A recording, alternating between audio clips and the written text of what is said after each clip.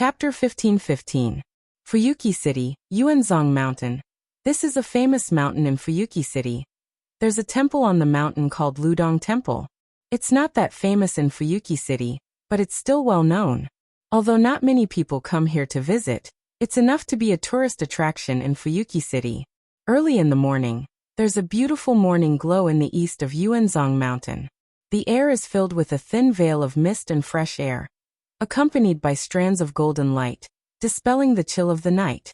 Looking up from the foot of Yuanzong Mountain, the gate of Ludong Temple is located at the top, like a dragon gate, reflecting the morning sun. A long stone staircase connected the foot of the mountain to the entrance of the Ludong Temple. On both sides of the staircase were rows of trees and flowers. At this time, some of the buds were still sparkling with bright dewdrops, appearing to be full of vitality. Usually at this time, even if it's the peak time to welcome guests, generally no one will come here to visit. But today, early in the morning, a person appeared at the bottom of the staircase at the foot of Yuanzong Mountain. And he appeared out of thin air. Yuanzong Mountain. Ludong Temple. Looking up, Wu Yan took out a map and looked at the long stone staircase. It should be here, right? For the people of Fuyuki City, Yuanzong Mountain's Ludong Temple is not a strange place. But for an outsider like Wu Yan, although this place is not difficult to find, it's definitely not familiar. What's more, he's never been here before. It's inevitable that he needs the help of a map. Originally, Wu Yan wanted to ask Blackie to bring him here, but after thinking about it, he had to give up the idea. After all, this place, for Blackie, it's definitely not a place that can make people happy, because as the foundation of the Holy Grail War, the magic necessary for the Holy Grail War ritual is absorbed and stored here. It takes about 60 years to store enough magic. A Holy Grail War ritual is held.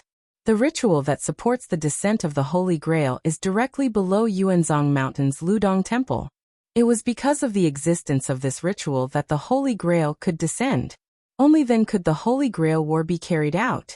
Only then could the magicians who participated in the Holy Grail War rely on their own strength to summon heroic spirits with the help of ritual magic arrays.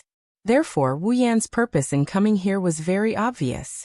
He wanted to see if he could find some information about the creation of class cards from the ritual magic circle that supported the Holy Grail War. Xiao He was right. Summoning heroic spirits was a major task that no one could accomplish. It couldn't be said that there was absolutely no one who could connect to the seat of heroic spirits with their own strength and seize the power of the heroic spirits. However, compared to this, it was more likely that someone had used the help of the Holy Grail, or in other words, the ritual magic array to extract the power of the heroic spirits and used it to create cards. If that was the case, the possibility of obtaining the method to create class cards would be a little higher from this ritual tactic magic array. In any case, there was nothing wrong with coming here to check out the ritual magic formation. Folding the map in his hand, Wu Yan was just about to lift his foot and walk up when a voice suddenly sounded behind him. "Why are you here?" A voice full of shock, surprise, panic, and other emotions echoed on the quiet mountain path without any warning and entered Wu Yan's ears. Then, a series of messy footsteps sounded from near to far away, as if they were gradually going away in a panic. Wu Yan stopped in his tracks and turned his head to look at the source of the sound. The first thing that entered his sight was a pair of black ponytails. They were swaying up and down at a fast and urgent frequency, gradually moving away into the distance. Seeing this, Wu Yan didn't even need to think to know who the owner of the two ponytails is. Thus, he calmly uttered this sentence. He calmly said, "If you really ran away, next time it won't be a forced kiss but a stripping of your clothes." This light sentence turned into a clear echo on the quiet mountain path and spread out.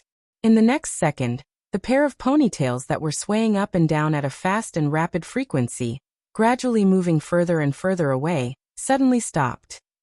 Wu Yan wasn't in a hurry. He turned around and continued to look at the stairs leading to Ludong Temple. This time, however, he wasn't in a hurry to leave. He stood in place and waited quietly with a calm expression, even a trace of a smile on his face.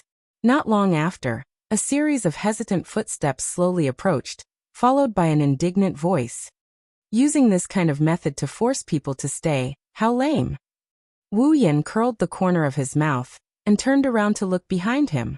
In the next moment, the person's full appearance was revealed to him.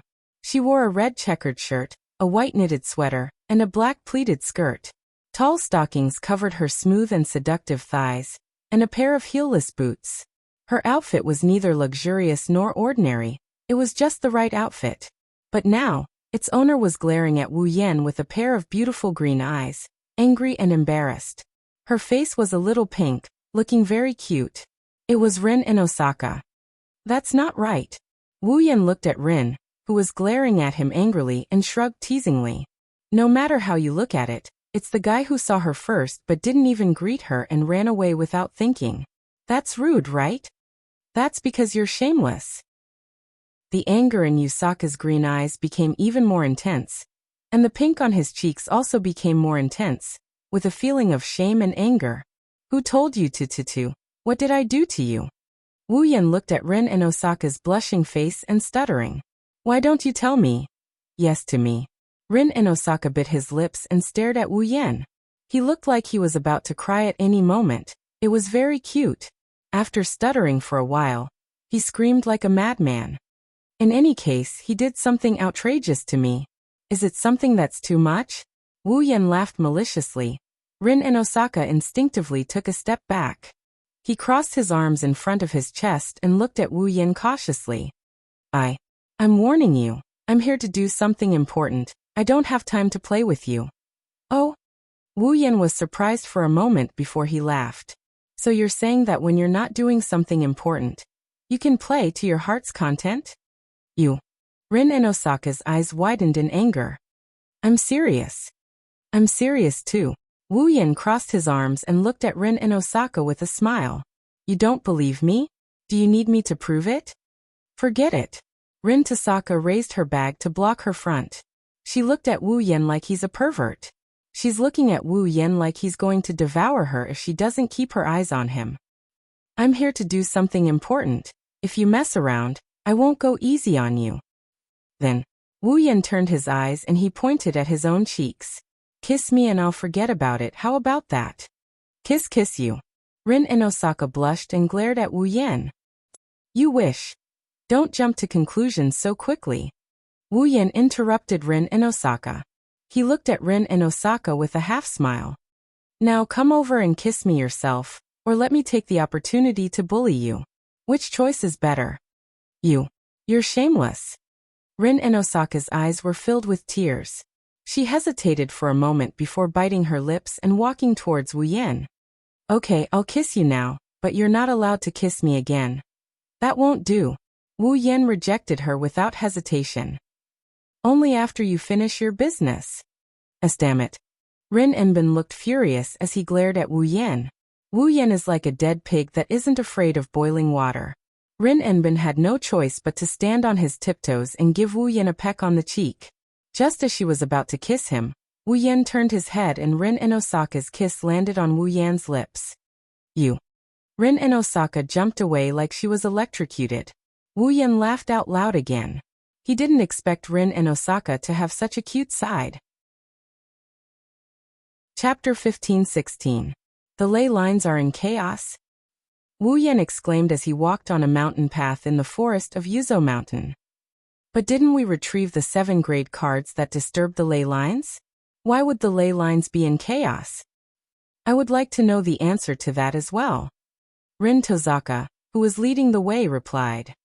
If I knew why the ley lines were in chaos, I wouldn't have come here to investigate, and I wouldn't have met you. That's true, the Tosaka household is the owner of this land after all. Wu Yan ignored the second half of Rin's sentence and scratched his face. However, could it be that the reason for the chaos in the earth veins is because you used the mana of the earth veins to construct a magic array the last time? How is that possible? Rin Tosaka's expression was somewhat guilty when he said this. The Tosaka household is the owner of the ley lines and I am the current head of the household. If borrowing a bit of the ley lines mana would cause the ley lines to be in chaos, why would I do it? Well, you're right. Wu Yan glanced at Rin's guilty expression. He didn't say anything and he shrugged. I hope you messed up the ley lines last time. That way it would be easier to deal with. You're so noisy. Rin Tozaka quickened his pace without looking back. You don't have to tell me that.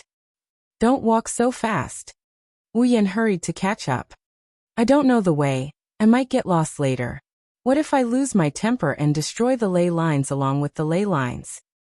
Don't you dare use such a casual tone with me. Rin Enbin turned around, and he glared at Wu Yan with a fiery glare. By the way, what are you doing here so early in the morning? As for the reason, it's a long story. Let me get straight to the point. Wu Yan casually said something that made Rin's heart skip a beat. There might be a way to create a grade card here. The way to create a class card? Rin Osaka stopped in shock, causing Wu Yan, who was walking behind her, to bump into her. His hands subconsciously grabbed onto a pair of soft breasts. Wah! Rin Osaka cried out in surprise when his weakness was attacked. Then his expression turned ruthless. She grabbed her bag and slapped it behind her. Let go of me. You pervert. Wah! This time, it was Wu Yan's turn to scream and lean back. She avoided the bag that was coming at her. You despicable bastard. Rin Osaka covered his chest with one hand. He shouted in exasperation. Didn't I tell you not to mess around after kissing you? Hey. No matter how I look at it, it's impossible. Wu Yan took a step back. He shook his head and waved his hand. It's because you suddenly stopped for no reason. It's because you suddenly said something that couldn't be ignored. Rin Osaka glared at Wu Yan fiercely. Tell me what's going on. I already said it's impossible. Who's asking you that? Rin Osaka was furious. I asked you how you found the way to create a grade card. I already told you that, right? Wu Yan said innocently. It's a long story, so I'll just tell you what I'm here for. We'll talk about the reason when we get back. You. Rin Enbin was angry and helpless at the same time. He snorted coldly, turned his head, and continued walking. Whatever. Do whatever you want. Seeing Rin Osaka walk away in a huff, Wu Yan smiled like a child who succeeded in his prank.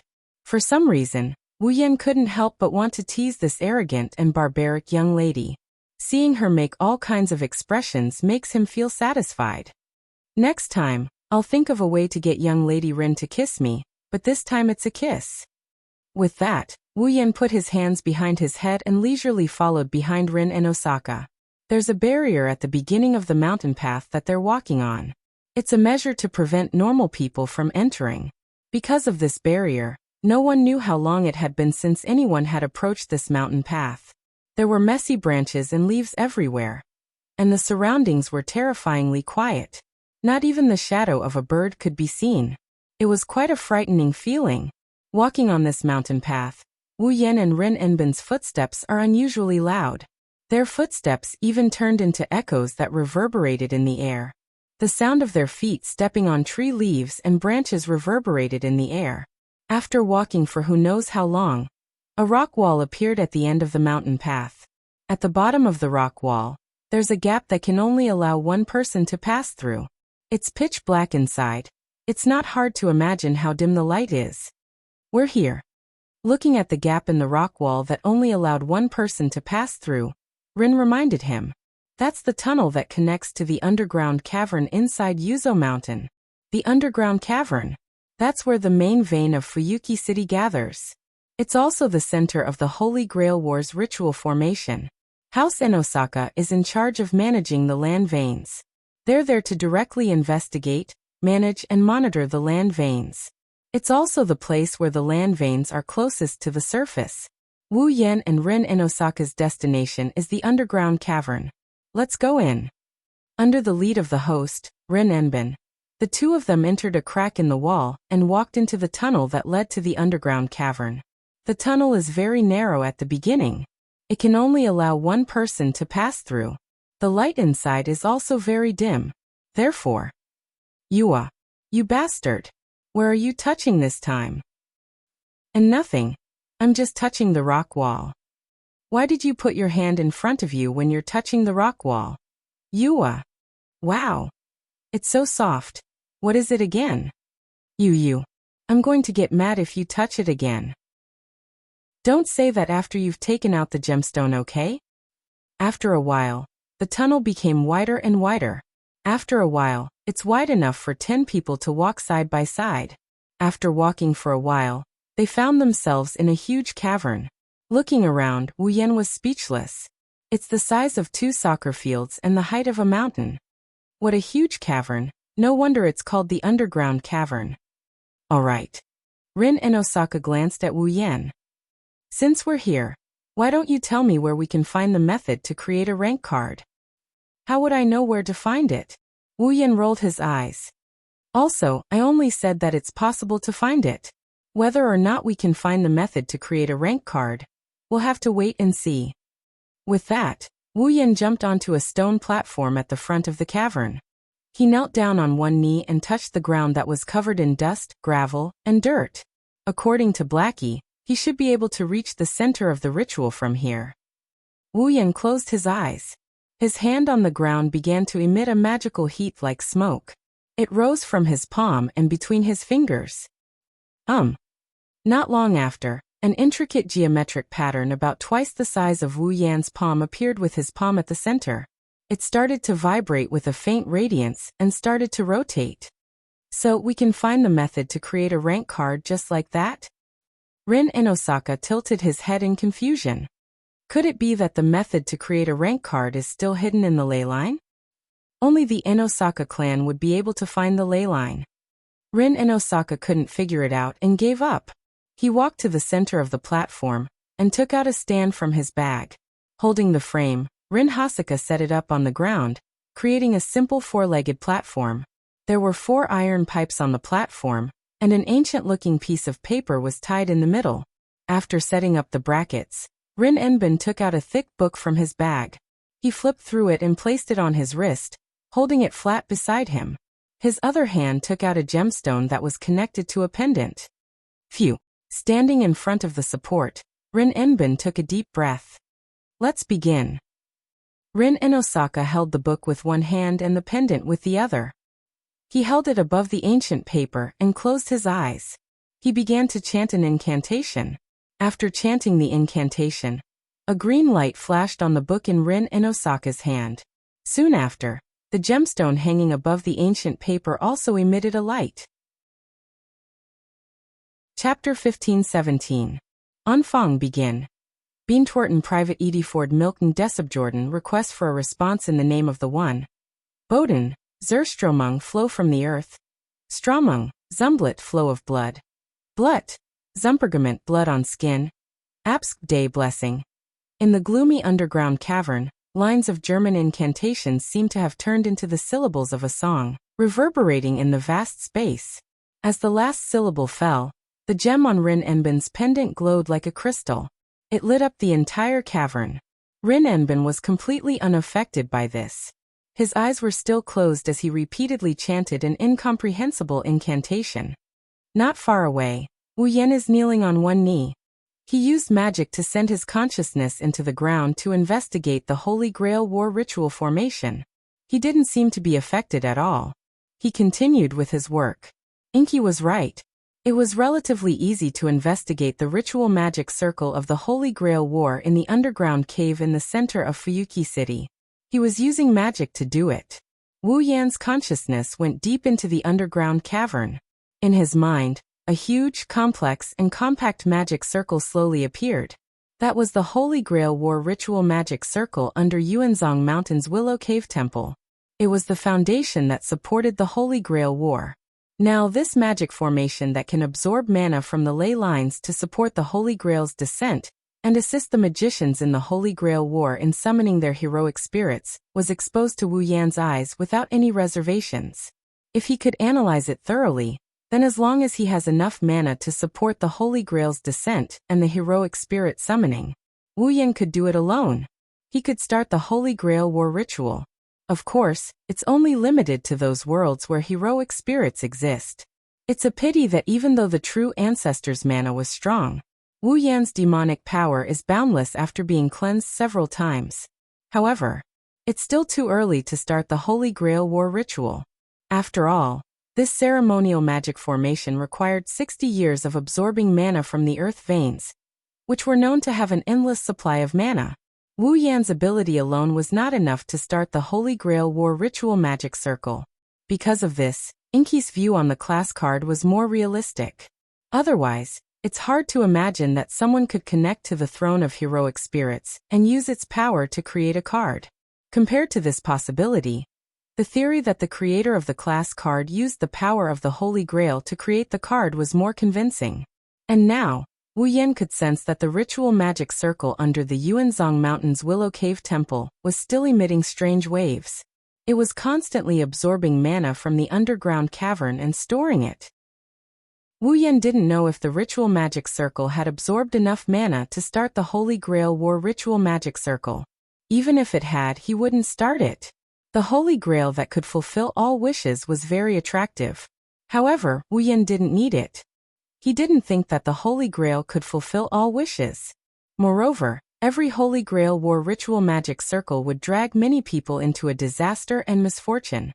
No one had ever heard of a Holy Grail War Ritual Magic Circle bringing happiness to anyone. In the end, the Holy Grail War Ritual Magic Circle was nothing more than an ugly battle for the Holy Grail. Therefore, Wu Yan was already kind enough to not destroy the Ritual Magic Circle, let alone start it. If it was really activated, Blackie, who was born to become the Holy Grail, would have a tragic end, right? When he thought of this, Wu Yan couldn't help but have the urge to destroy the Ritual Magic Circle. It took him a lot of effort to restrain himself and focus on the Ritual Magic Circle. No matter what, he had to first memorize this huge and complicated Ritual Magic Circle. Perhaps it would be of some help in crafting rank cards. With this thought in mind, Wu Yan used the knowledge of the 103,000 grimoires to memorize the Ritual Magic Circle, and engraved it into his mind one by one. With the ability of complete memory, even if the Ritual Magic Circle was very complicated, it wasn't difficult for Wu Yan to just memorize it. Just like this, time passed quietly as Wu Yan memorized the Ritual Magic Circle, and Ren Enbin kept chanting the incomprehensible incantation. At a certain moment, Wu Yan, who had his eyes closed, the mana in his hand that was pressed on the ground began to weaken. The rippling complex pattern also slowly dissipated. Wu Yan opened his eyes and let out a long sigh. He clapped his hands and stood up from the ground. I've memorized the ritual, I'll study the rest when I get home. Wu Yan looked up and was about to look at Ren Enbin when he suddenly exclaimed, "How is this possible?" Hearing Ren Enbin's shocked and incredulous voice, Wu Yan had the same thought. Things seemed to be developing in an unexpected way again. What's wrong? With a heavy expression, Wu Yan came to Ren Enbin's side and asked, "What happened?" Rin and Osaka didn't even reply. Instead, he looked at the ancient paper in front of him with a shaken expression. His pupils fluctuated violently, and his eyes were filled with shock. Wu Yan ignored Rin Enbin and looked at the ancient paper in front of Rin Enbin. On the ancient piece of paper, traces of burnt marks spread across it like a spider web. It wasn't complicated, but it didn't look like a pattern drawn by humans. This is Fuyuki City's leyline map? Wu Yan furrowed his brows as he looked at Rin and Osaka. What's going on? Is there a problem with the leyline? Rin Enbin didn't answer. He clenched his teeth and pointed at the bottom left corner of the leyline map in front of him. Over there was an extremely small but well-defined square block blocking one of the earth veins like a strange object. That's a blockage? Wu Yan paused for a bit before he exclaimed. It's the one that caused the landform to be chaotic? Have you ever seen a blockage in an earth vein that looks like a cube? Rin and Osaka forced a smile on his face. That's a lot more troublesome than a blockage. Wu Yan furrowed his brows. What's going on? That's not a real blockage. It's a fictional space. Rin Enbin took a deep breath and smiled bitterly. It absorbs mana from the ley line. It's located in the imaginary realm. It's a reflection of this world. Absorbing the land's mana. The void domain. This world's inverted space. Wu Yan mumbled. Then a possibility flashed through his mind. His expression changed as he exclaimed in shock. Mirror realm. Do you understand? Rin and Osaka's bitter smile deepened. The cube in the ley line. It's the mirror realm. That's impossible. Wu Yan took out his rank card. I have all the rank cards. The last one is in Blackie's body. The mirror realm shouldn't exist anymore, right? Then. Rin and Osaka stared at the square on the map. Who told you that the mirror realm doesn't exist without the 7 rank cards? Isn't it obvious? Wu Yan answered without thinking. The mirror realm exists because of the rank cards. Wu Yan's words got stuck in his throat before he could finish his sentence. Do you understand now? Rin Enbin clenched his fist. The existence of the mirror realm naturally proves its existence, doesn't it? The 8th rank card. Chapter 15:18.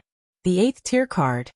Inside the living room of Wu Yan, Hinajiku Mikoto, and Little Black's house, gasps of surprise, astonishment, and shock resounded in this small space. The 8th class card. Mayu could not hide the wavering in his eyes as he muttered in a daze. There's an 8th tier card. That thing. Xiaohei looked at Wu Yan in shock. After Wu Yan nodded in agreement with Rin Enbin, Xiaohei sat back on her chair and shook her head in disbelief. The 8th tier card. How is that even possible? Wu Yan sighed when he saw Xiaohei's reaction. Just like Xiaohei, he couldn't believe the existence of the 8th tier card. After all, there were only 7 tiers in the Holy Grail War. Saber, Lancer, Archer, Rider, Caster, Assassin, and Berserker. There was no 8th tier card. In Wu Yan's memory, the original world of this world, which is Fate's world, there was a battle in the Holy Grail War where there was another job class other than the above 7. Could there be one in this world as well? The 8th tier card.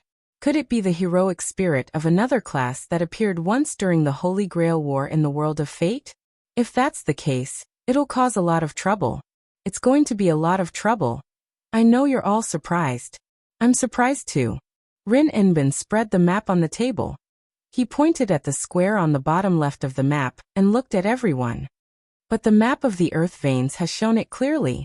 In other words, the recycling of the cards hasn't ended yet. Livia sighed.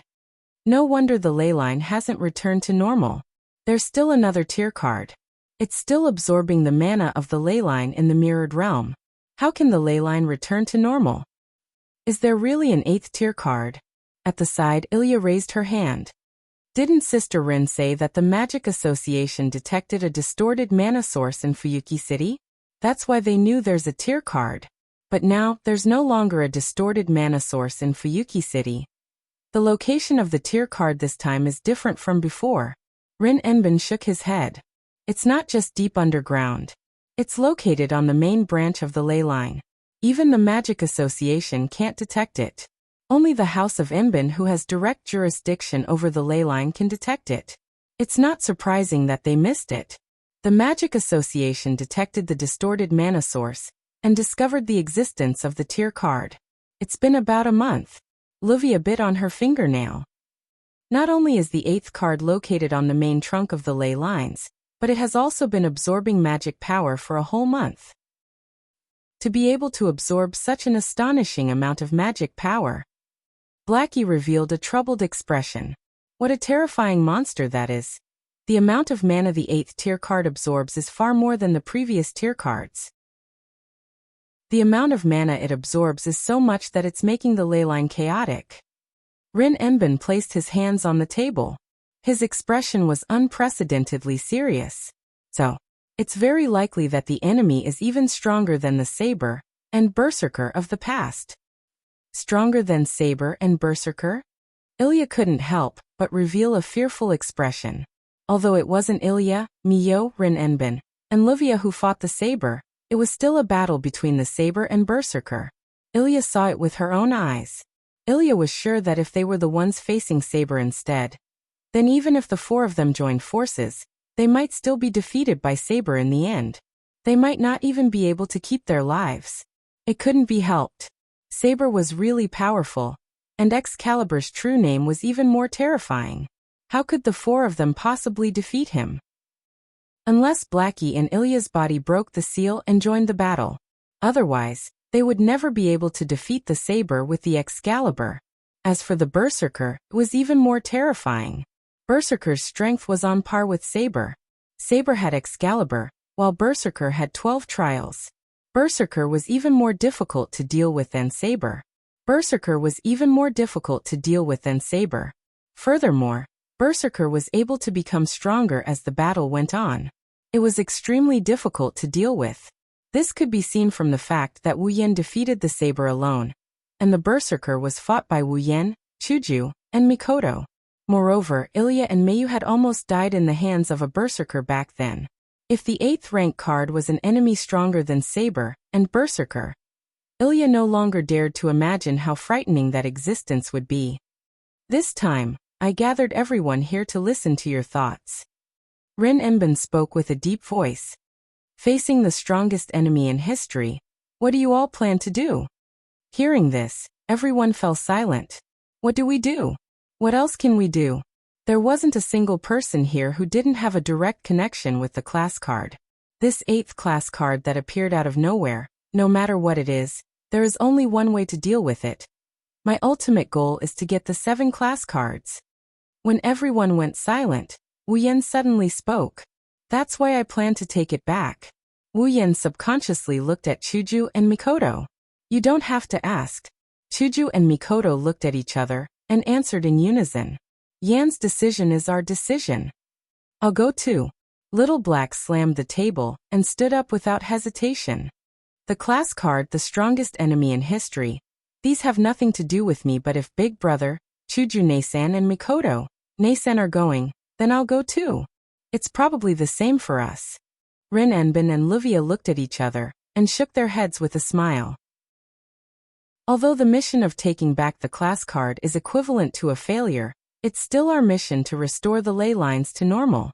Even if the enemy isn't something we can deal with, we'll still go. Ilya. Miyu. At this moment, Livia looked at Ilya and Miyu. What's your decision? Ilya's mouth opened slightly, and she started hesitating. I'll go. Miyu suddenly said. She didn't explain the reason, and only used her unyielding eyes to express her inner thoughts. Silence speaks louder than words. Seeing that Miyu agreed, Ilya gritted her teeth.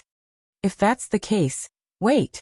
Just when Ilya was about to go all out, Wu Yan interrupted her.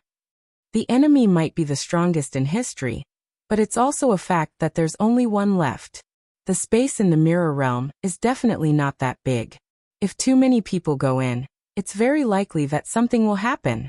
The girls looked at each other. Then what should we do? Let's think about the people who will go out later. Wu Yan pondered for a moment. First, we have to clear the path. The location of the 8th class card was in the underground ley line's trunk. In other words, everyone had to first reach the mirror realm where the 8th rank card was before they could jump from the real number domain to the imaginary number domain. In other words, they must first go underground if they want to enter the mirror realm. Leave this matter to me. Livia nodded to everyone. I'll get someone to make an underground passage. Hearing this, everyone present nodded with their own thoughts, allowing the scene to return to silence. Chapter 15:19. In the night, a cool breeze blew past the rustling trees, the leaves dripping with dew, the sparkling river, and the streets that had returned to tranquility. The stars twinkled in the endless night sky. The streets were filled with a dense and intoxicating air. The frost of the full moon poured down and shone into a room through the window. Some strange sounds were echoing in the room, panting, inhaling, rubbing, whimpering. Such sounds seemed to dispel the cold air of the night, making the temperature of the room rise infinitely. It became hotter and more erotic. His breath had been taken away. The hot breath came to his face. Wu Yan held a petite body in his arms. He opened his eyes and looked at little Hei, who kept her eyes closed and pressed her warm lips tightly on his. She was very engrossed in kissing him. He felt a little conflicted in his heart. That was normal. Wu Yan doesn't know what other people are thinking, but he is well aware of the fact that he is constantly being asked for things by a girl who is always taking the initiative. Although he can't say that he's unhappy about it, if possible, he would still like to be the one taking the initiative. It was a pity that Little Black's boldness was too extraordinary, and it also had a competitive spirit that refused to be outdone. If it really fought with her for the initiative, she would not be happy if it won. If he lost, she would be proud. No matter which side he chose, it was not a good choice. Therefore, even if he was conflicted, Wu Yan could only let little Hei do what she wanted. Moreover, little Hay was very enthusiastic tonight, like a kitten seeking warmth. He didn't want to push her away. In all kinds of strange sounds, the two different sized tongues kept moving back and forth. Little Hay gradually increased the strength around Wu Yan's neck. Her lips and tongue gradually became hot. She vented the passion in her heart. Along with the sound of breathing, it became heavier and heavier.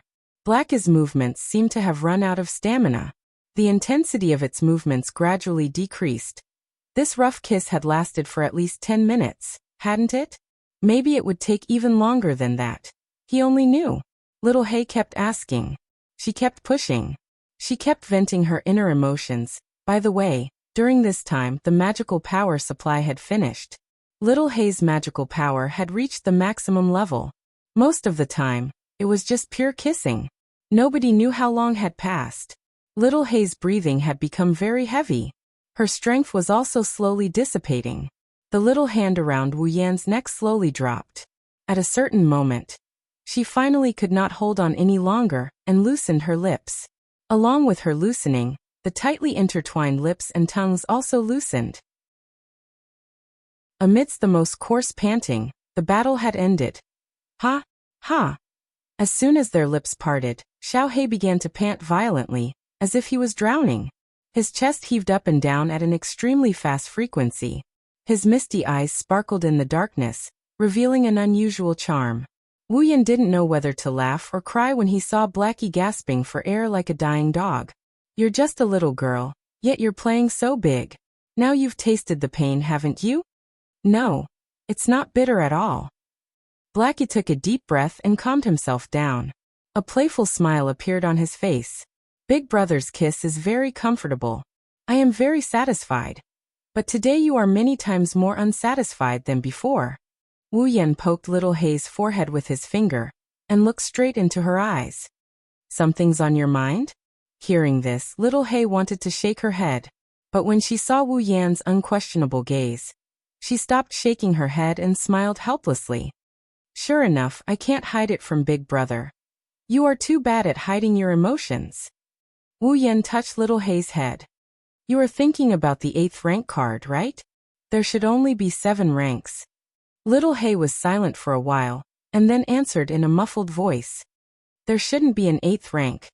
Maybe there are only 7 ranks in the Holy Grail War, but the rank card is not necessarily. Wu Yan narrowed his eyes while touching little Hay's head. The ritual of the Holy Grail War was not activated at all. I can be sure that the Holy Grail War is not happening in Fuyuki City now. So the rank card should have nothing to do with the Holy Grail War. The rank shown on the rank card is exactly the same as the heroic spirit of the Holy Grail War. Is it a coincidence? Blackie, on the other hand, had the opposite opinion. Heroic spirit, rank, these are the same as the Holy Grail War. Isn't it too far-fetched to say that it is a coincidence? But the ritual of the Holy Grail War was not activated. Wu Yan explained. At least, the rank card has nothing to do with the Holy Grail War now. You can't deny this, right? That's true, little Hay said. But on the surface, she still couldn't let it go. That's natural. Little Hay had been undergoing adjustments before she was born. After she was born, she was instilled with knowledge and language. All of this was to prepare little Hay to become the Holy Grail. Naturally, it was impossible for Blackie to not know about the Holy Grail War. And it was impossible for him to not care about it. It was perfectly normal for him to be more sensitive than the average person about the class cards. Maybe things are not as complicated as you think. Wu Yan pondered for a moment and said, think about it. Is it possible that the creator of the rank card made another card of the same rank? Same rank card. Little Hay was stunned. Although there are only 7 ranks, maybe there is more than one heroic spirit of the same rank. Wu Yan reminded her. Every job rank card corresponds to a heroic spirit that matches that job rank, but there is more than one heroic spirit that can take on the same job rank. Therefore, it's not impossible for the creator of the job rank card to create another job rank card of the same job rank, right? Big Brother, are you saying? Little Hay said with uncertainty. The 8th rank card might be the same as one of the other 7 rank cards? Yes. Wu Yan's wine-red eyes glowed brightly. Saber swordsman. Lancer lancer. Archer archer. Rider rider. Caster magician. Assassin assassin. And berserker berserker. The 8th class card is one of these 7 classes, so it's not strange, right? Indeed. Originally, Wu Yan was trying his best to figure out how to create a class card so that he could create a second archer card to complete his demigod quest. Back then, in order to complete the demigod path mission, Wu Yan thought about the existence of a second archer card. He also thought about asking the creator of the rank card to make another archer card. Under such circumstances, it wouldn't be impossible to have a second card of the same rank as the other cards.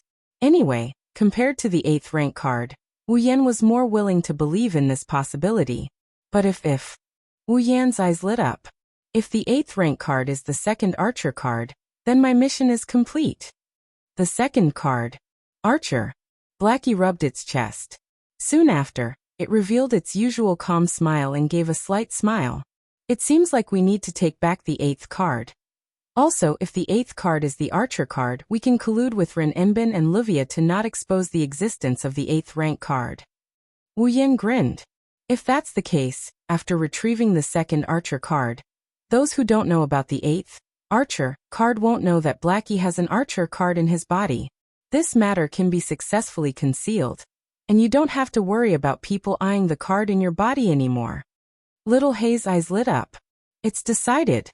Not long after, Little Black cried out like a declaration. The 8th rank card. We must take it back. Looking at Little Hay's happy face, Wu Yan couldn't help but laugh in his heart. I still don't know if the 8th card is the archer from the second one. Chapter 1520. Therefore, before Livia completed the underground tunnel leading to the location of the 8th rank card, everyone put this matter aside and continued with their daily lives. Rin Enbin would continue to monitor the situation of the ley lines in the underground cavern. He would also monitor the changes in the ley lines and the state of the mirror realm in the imaginary domain where the rank card was located. This was to prevent the 8th rank card from causing any other changes to the ley lines. As for the others, they used the excuse of conserving their energy to not participate in the matter of the rank card before the underground tunnel was completed. Of course, conserving their energy was only a small part of it. Most importantly, everyone wanted to enjoy their ordinary lives as much as possible before the big battle. After all, the 8th rank card was madly absorbing the mana from the ley lines, causing the ley lines to shrink and become chaotic. It was obvious that the enemy they were going to face next was a monster that was scarier than any other heroic spirit they had faced before. Against a monster like this, even Wu Yan, Hinajiku, Mikoto and even Blackie who can take on a heroic spirit all by themselves had to be cautious. During the battle against Saber, Wu Yan fought alone. In the end he paid the price of some minor injuries and won the battle. After that he took back Saber's rank card. During the battle, Saber's strength was already on par with Saber's.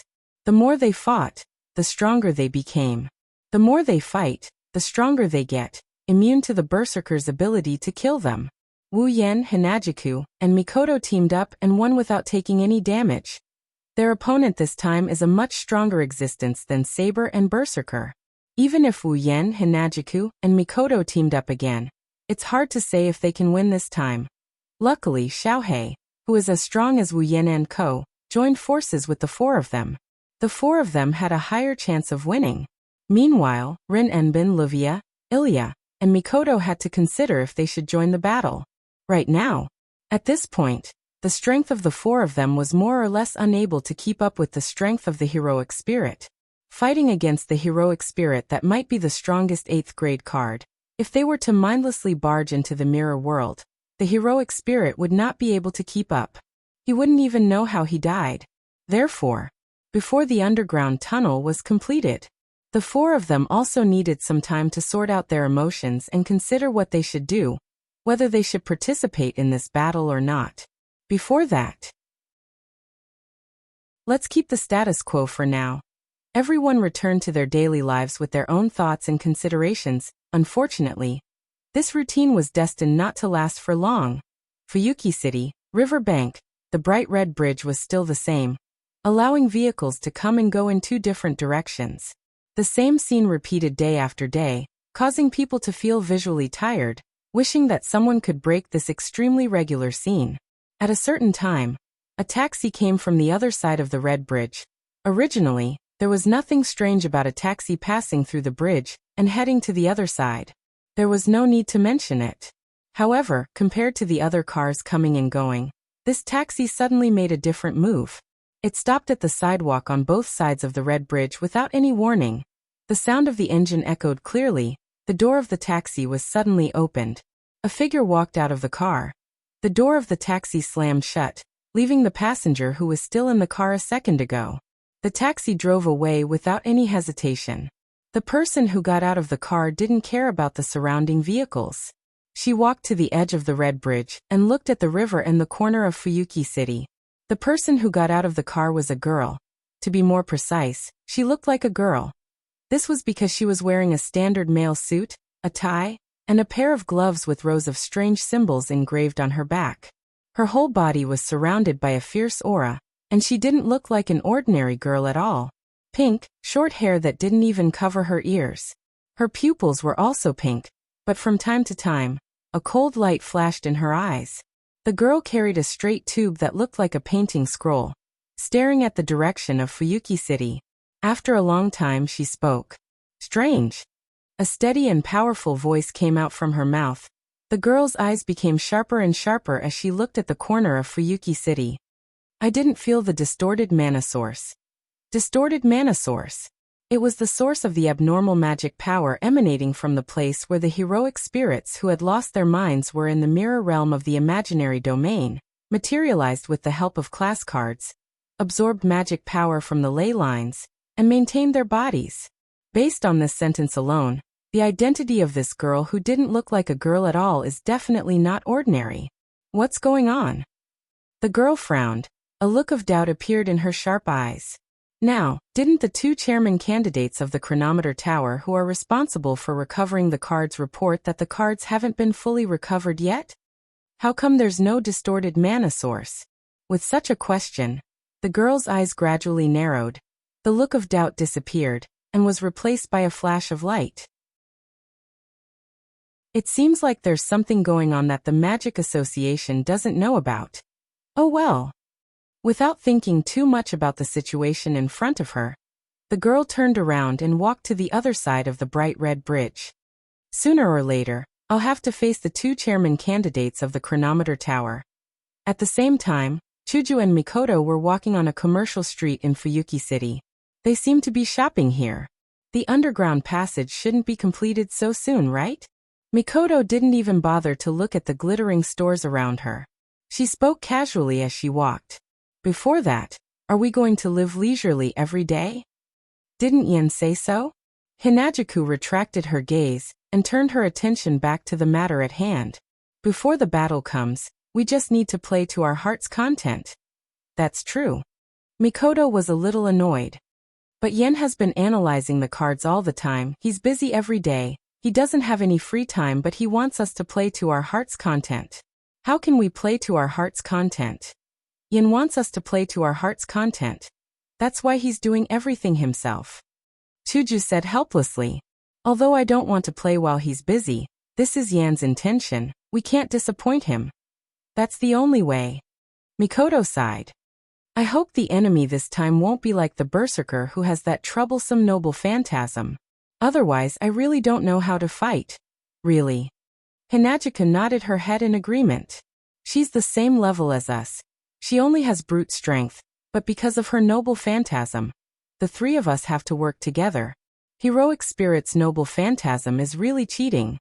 The same thing happened to Saber 2 times ago. If she didn't have Excalibur, it wouldn't be hard for Yen to defeat her. Mikoto stroked her bangs. No matter what, instead of hoping that the enemy is weaker than we think, why don't we think it's stronger, so we can prepare ourselves for a tough battle? Just like that, the two girls chatted while casually strolling down the street. If one ignored their conversation, they were no different from ordinary girls. At this moment, a girl in a suit with sharp eyes and a long tube in hand walked towards them. She didn't look like a girl at all.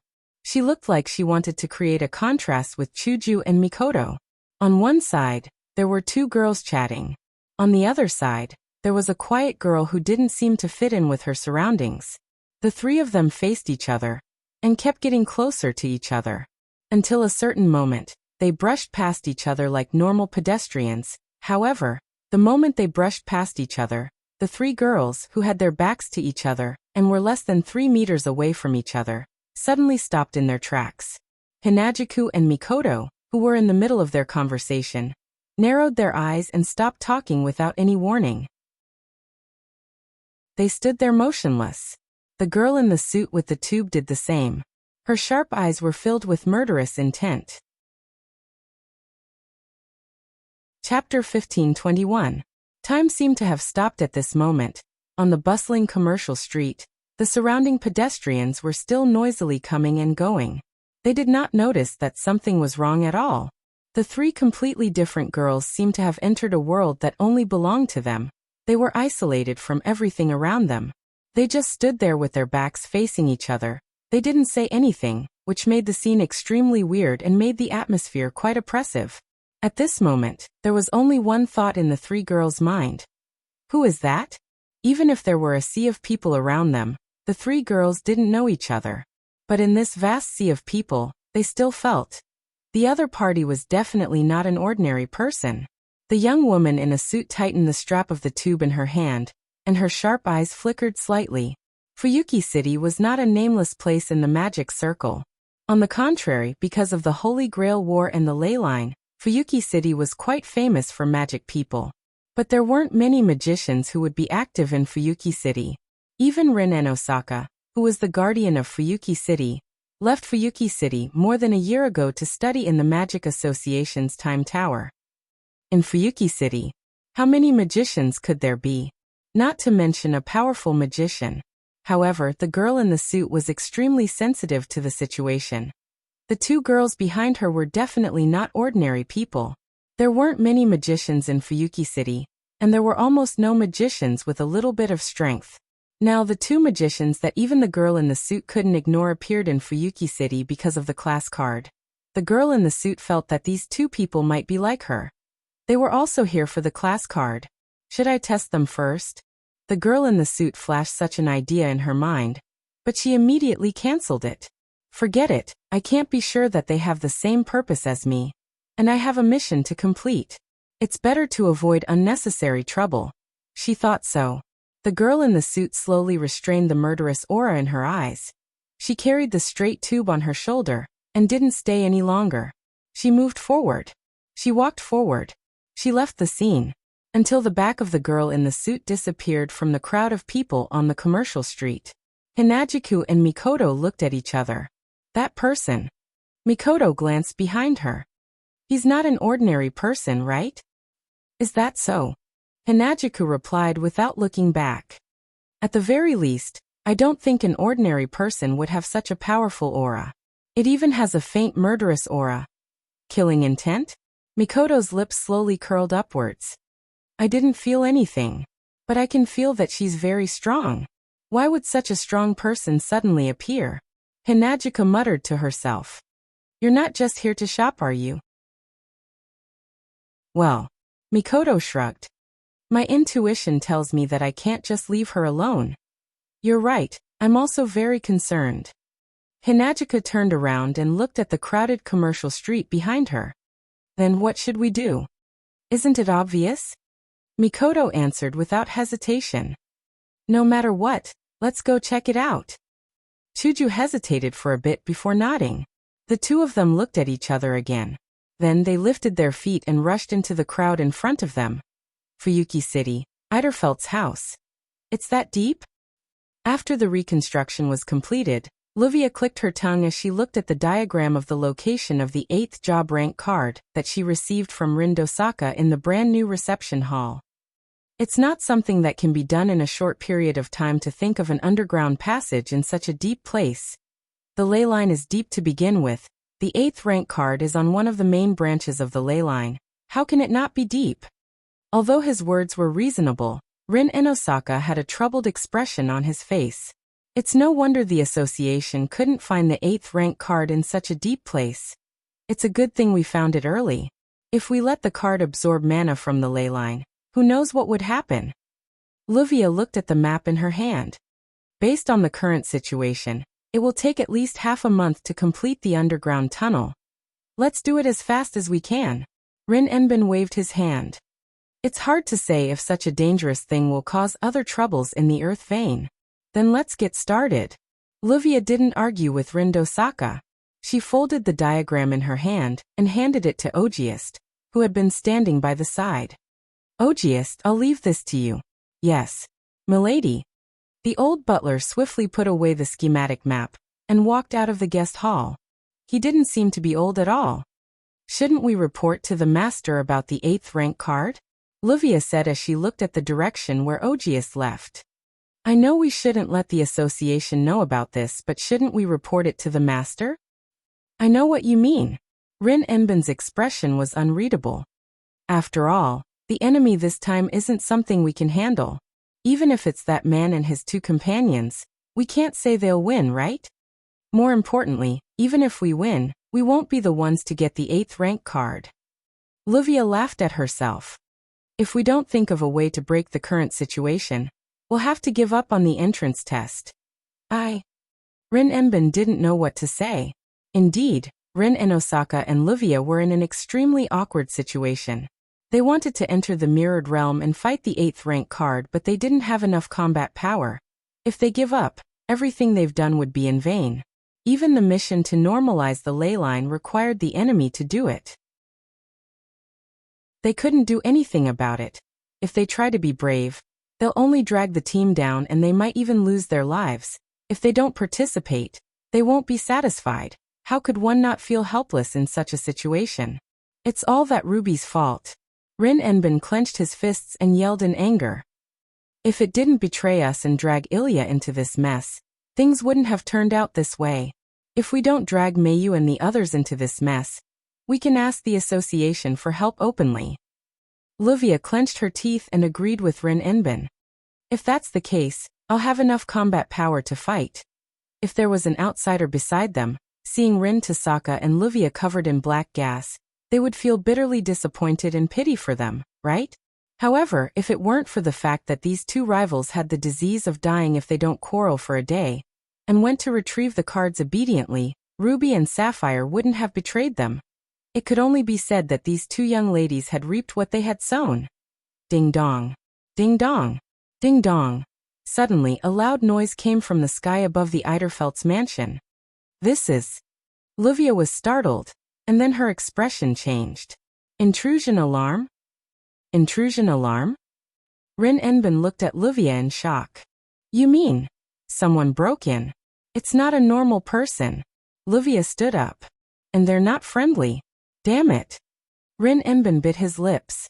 So many things have happened already, why aren't they done yet? After saying that, Rin Tasaka also stood up and rushed out of the reception hall with Livia. They rushed towards the main hall on the first floor. Pushing open the door to the hall, the girl in a suit with a straight tube on her shoulder walked into this place without any expression on her face, as if she had entered a place where no one was around. The originally fierce aura on her body began to carry genuine hostility as it spread around the surroundings. It's just as Livia said. Intruder. Not friendly. Walking to the center of the hall, the young lady in the suit looked around. She looked at the quiet space that did not have the slightest bit of human presence, and a steady and powerful voice burst out from her mouth. If you don't come out, don't blame me for using violence to force you out. As his voice slowly faded, the entire hall returned to silence once again. It was as if they had calculated the time. Not long after, at the top of the stairs, 2 figures walked over from inside the corridor. Chapter 1522. Looking at the girl in a suit standing in the middle of the hall below, Rin Enbin and Livia came to the corridor above the stairs and looked down at them. Their pretty faces gradually tensed up. It couldn't be helped. The girl in the suit didn't conceal her aura and hostility at all. The extremely dangerous oppressive feeling from her body was like that of a ferocious beast staring at its prey. The 2 girls' hearts felt heavy, and their expressions gradually turned ugly. From this point alone, even if Rin and Osaka and Livia had the advantage in numbers, the one who truly had the upper hand was the girl in the suit. With just a glance, Rin and Osaka and Livia had the same thought in their minds. Strong. Too strong. If they were to fight her, they wouldn't be a match for her. Realizing this point, the two girls' hearts secretly rose to their throats. Trespassing into someone else's residence without permission. As if to conceal the vigilance in her heart, Livia deliberately mocked him with a relaxed tone. Aren't you being a little too rude? Below, the young lady in a suit who was standing in the middle of the hall remained motionless after hearing Livia's mocking words. Soon after, she opened her mouth to speak. How unfortunate. With a voice as powerful as thunder, the suited girl slowly raised her face that had been hidden in the shadows and met Rin Inbin and Livia's gaze. Today, I'm here to trespass. She sounded arrogant when she said that. However, he said those words as if it was a matter of course. Rin Inbin and Livia couldn't help but show a trace of anger in their eyes. However, when they saw the other party's appearance under the light, the two girls were shocked and their pupils slightly shrank. For an instant, Livia's eyes began to fluctuate intensely. After she calmed down, it was replaced by an even stronger sense of vigilance.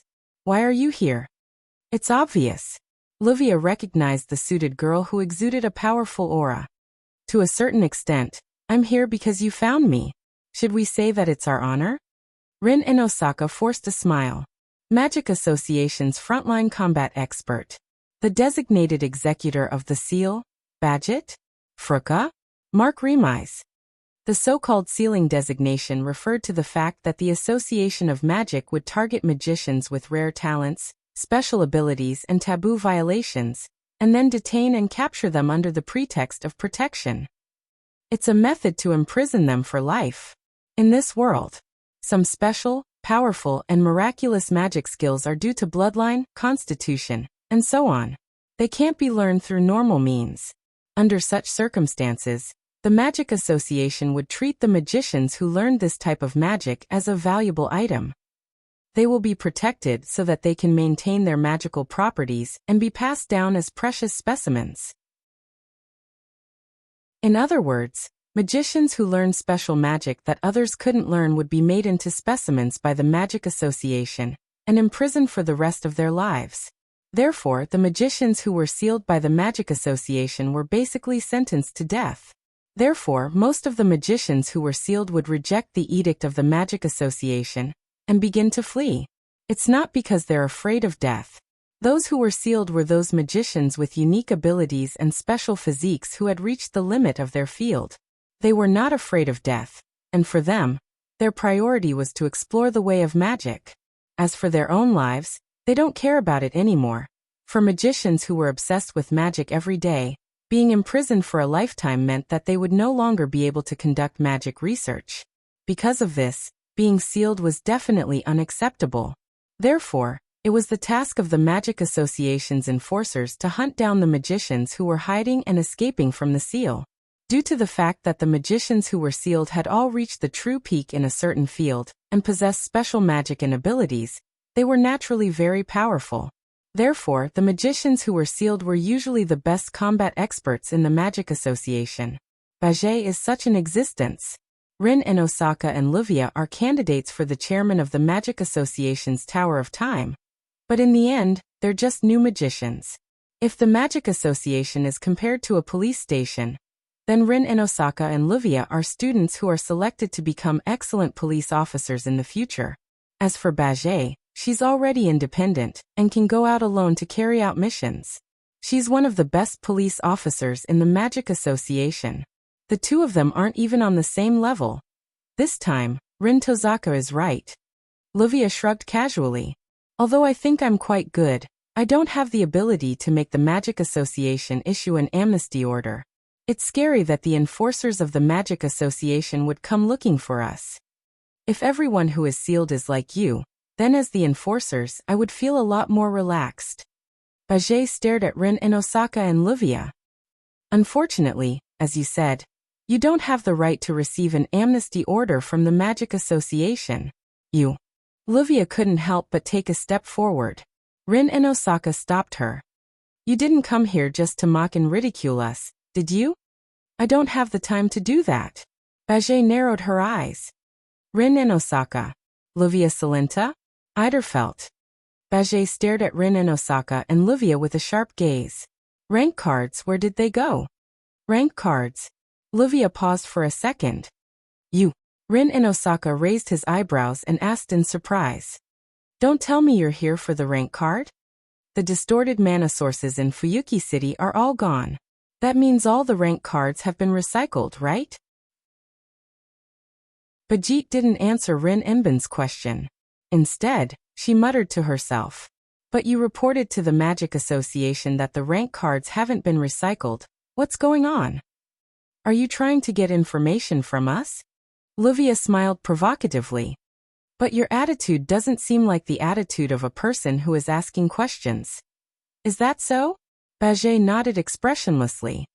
So you're not going to say anything? Rin and Osaka and Livia didn't say anything else and fell silent. All right. Barzit's expression remained unchanged as she let go of the cylinder on her shoulder. With a loud thud, she let it fall on the floor. Originally, I didn't expect to use peaceful means to obtain what I need. So you're going to use force? Rin Enbin smiled, but the vigilance in his eyes was stronger than ever. Should I say you're the one who's supposed to execute the seal? Sorry, I'm sorry. Bajit's body tensed up. Like a spring, she shot out. I don't have time to chat with you. Suddenly, Bajit turned into a blur and charged towards Rin Enbin and Livia. Rin and Osaka and Livia's expressions turned serious as well. They raised their heads and grabbed a few sparkling and translucent gems. Whoosh! Just as the two sides were about to collide head-on, a sharp sonic boom suddenly resounded in the hall, reaching the ears of everyone present. Bajit's eyes were fixed. Her body stagnated as if she had been petrified. She flashed and retreated. At the same time, a black whip whipped at the spot where Bajie was just a second ago. It created a gust of wind and left a mark on the floor. Then two extremely similar figures appeared in front of Rin and Osaka and Livia. After retreating back to the hall below, Bajit stood firmly and looked up. Her expressionless face finally showed a frown. Rin Enbin and Livia were startled at the same time. When they saw the full appearance of the visitor, they cried out in surprise. It's you? The ones who stood in front of Rin Enbin and Livia and acted in time were two young girls.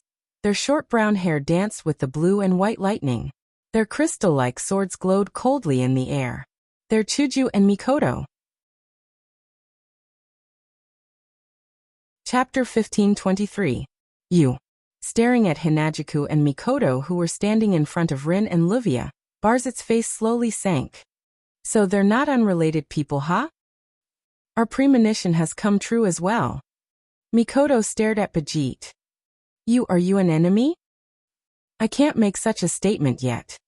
Bajit clenched her fist, her sharp eyes swept towards Chuju and Mikoto. However, if you also know about the rank cards, or even have a rank card in your hands, then we are enemies. Rank cards? Chuju pointed her white cherry at Bajit. So you're here for the rank cards too? Be careful. Be careful. Rin Enbin, who was standing behind Hinajuku, hurriedly warned. She's the frontline combat expert of the Magic Association. Her strength is second to none in the Magic Association. She's very strong. Magic Association? Mikoto frowned. In other words, she's on the same side as you? That's impossible, right? Livia replied without hesitation. Even though we belong to the same Magic Association, she was willing to attack us just to get information about the rank cards. Plus, we didn't even know the association sent this woman here. That's my question as well. Rin Enbin stepped forward. Rin stepped forward and said to Bajit. The Magic Association already gave the task of retrieving the rank cards to Master, and Master asked us to act as the agent. We came to Fuyuki City to retrieve the rank cards. Why are you here to interfere with the matter of the rank cards? What a pompous way to put it. Bajit's eyes flashed with a cold light. Her words made Hinajuku and Mikoto flabbergasted. I'm supposed to be in charge of retrieving the rank cards, right? She's supposed to be in charge of retrieving the rank cards. This time, Hanajiku furrowed her brows and glanced at Luvia behind her. What's going on here? Didn't we already have 2 rank cards in our hands before we started the task of retrieving the rank cards? Luvia said in a low voice. Lancer and Archer. She's the one responsible for retrieving these 2 cards. Her? Hanajiku and Mikoto turned to look at Badget with surprise. Is she alone? That's right. Badget lowered her head. Originally, I was in charge of retrieving the rank cards. However, due to Zelika's interference, I was fired and the task of retrieving the rank cards fell into their hands. So, we should have officially accepted the mission to retrieve the class cards. Rin Enbin yelled. Why did you come here and meddle in the matter of the class cards? Don't ask me. I don't know the reason and I don't want to know. Badget raised a fist and said coldly. This is a mission given to me by my superiors. I am only here to carry out the mission. Above? Rin Enbin seemed to have recalled something. He laughed coldly. So that's how it is. The so-called people who are devoted to the study of magic and are crazy about it and covet great power? Bajit didn't answer. It wasn't clear if she was acknowledging Rin Enbin's words, or if she didn't want to. She turned to look at Hanajiku and Mikoto. Then I'll ask again. Do you have information on the rank cards? Do you have a rank card in your hands? You really are straightforward. Mikoto's forehead flashed with electricity, illuminating her unyielding face. But you don't think we'll answer just because you asked, do you? If it's possible, I hope it's like this. Bajetter pulled on her gloves as her eyes turned cold. But if you don't want to answer, I have my ways. Simple and crude? Chuju pursed her lips. Since that's the case, let's change to another place. If we destroy this place again, even I will feel bad. I'm sorry. Bajit's voice was getting colder. I don't have to change the battlefield during the battle. Before she could say the word rule, she felt her vision blur. Immediately, strands of pink hair appeared in front of her eyes one after another, causing her expression to change drastically. I'm sorry. Looking up, Hinajika's yellow-green eyes were reflected in Bajit's eyes. There was a sharp glint in her eyes. I also don't have the principle of asking for the opponent's permission during a battle. After saying that, Hinajika suddenly reached out her hand and grabbed the collar of Badget's suit. She stepped on the ground like a flash of light. With a flash, she broke through the door of the hall with Badget on her back and rushed out. Don't follow me. Mikoto looked at Rin Enbin and Luvia behind her. We don't have the confidence to protect you in a battle. Don't underestimate Bajit. Luvia reminded them. Although you are strong, Bajit can also kill Einherjars with her bare hands. She's also the executor of the seal. She's a monster. Don't underestimate her. There's more. Rin Enbin quickly added. Don't use your ultimate skills against Bajit. If you have any rank cards, don't use your noble artifacts or you'll die. We'll die if we use our ultimate skills and noble artifacts. Mikoto was shocked. Her eyes were filled with suspicion. However, Mikoto knew that now wasn't the time to ask questions. Bajit can retrieve her cards alone and Luvia said she's strong enough to kill Einherjars with her bare hands. She's not sure if Chuju can defeat her alone. Mikoto could only nod. I don't know what's going on but I'll be careful. Leaving those words behind, Mikoto ran outside. Watching Mikoto disappear into the distance, Rin gritted his teeth and took out his phone. Bang! The Eiderfelt house's main door shattered into pieces of wood that flew in all directions. Whoosh! Hinajika grabbed Bajit by the collar and rushed out of the Eiderfelt Manor's main hall at an extreme speed that caused the surrounding atmosphere to tremble and howl. Bringing along a strong gust of wind, she appeared outside like a flash of a sword that cut through space. Then Hinajika grabbed Bajit's collar, and before she could react, her body was thrown out and smashed into the ground not far away. Boom! Bajit's back was hit by a strong impact. She pushed herself against the ground and did a somersault. She didn't stop until she was 10 meters away. So fast. Maintaining her posture on all fours, Badget raised her head. Her gaze was like an arrow that shot towards Hinajiku, who landed on the ground with one foot. Teleportation? No. That's not right. Bajit's face turned serious. That's pure speed. That speed just now was 90% of my full speed. Hinajika grabbed White Cherry and pointed at Bajit with a smirk on her face. If you can't react in time, no matter how strong you are, you won't have a chance of winning. Don't worry about it. Bajit patted the dirt off her body and stood up. Her eyes were chilling. I just didn't expect you to be that fast. It won't be that easy for you to run into me. And Bajit raised her hands and clenched her fists. Suddenly, the rune sequences on the gloves that were filled with rows of strange symbols began to shine, dyeing Bajit's hands green. If you only have speed, you won't have a chance of winning either. As soon as she finished speaking, she raised one of her fists high above her head and slammed it into the ground. Dong, with a muffled sound, the thick smoke and dust buried Bajit's figure. Whoosh! Amidst the thick smoke and dust, the sharp sound of something breaking through the air entered Chuju's ears without any warning. Immediately, rocks of different sizes shot out of the smoke like bullets, shooting towards Chuju. Dang dang dang dang dang dang. However, the stones that shot towards Chuju were all blocked by a pitch-black wall that appeared out of nowhere. Mikoto came to Chuju's side with one hand raised.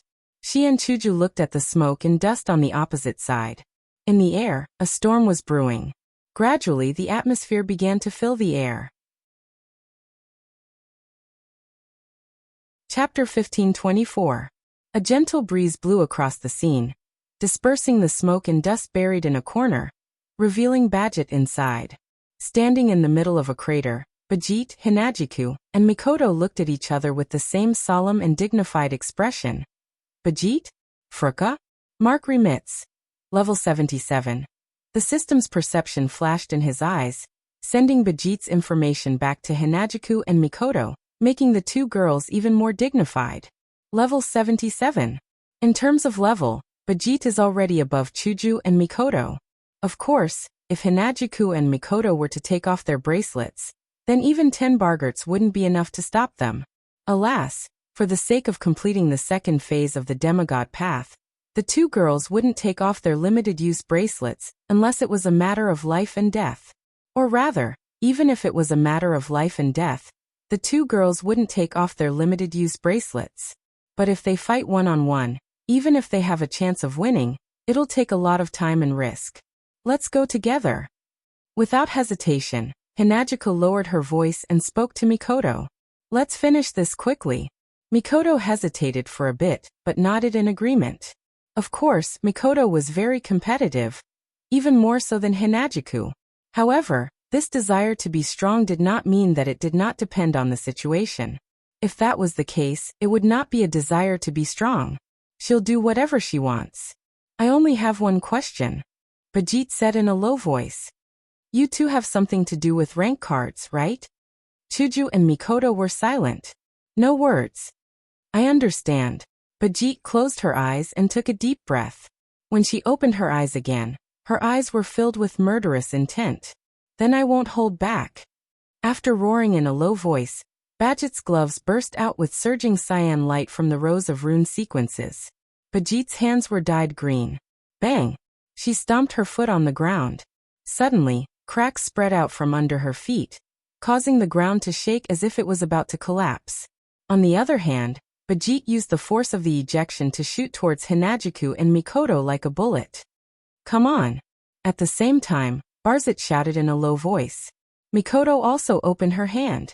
Suddenly, in front of Mikoto, a wave of pitch-black iron sand gushed out from the ground and condensed into a dozen or so spikes as thick as a human thigh.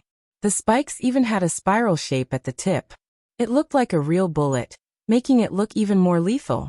Mikoto waved her hand, and a dozen spikes shot out without any pattern, like water droplets that were randomly sprinkled on the ground. The spikes covered the space in front of Bajit where she could dodge. As the pitch-black iron sand spikes shot out, Hinajika's figure also turned into a stream of light and flashed into the air. Her crystal sword was mixed with a sonic boom and a sharp sword aura.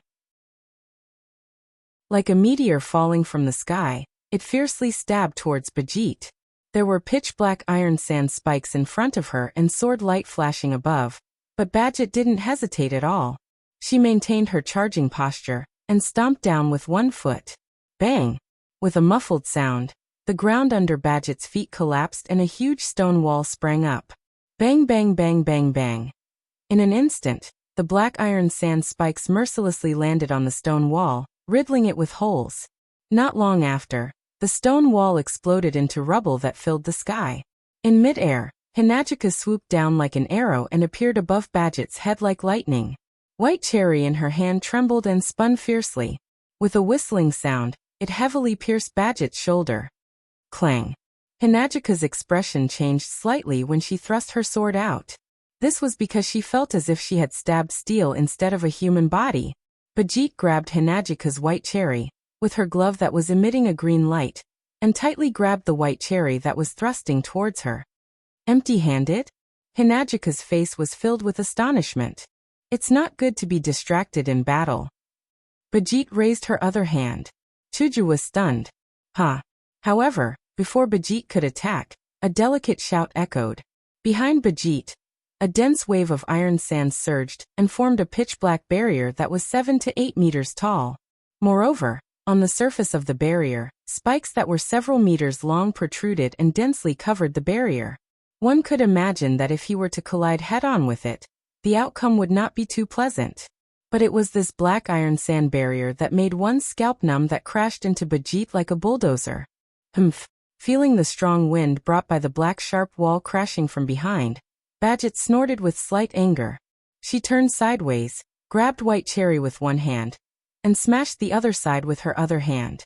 The cyan light in Badget's hand soared, and the overwhelming cyan light strangely began to entangle with each other. It looked like countless vines were entangled into a huge fist wrapped in cyan light. Of course, it wasn't a real fist but a shadow. Accompanied by the sharp sound of wind breaking, Badget fiercely punched the incoming pitch-black sharp wall with a huge fist shadow. Crack! Along with this crisp sound, Badget's fist smashed into the thick spikes. Wherever her fist passed, it was like a bolt of blue lightning, and all the pitch-black spikes along the way suddenly collapsed. Boom! Then, with a loud explosion, the pitch-black sharp wall was directly shattered by Badget's punch. No way! Hearing the explosion and the debris of the iron spikes on the ground, Chuju, who was confronting Badget's hand, trembled a few times. Mikoto was speechless. What a terrifying power! But in the time it took for her to exclaim in surprise, Barzet's body turned around like lightning. At the same time, she clenched her fist, raised it up, and pushed it forward. Suddenly, her cyan fist smashed towards Hinajiku. The cyan fist carried a strong gust of wind, landing on Hinajika's body. Personally feeling the intense pressure, Hinajika's pretty face slightly changed. With Chuju's physique, if she was hit by such a terrifying fist, the consequences would be no less than being punched by a berserker. By then, even if she didn't die, she would lose half of her life. Hinajika's right hand, which was holding white cherry, suddenly twisted and flicked Badget's hand away from the sword. Aiming at the incoming green fist, Hinajika gritted her teeth. White cherry in her hand was like a snake coming out of its lair. With a glaring arc, it stabbed forward. Whoosh! Just as the dazzling sword tip and the cyan fist were about to collide, a wave of black iron sand suddenly rose from below the two. With a whistling sound, it quickly wrapped around the wrist of Badget's fist like a rope, and then tightly restrained it. What? This time it was Badget's turn to change her expression. Chance! A sharp light flashed in Hinajika's eyes. Taking advantage of this opportunity, she also rushed forward. Her toes tapped on the ground, and with a slight movement, she avoided Badget's fist with her sword. Then she stabbed at Badget's shoulder. Don't even think about it. Badget's expression turned ruthless. She raised her other fist, which was also covered in a dazzling cyan light. Badget didn't care about the sword that was aimed at her shoulder. Instead, she raised her fist and punched Chuju's abdomen. The distance between the two of them was less than a meter, and the speed at which the two of them attacked was shockingly fast. Once this attack was launched, neither side could dodge it, nor could they retract it. Chuju's white cherry accurately pierced Badget's shoulder. Poochie! With a tearing sound, dark red blood floated up. Badget's shoulder was pierced and blood dripped down. Huh. But Badget didn't stop at all. With a shout, Her fist that was emitting a blue light flashed through the air like a lightning bolt. She mercilessly punched Hinagika's abdomen under Mikoto's shocked cry. Boom. Ugh. Hinagika cried out in pain, her slender body was sent flying away. With a muffled sound, she slammed into a tree trunk. Chapter 1525. Bam! Ugh. With a muffled groan, Daisy smashed into the trunk of a tree that was twice as wide as her body, causing the trunk to crack like a spider web as if it was chopped by a heavy axe. Chuju. Not far away, Mikoto was shocked and quickly ran to Hinagika's side. She supported Hinagiku, who had a pained expression. Even though she knew now wasn't the time, Mikoto couldn't help but panic. Bijit's punch is no joke. That was a punch that could even shatter the ground and shatter iron sand walls. In terms of power alone, this level of strength was no less than that of a berserker. Being hit by such a punch, losing one's life isn't surprising at all. The worst-case scenario would be a serious injury. Don't think it's nothing that Chuju and Mikoto were fine after taking so many punches from berserkers. That's only because they had the protection of the moving church.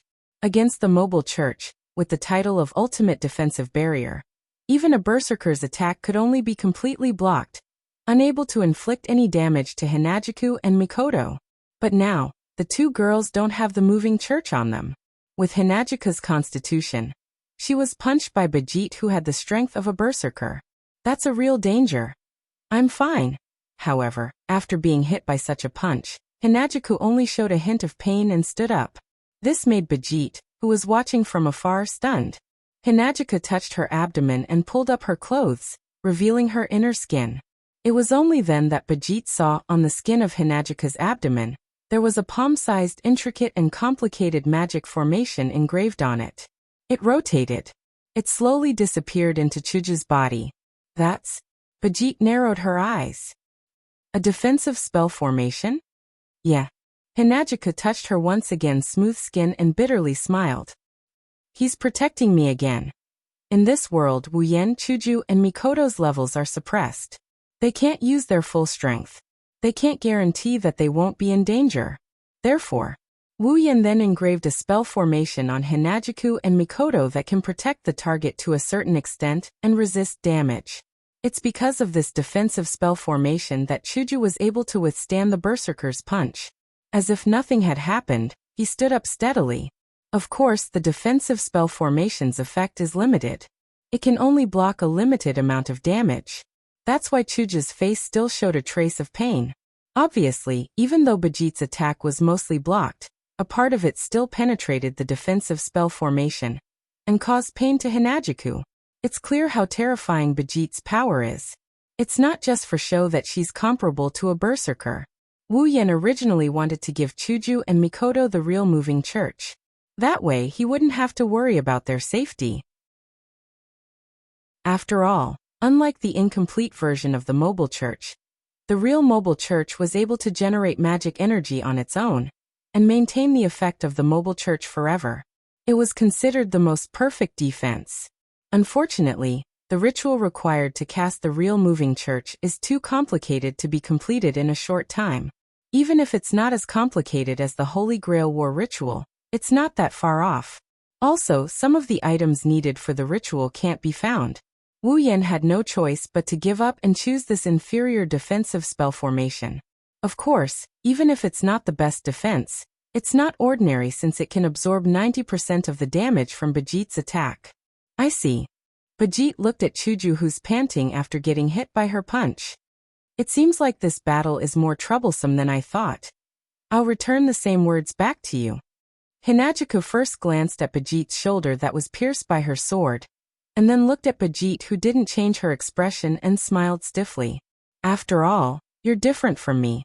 You didn't have a defensive spell formation, but you weren't affected at all. This kind of injury is nothing. Bijit tore the sleeve of her suit and wrapped it around her shoulder. Her expression didn't change at all. Seeing this, Hinagiku and Mikoto felt that this was going to be troublesome. A strong opponent isn't scary. The scary ones are strong opponents who don't care about their own lives. Just like before, Bijit exchanged blows with Chuju with her life on the line. If it wasn't for that, Chuju wouldn't have been hit by a single punch from Mikoto and Chuju. This kind of opponent is the most troublesome opponent. But Bijit's goal is a rank card. And from the looks of it, Bijit doesn't mind doing anything to get a rank card. If that's the case, let's go. Blue and white electric current surged out from Mikoto's body. In an instant, the entire area was transformed into an area of lightning. It was as if one was in a thundercloud. The entire area was filled with electric current. It seemed that even the weather was affected. Dark clouds began to appear in the sky, and after a while, the wind began to howl, rolling the clouds in the sky into a whirlpool and suddenly rotating. As the wind howled, streaks of blue and white electric currents intertwined with the surrounding wind like lightning. They rotated together with the dark clouds in the sky. In an instant, a tornado covered in blue and white electric currents appeared in the sky. Humph! Bijit snorted when she saw Mikoto create such a powerful lightning storm. Her expression became serious and she clenched her fist. Blue light shined brightly on her fist. Let's see if your fist can break this one. Leaving such a sentence, Mikoto smiled. Then, with a sharp sound, a huge lightning storm swept towards Bijit. The momentum is not bad. Looking at the lightning storm that was rolling towards her, Bijit waved her hand. Runes jumped up from her glove and rotated. Finally, they formed a pattern on the back of her hand. But it's useless against me. The rune pattern on her hand flashed with dazzling green light. She threw a punch with a terrifying force that almost made the space tremble. Like a green light, she fiercely punched at the oncoming lightning storm. At the moment of collision, the space where the two collided seemed to shake, and time seemed to stop for 2 to 3 seconds. Then, boom, the fist that turned into a cyan light collided with the storm covered with thunder and lightning. It only lasted for a moment before it exploded in the courtyard of Eiderfeldt's house. The deafening explosion could be faintly heard even in the nearby areas of Fuyuki City. At the moment of the explosion, a shockwave spread out from the point of explosion, pushing Mikoto and Bijit back at the same time. Are you kidding me? Mikoto couldn't believe her eyes. Bijit's face was covered in sweat. But she wasn't injured at all. You blocked it with just your fist? Is she still human? Yes. Because I'm not like you. Bijit raised her fist. Her eyes flashed coldly. I don't have high-level swordsmanship or magic. I only have one way of fighting. Before she finished her sentence, Bijit's body shot out and appeared in front of Mikoto in a blink of an eye. It's just a fist. As soon as she finished speaking, Bijit's glowing green fist shot out like a cannonball. Withstanding the pressure of the atmosphere, with a sonic boom, she mercilessly aimed for Mikoto's chin from below. Chapter 1526. Whoosh! The piercing sound shook the atmosphere, as if it wanted to pierce through one's eardrums. The sharp sound resounded in the courtyard. Her brown eyes turned into a green light as the incoming fist continued to grow in size, causing Mikoto's beautiful pupils to shrink as she clenched her teeth. I won't let you hit me so easily. Blue-white electric light flashed amidst the chaotic sound of thunder. Pillars made of iron sand shot out from the ground and formed a wall, blocking Mikoto's body behind it. Strands of electric current flickered on the iron sand pillars, making the iron sand pillars look like pitch-black electric poles that had been electrified. If someone really touched it with their bare hands, it would definitely be no less than being directly struck by lightning. However, Bijit's face was still cold.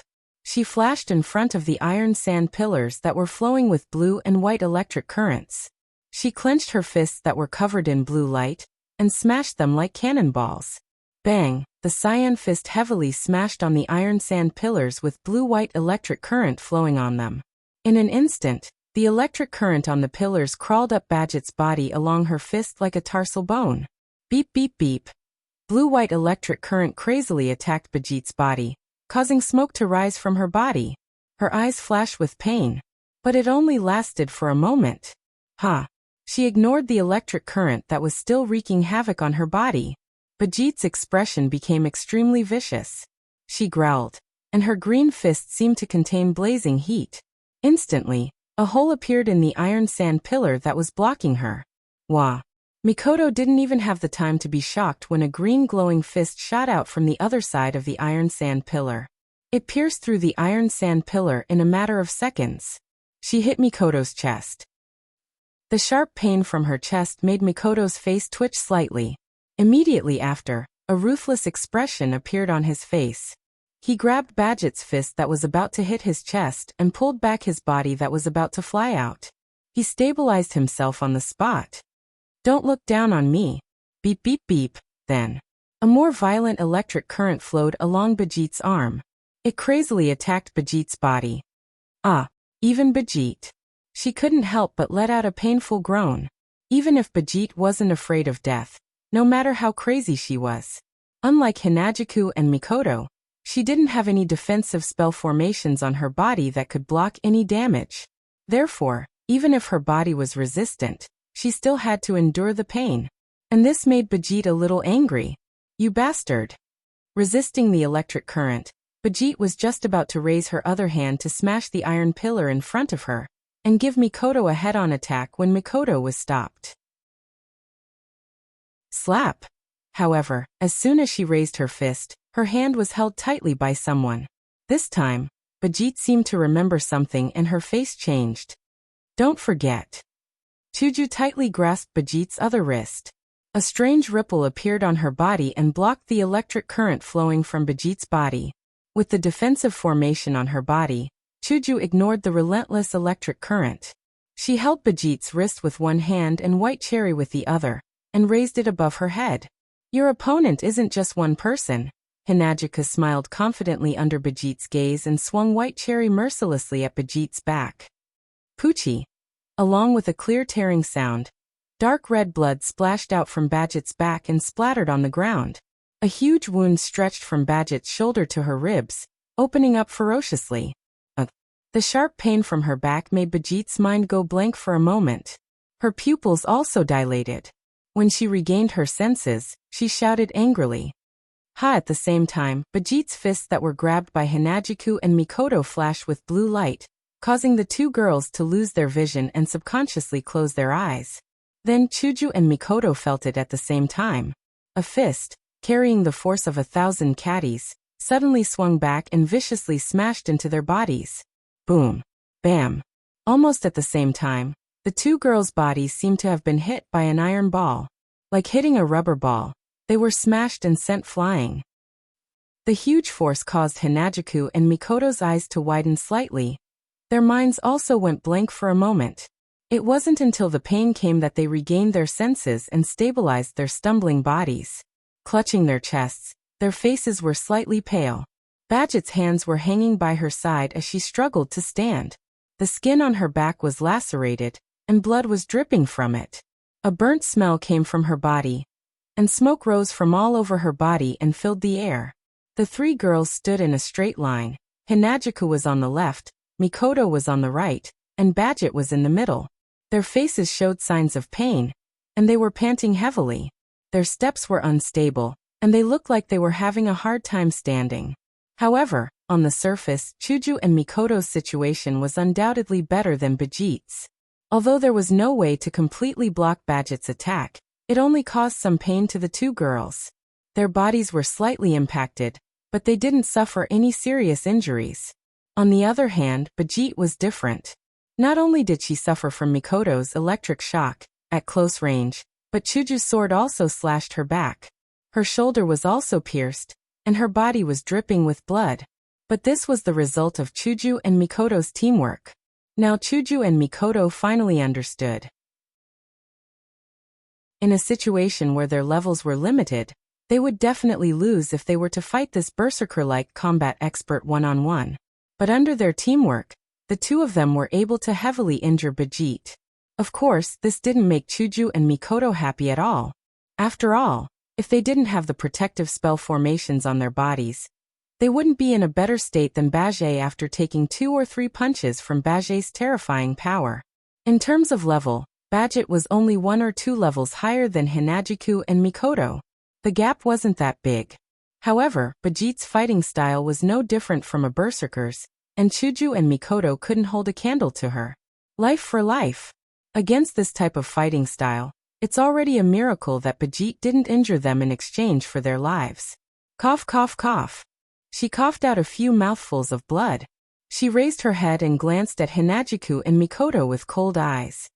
I didn't expect you two to be so strong at such a young age. You actually forced me to this point. Let me give you some praise. Ah. Mikoto breathed heavily as she forced out a smile. You speak as if you're sure to win. In this situation, anyone can see who has the upper hand. Hinajiku was also panting heavily, but she still raised her sword and pointed it at Badget. We only suffered some injuries, and after some rest, we won't be affected. You, on the other hand, are heavily injured and your combat effectiveness has decreased. The victor has already been decided. Heavily injured? Combat effectiveness decreased? The victor has already been decided? Bijit coldly stared at Chuju and Mikoto. Are you two talking in your sleep? After that, Bijit tore apart the tattered, smoking suit jacket and threw it away.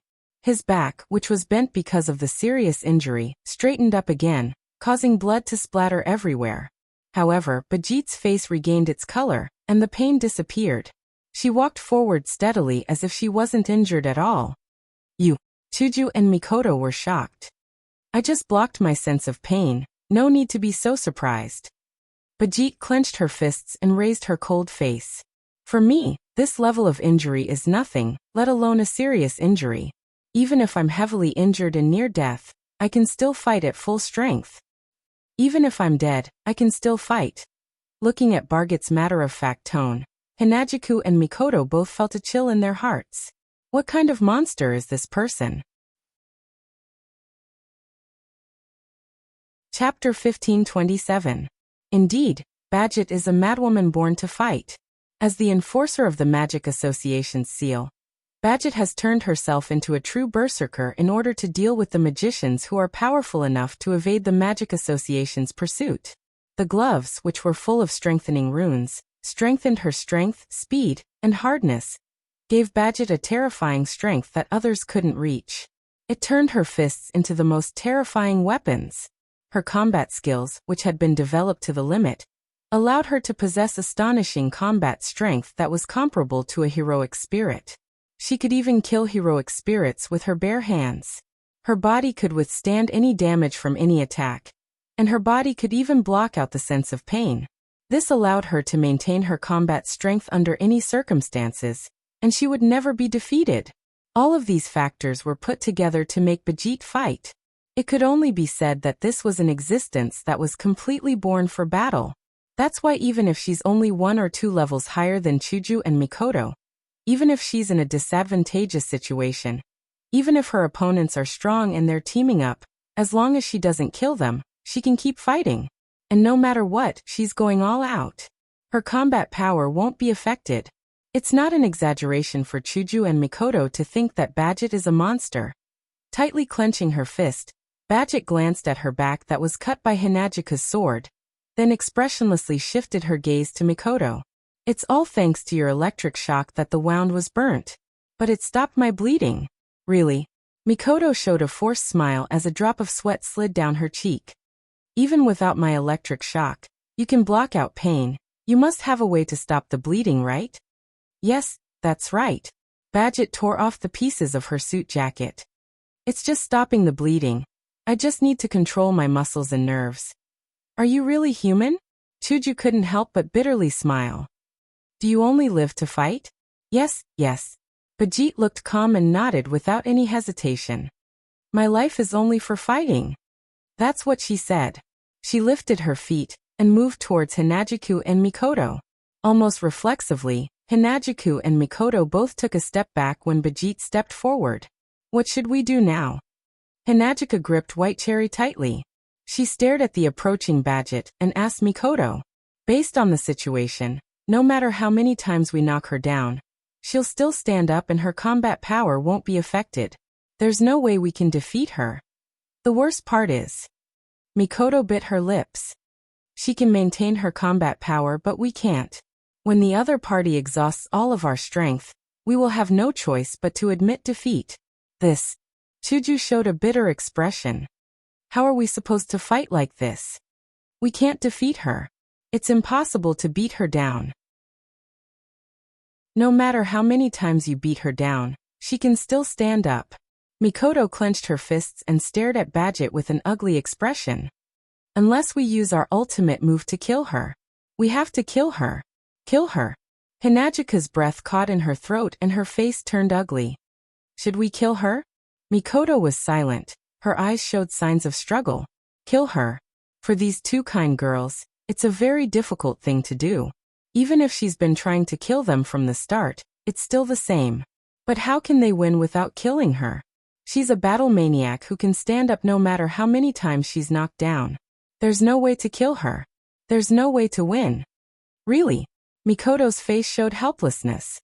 Not only is he as strong as a berserker, but he's also as difficult to deal with as a berserker.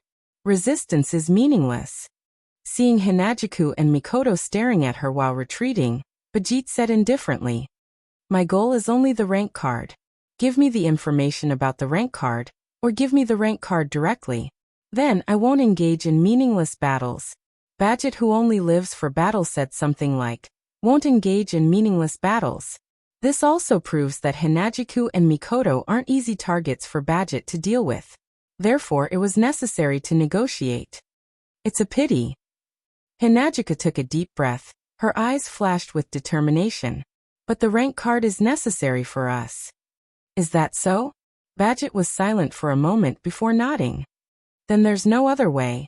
Yeah. Mikoto's eyes flashed with determination. Indeed, there's no other way. Mikoto fished out a coin from her pocket. Don't blame me if you die. You can only blame yourself for being too hard to deal with. Mikoto clenched the coin in her hand. Lightning flashed from her body, and blue and white lightning bolts shot up to the sky. The lightning bolts jumped from her body and gathered on the coin in her hand.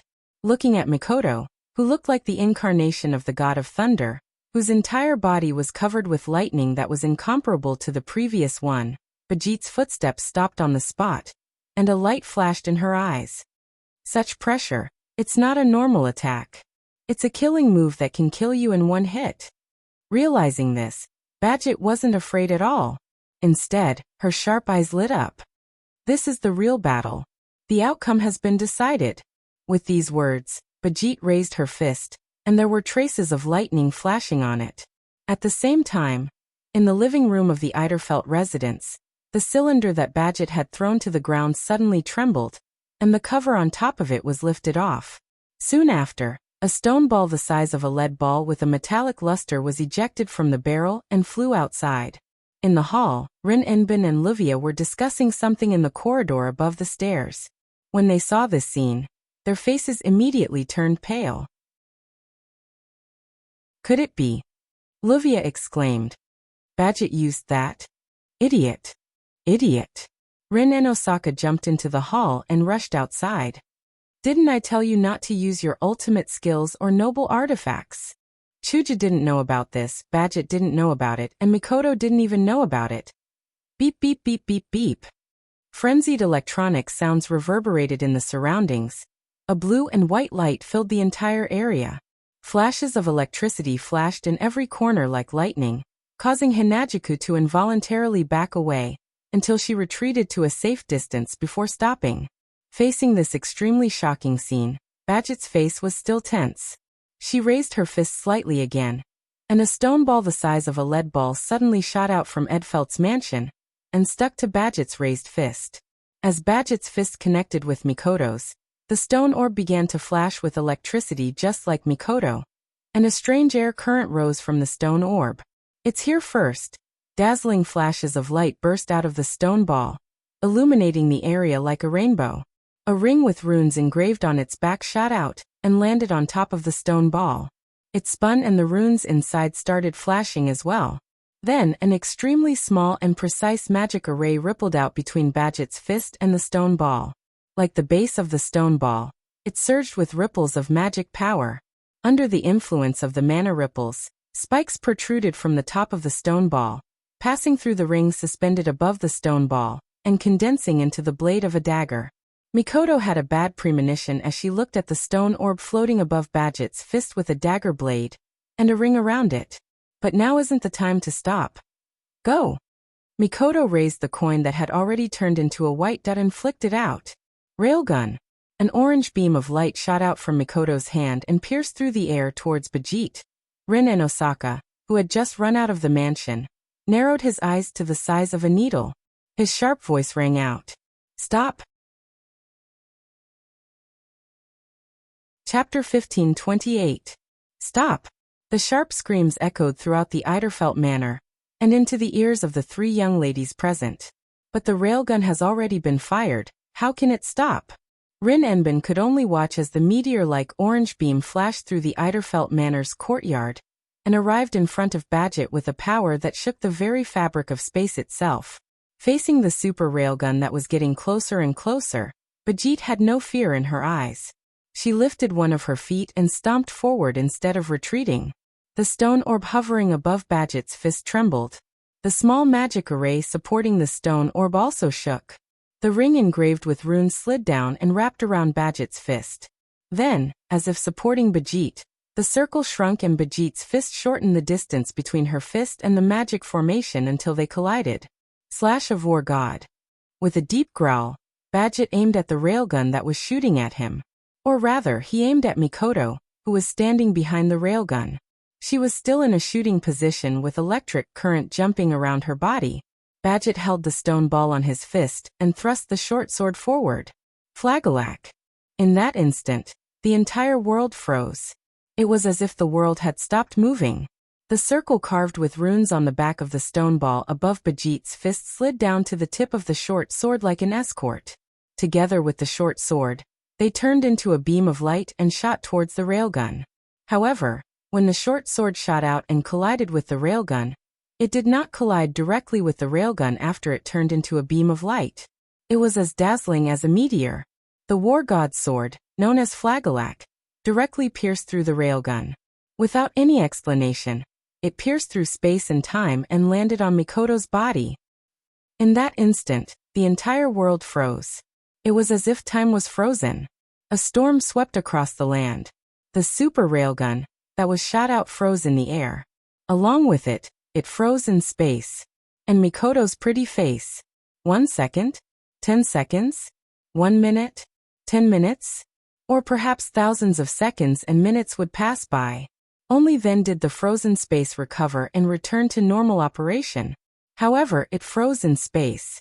The railgun that was shot at Bijit disappeared into thin air without anyone noticing. The electricity on Mikoto's body also disappeared. Her pupils were dilated, and she stood there like a doll. Dong! Only the sound of the stone ball hovering above Badget's fist heavily hitting the ground could be heard echoing in the whole world. However, the stone ball that was initially shining with a metallic luster was now like a pearl that had lost its luster. Smoke was emitting from its surface and it was charred black like rust. It was like a piece of scrap metal. What's wrong? Not far away, Hinajuku was at a loss. Rin Enbin's knees went soft, and she couldn't help but fall to the ground, her face pale. It's over, phew. Bijit exhaled. She didn't look at Mikoto anymore as if there was no need to. She turned her attention to Chuju. First I'll take care of one. Take care of one? However, a mocking voice echoed the moment Bijit's voice faded away. Tell me, which one did you take care of? Bijit's expression changed. She turned her head to look at Mikoto. The first thing that entered Bijit's eyes was a white flame. Looking at the white flame, Hinajuku and Rin Enbin were stunned for a moment before their faces lit up with joy. Under the watchful eyes of the audience, a white flame slowly rose from Mikoto's body and covered her whole body. Not long after, a figure quietly emerged from the white flame. His black hair swayed in the wind, and his coat, which was as dark as the night, fluttered, creating ripples in the wind. His wine-red eyes were exceptionally dazzling in the white flames, like red stars embellished in the midst of it. One hand holding Mikoto, the other hand in front of him. The person appeared from thin air with a ball of flame burning on his body. At this moment Mikoto's eyes, which had been unfocused for a long time, finally regained focus. As if she had just woken up, she raised her head and looked at the face of the person who was hugging her. She exclaimed in surprise. Yen. Yen, Yen. Hinajuku also shouted. They're finally here. Rin and Osaka's pale face turned red again. He sat on the ground paralyzed, unable to get up. That was close. That was close. What happened? Bijit's expression changed as she looked at Mikoto, who was in perfect condition with a hint of joy on her face. Flagellac has lost its effect? Wu Yan retracted the white flames around him, and he stared at Badget with a cold glint in his eyes. Even though he didn't know what happened, but from the way Rin Enbin was slumped on the ground and the warning from Mikoto, if he didn't appear in time, Mikoto would have been in danger, wouldn't she? This person almost killed Mikoto just now. A cold light flashed in his wine-red eyes. At the same time, he was filled with rage and violence. Wu Yan's wine-red eyes spun and turned into a bright gold color. Yan. Mikoto, who was in Wu Yan's arms, and Chuju, who came to Wu Yan's side, saw what happened. They didn't say anything after that. The two girls understood why Wu Yan, who didn't reveal his true color along with his emotions for a long time, would act like this. There's no need to say anything else. What is that? On the other side, Rin Enbin, who didn't know Wu Yan's true identity, was stunned when he saw Wu Yan's eyes turn into a bright gold color. You. Bijit felt a chill from the bottom of her heart. Her body trembled, and she instinctively jumped away from Wu Yan. For the first time, her eyes showed vigilance. Who are you? Wu Yan ignored Bijit. His golden eyes were calm as if there was no emotion in them. However, everyone felt it at the same time. In the air, an extremely oppressive aura instantly covered the entire world. It's the calm before the storm. With a calm expression, Wu Yan no longer looked at Bijit. Instead, he looked at Chuju and Mikoto. Are you alright? We're fine. We're fine. At this moment, the two girls who were usually strong became obedient and shook their heads. That's good. Wu Yan nodded and turned around to face Bijit. You two can leave first. Leave this to me. Okay. Hinajuku and Mikoto nodded obediently and retreated to the back with their dusty bodies. Rin. Wu Yan looked at Bethay with his calm golden eyes. He didn't even turn around when he spoke to Rin Enbin, who is still slumped on the ground. What was that? Rin Enbin woke up from his daze.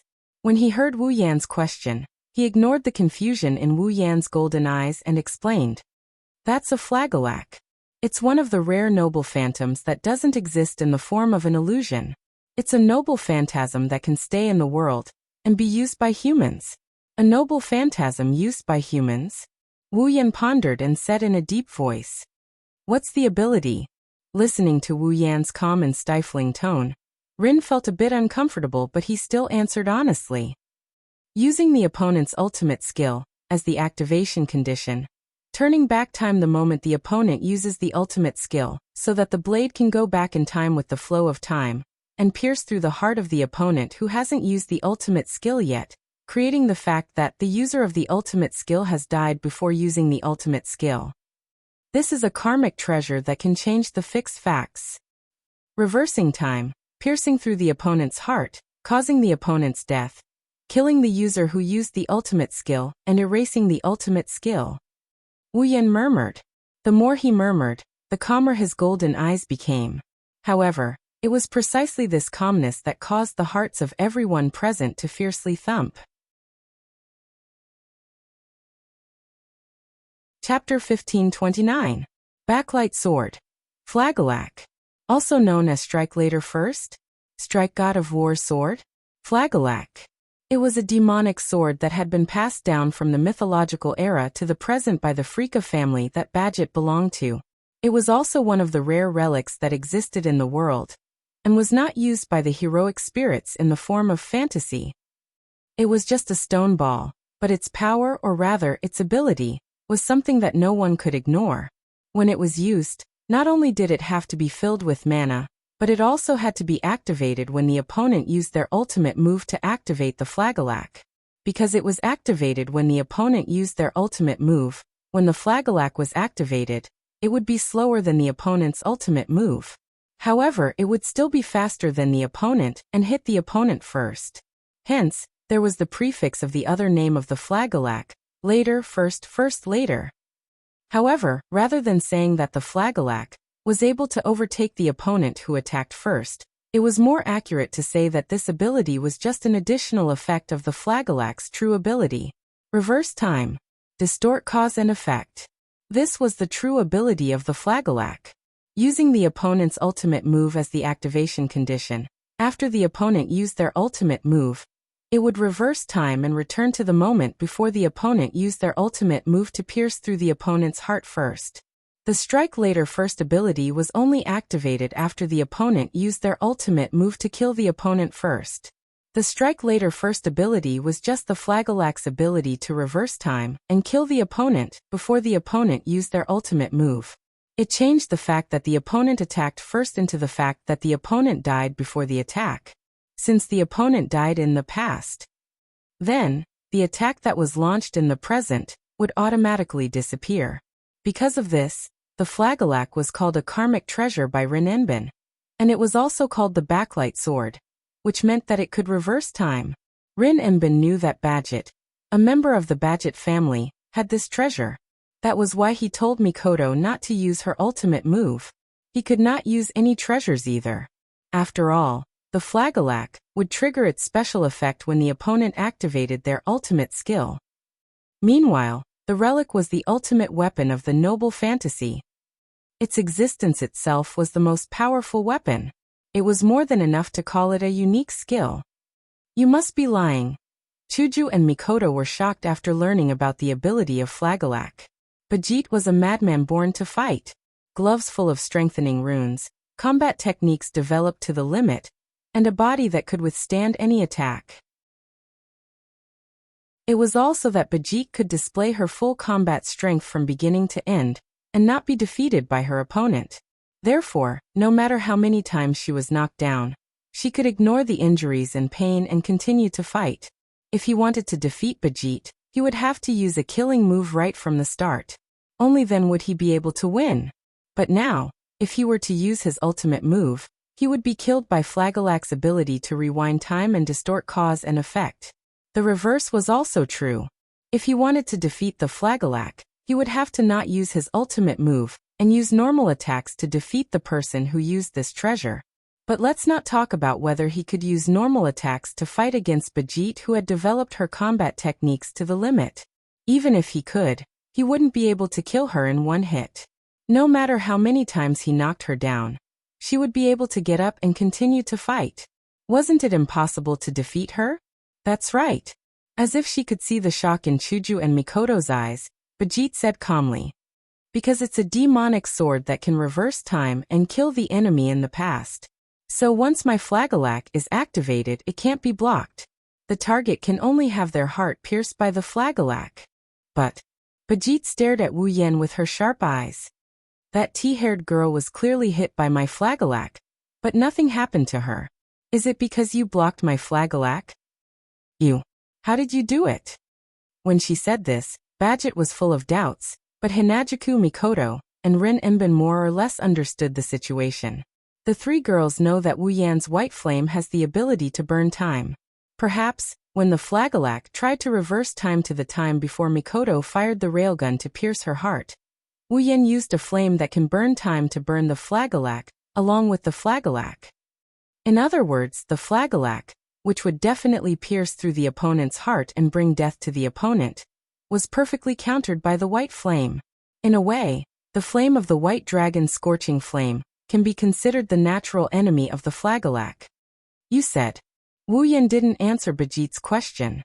Instead he said this. Once your Flagellac is activated, the target can only have their heart pierced, right? Bajit paused for a moment before nodding. Of course. Then, Wu Yan looked at Bajit with his golden eyes. Let's give it a try. With that, a card appeared in Wu Yan's hand. Let's see who has their heart pierced first. The card in Wu Yan's hand turned into a ray of light and elongated. When the light dissipated, a crimson spear replaced the card and landed in Wu Yan's hand. Chuju Mikoto and Rin Enbin were shocked when they saw the crimson spear in Wu Yan's hand. Rank card? Bajit narrowed her eyes and clenched her fist. So that's how it is. The rank card is in your hand? Your target is the rank card? Wu Yan pointed his spear at the ground, and he continued with a calm expression. Then you should be happy. Kill me and you'll get 6 rank cards. You have 6 rank cards on you? A dangerous glint appeared in Badget's eyes as she stared at Wu Yan. Very well, it seems like you're my target. Bajit glanced at the crimson spear in Wu Yan's hand. If I'm not mistaken, the spear in your hand should be the Gaebog, right? Yes, you're pretty sure. Of course? Bajit sneered. After all, it's not the first time I faced that spear. Not the first time you faced that spear? Wu Yan looked at Rin Enbin. Rin Enbin shook his head with a bitter smile. She's the one who reclaimed the Lancer card. I see. Wu Yan nodded with a terrifyingly calm expression. Then it's more interesting to compete. The Gaebog and the Flagellac are basically the same type. They're both related to cause and effect. Bajit frowned when she saw Wu Yan's abnormal calmness. Although the methods used are different, both of them set the condition of piercing through the heart, right after the activation. There's no way to dodge or block it. If you really use the Gaebog to compete with my Flagellac, the outcome will only be a lose-lose. Bajit stared at Wu Yan. Can I take your words as meaning that you want to perish together with me? Hearing this, everyone's hearts were in their throats. Chapter 1530. Mutual Destruction. That is indeed the case. Flagellac had the property of a late strike but first strike. It could kill an opponent in the past before they used their ultimate move, erasing the ultimate move that the opponent had already used in the future. However, the moment the Gaebog spear was swung out, it had already decided the outcome of piercing through the heart. This effect was decided by karma. Even if the Flagellac killed the opponent in the past, Bajit's heart would still be pierced through. If Wu Yan uses the Gaebog and Bajit uses the Flagellac, both of their hearts will be pierced. The result will be mutual destruction. Of course, Badget didn't think Wu Yan would say something like that because he's stupid enough to want to take her down with him. After all, Barzit's Flagellac, which should have been unstoppable, had lost its effect just now. Bajit doesn't know what method Wu Yan used to nullify the Flagellac. She only said that to test Wu Yan's strength. Unfortunately, Bajit miscalculated. Mutual destruction? Wu Yan closed his eyes. If that's what you want, I can fulfill your wish. Yan, Hinajiku, Mikoto, and Rin Enbin froze on the spot. What did you say? Bajit looked at Wu Yan in disbelief. What do you mean? Try it. Let's give it a try. Wu Yan waved his Gaebog, and he slowly opened his eyes. His golden pupils were exposed to the air. When Bajit saw the pair of dazzling golden eyes again, she raised her vigilance to the highest point. Because of those resplendent golden pupils, they are no longer calm. Killing intent? Anger? Killing intent? Maybe all of them. His originally calm eyes were suddenly filled with an emotion that seemed to be able to crush Bajit to death, and the surrounding space was completely filled with pressure. Even if you refuse, I will still swing this spear. His thunderous voice was like a heavy hammer hitting Bajit's heart. Her sharp pupils shrunk to a point. At the same time, Wu Yan brandished his Gaebog as he stomped forward with heavy steps. Whoosh, his body turned into a blurry shadow. Wu Yan rushed out and shot towards Bajit like an arrow. The spear of death-piercing Gaebog in his hand flashed past like a red lightning bolt, fiercely thrusting out. Seeing this scene, everyone present could no longer maintain their calm. The spear of death-piercing Gaebog was already brandished. No matter what happened next, the result of the Gaebog being pierced through the heart was set. There was no way to avoid it. So, Bajit couldn't choose anything else. Since you want it so much. Looking at the scarlet spear tip rapidly approaching, Bajit revealed a look of anger. As you wish then. She clenched her fist tightly and raised it up. At the same time, a stone ball shot out from Eiderfeldt's mansion again. It spun in the air and landed on Bajit's fist. A strange airflow rose from the collision with Bajit's fist. It's late, but it's first. A dense light flashed from the stone ball. A ring with runes engraved on the back popped out and landed on top of the stone ball. A delicate small magic circle appeared between Bajit's fist and the stone ball, supporting the stone ball and pushing it against Bajit's fist. Then there seemed to be something inside the stone ball wriggling, turning into sharp spikes. The spikes broke through the stone ball and poked out from the top, forming the body of a short sword. After a closer look, the stone ball turned transparent. The runes engraved on the back of the short sword also slid down. The short sword that poked out from the air also had runes engraved on it. Shining in an unknown arc, Bajit tried her best to raise her head against the awakened Flagelak and stomped on the ground. She shot out like a cannonball and clashed with Wu Yan in the middle of the courtyard. Both of them were extremely close to each other. Their eyes were of different colors, but they had the same cold glare and killing intent, telling everyone that they really wanted to kill each other. Then War God / Flagelak. Death-piercing spear Gaebog. Along with the release of the two sure-kill treasures, the scarlet spear tip that turned into a red lightning bolt, and the sword blade that turned into a dazzling meteor-like phosphorescent light flashed in the air with irresistible force, and fiercely collided with each other. Puffed! There was no deafening sound, nor was there any earth-shattering phenomenon. The only thing that reverberated in the air was an extremely clear ripping sound. Under the gaze of Hinajiku, Mikoto, and Rin Enbin, the two figures who met in the middle of the courtyard stopped at a distance of almost no distance. They lowered their heads and stopped in front of each other. However, Wu Yan's scarlet spear pierced through Bajit's chest and came out from her back. Bajit, who also had her head down, clenched her fists. Her fists were holding the ruined stone balls of various colors. Blood was dripping from her body, forming a small pool of blood under her body. Looking at this scene from afar, the three girls held their breaths and no longer dared to make a sound. Suddenly, the motionless Wu Yan opened his mouth and spat out a mouthful of blood. Yen, Chuju, Mikoto, and Rin Enbin couldn't help but step forward. Don't worry. A weak voice came from Wu Yan's blood-stained mouth. The three girls who were about to step forward stopped. I'm fine. Impossible. Bajit, who was facing Wu Yan, also coughed out a mouthful of blood. My Flagelak. It clearly pierced through the past's heart. But you didn't use that white flame. How is this possible? It's rare for you to notice that it's my flame that stopped your Flagelak. Wu Yan looked at Bajit, who's bleeding from her chest, and he coldly sneered. Unfortunately, there's no need for me to block your Flagelak. Because... Holding the Gaebog, Wu Yan's voice entered Bajit's ears. If you can't lose, then I can't die. Puffed. After saying that, Wu Yan pulled the Gaebog out of Bajit's heart. Ugh. Blood gushed out of Bajit's chest again. Her body fell down heavily and dyed the ground red. Bajit's heart was pierced through by the Gaebog. She won't be able to survive. Wu Yan wiped the blood from the corner of his mouth, and he stood up. He looked down at Bajit, who was slowly dyeing the ground red with her blood. His golden eyes returned to their usual wine-red color.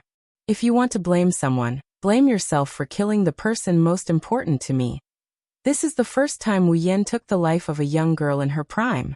However, Wu Yan didn't feel the slightest bit confused. Just as he said, Bajit had touched his bottom line. That's why Wu Yan didn't regret killing Bajit. Exhaling, Wu Yan turned around and walked towards Hinajiku and Mikoto.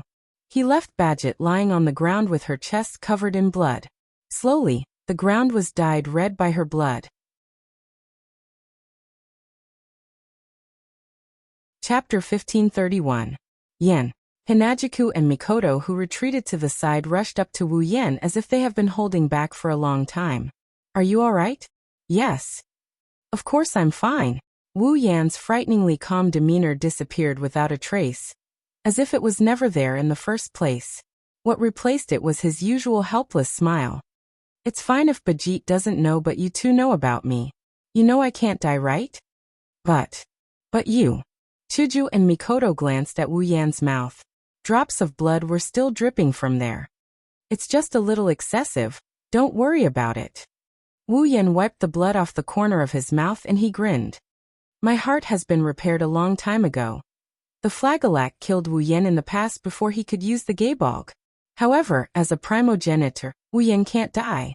Since the past Wu Yan is still alive, the present Wu Yan is still alive and well. Even his heart that was pierced by the Flagelak in the past recovered during the time frame of the past. This saved him a lot of time to recover from the injury. Are you really all right?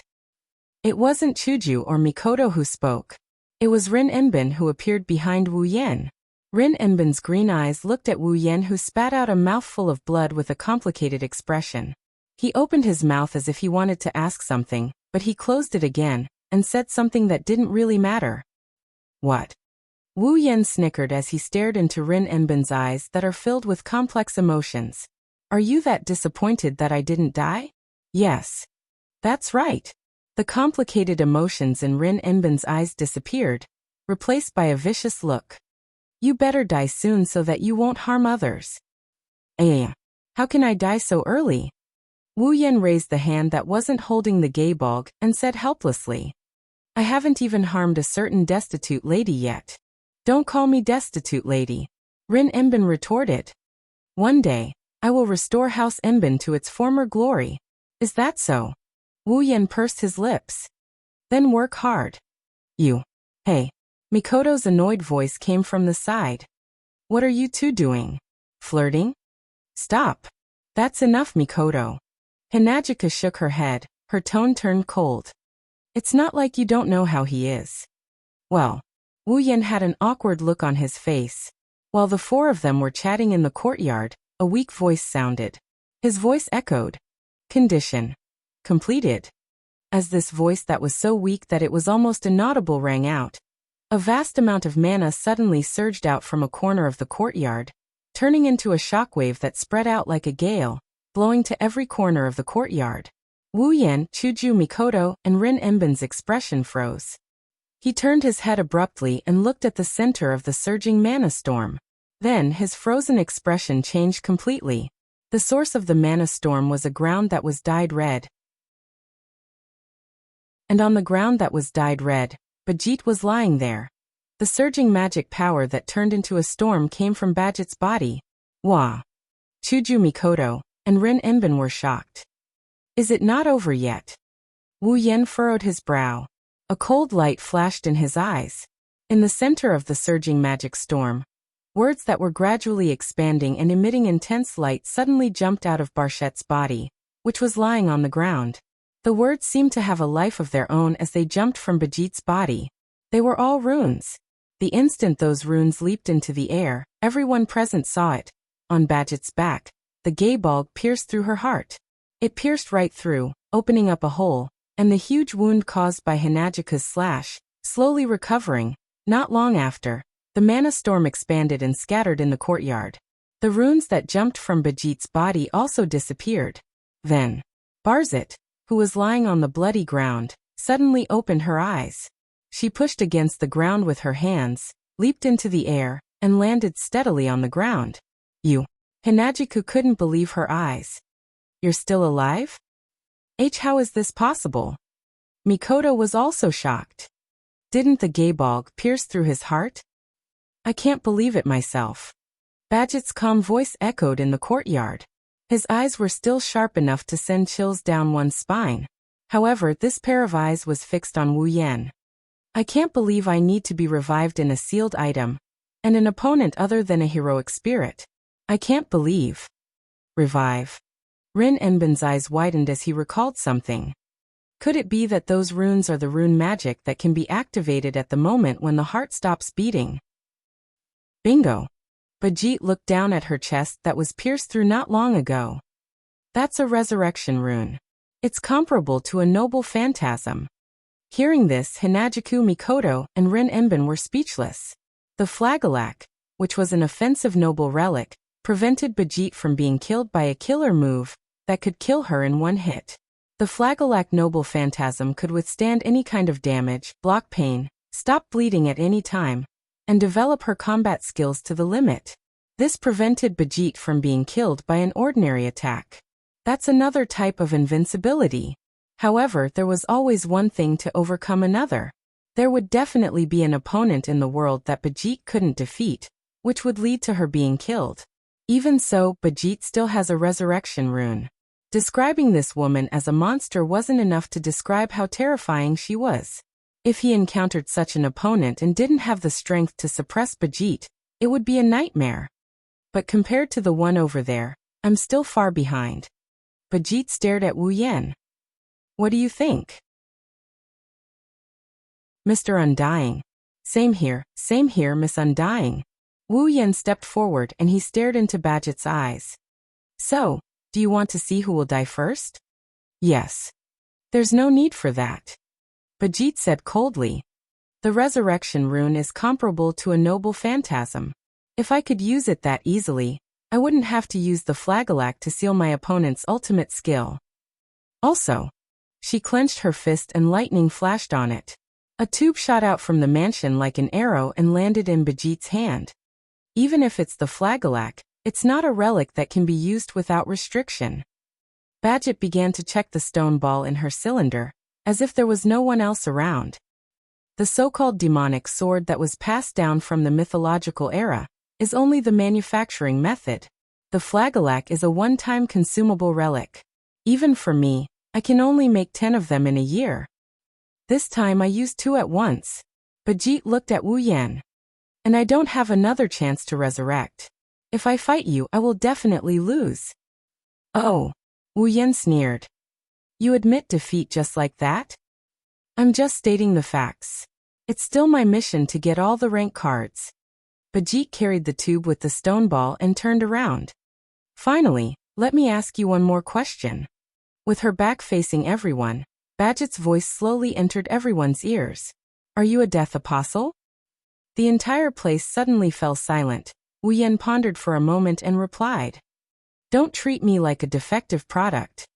Defective product. Badget also pondered for a moment. She then stepped on the ground and jumped over the wall of the courtyard. Do you think I'll let you?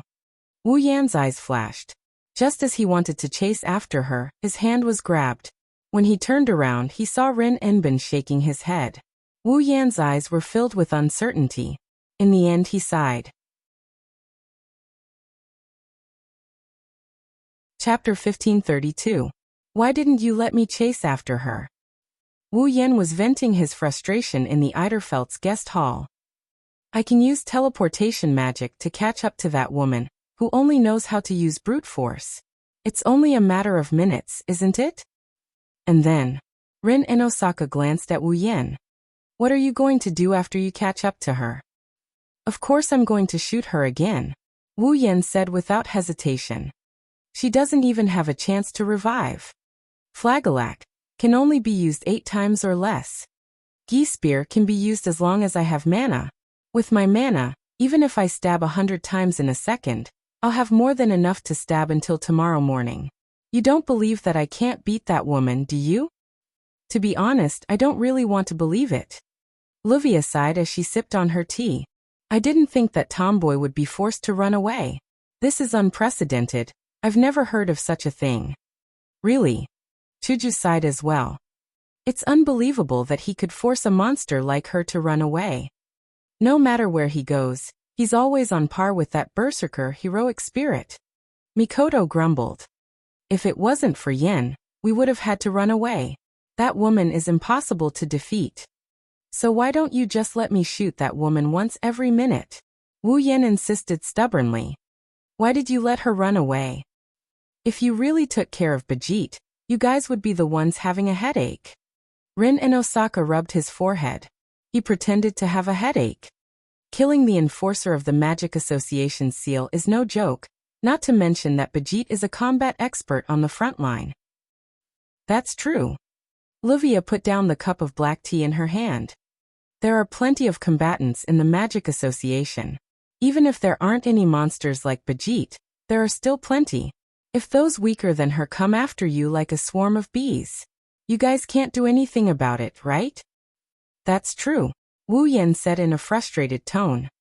I don't want to see that violent woman run away like that. What's there to be upset about? Rin and Osaka shook his head. Not only did you use up Badget's flagellac twice, but you also killed her twice.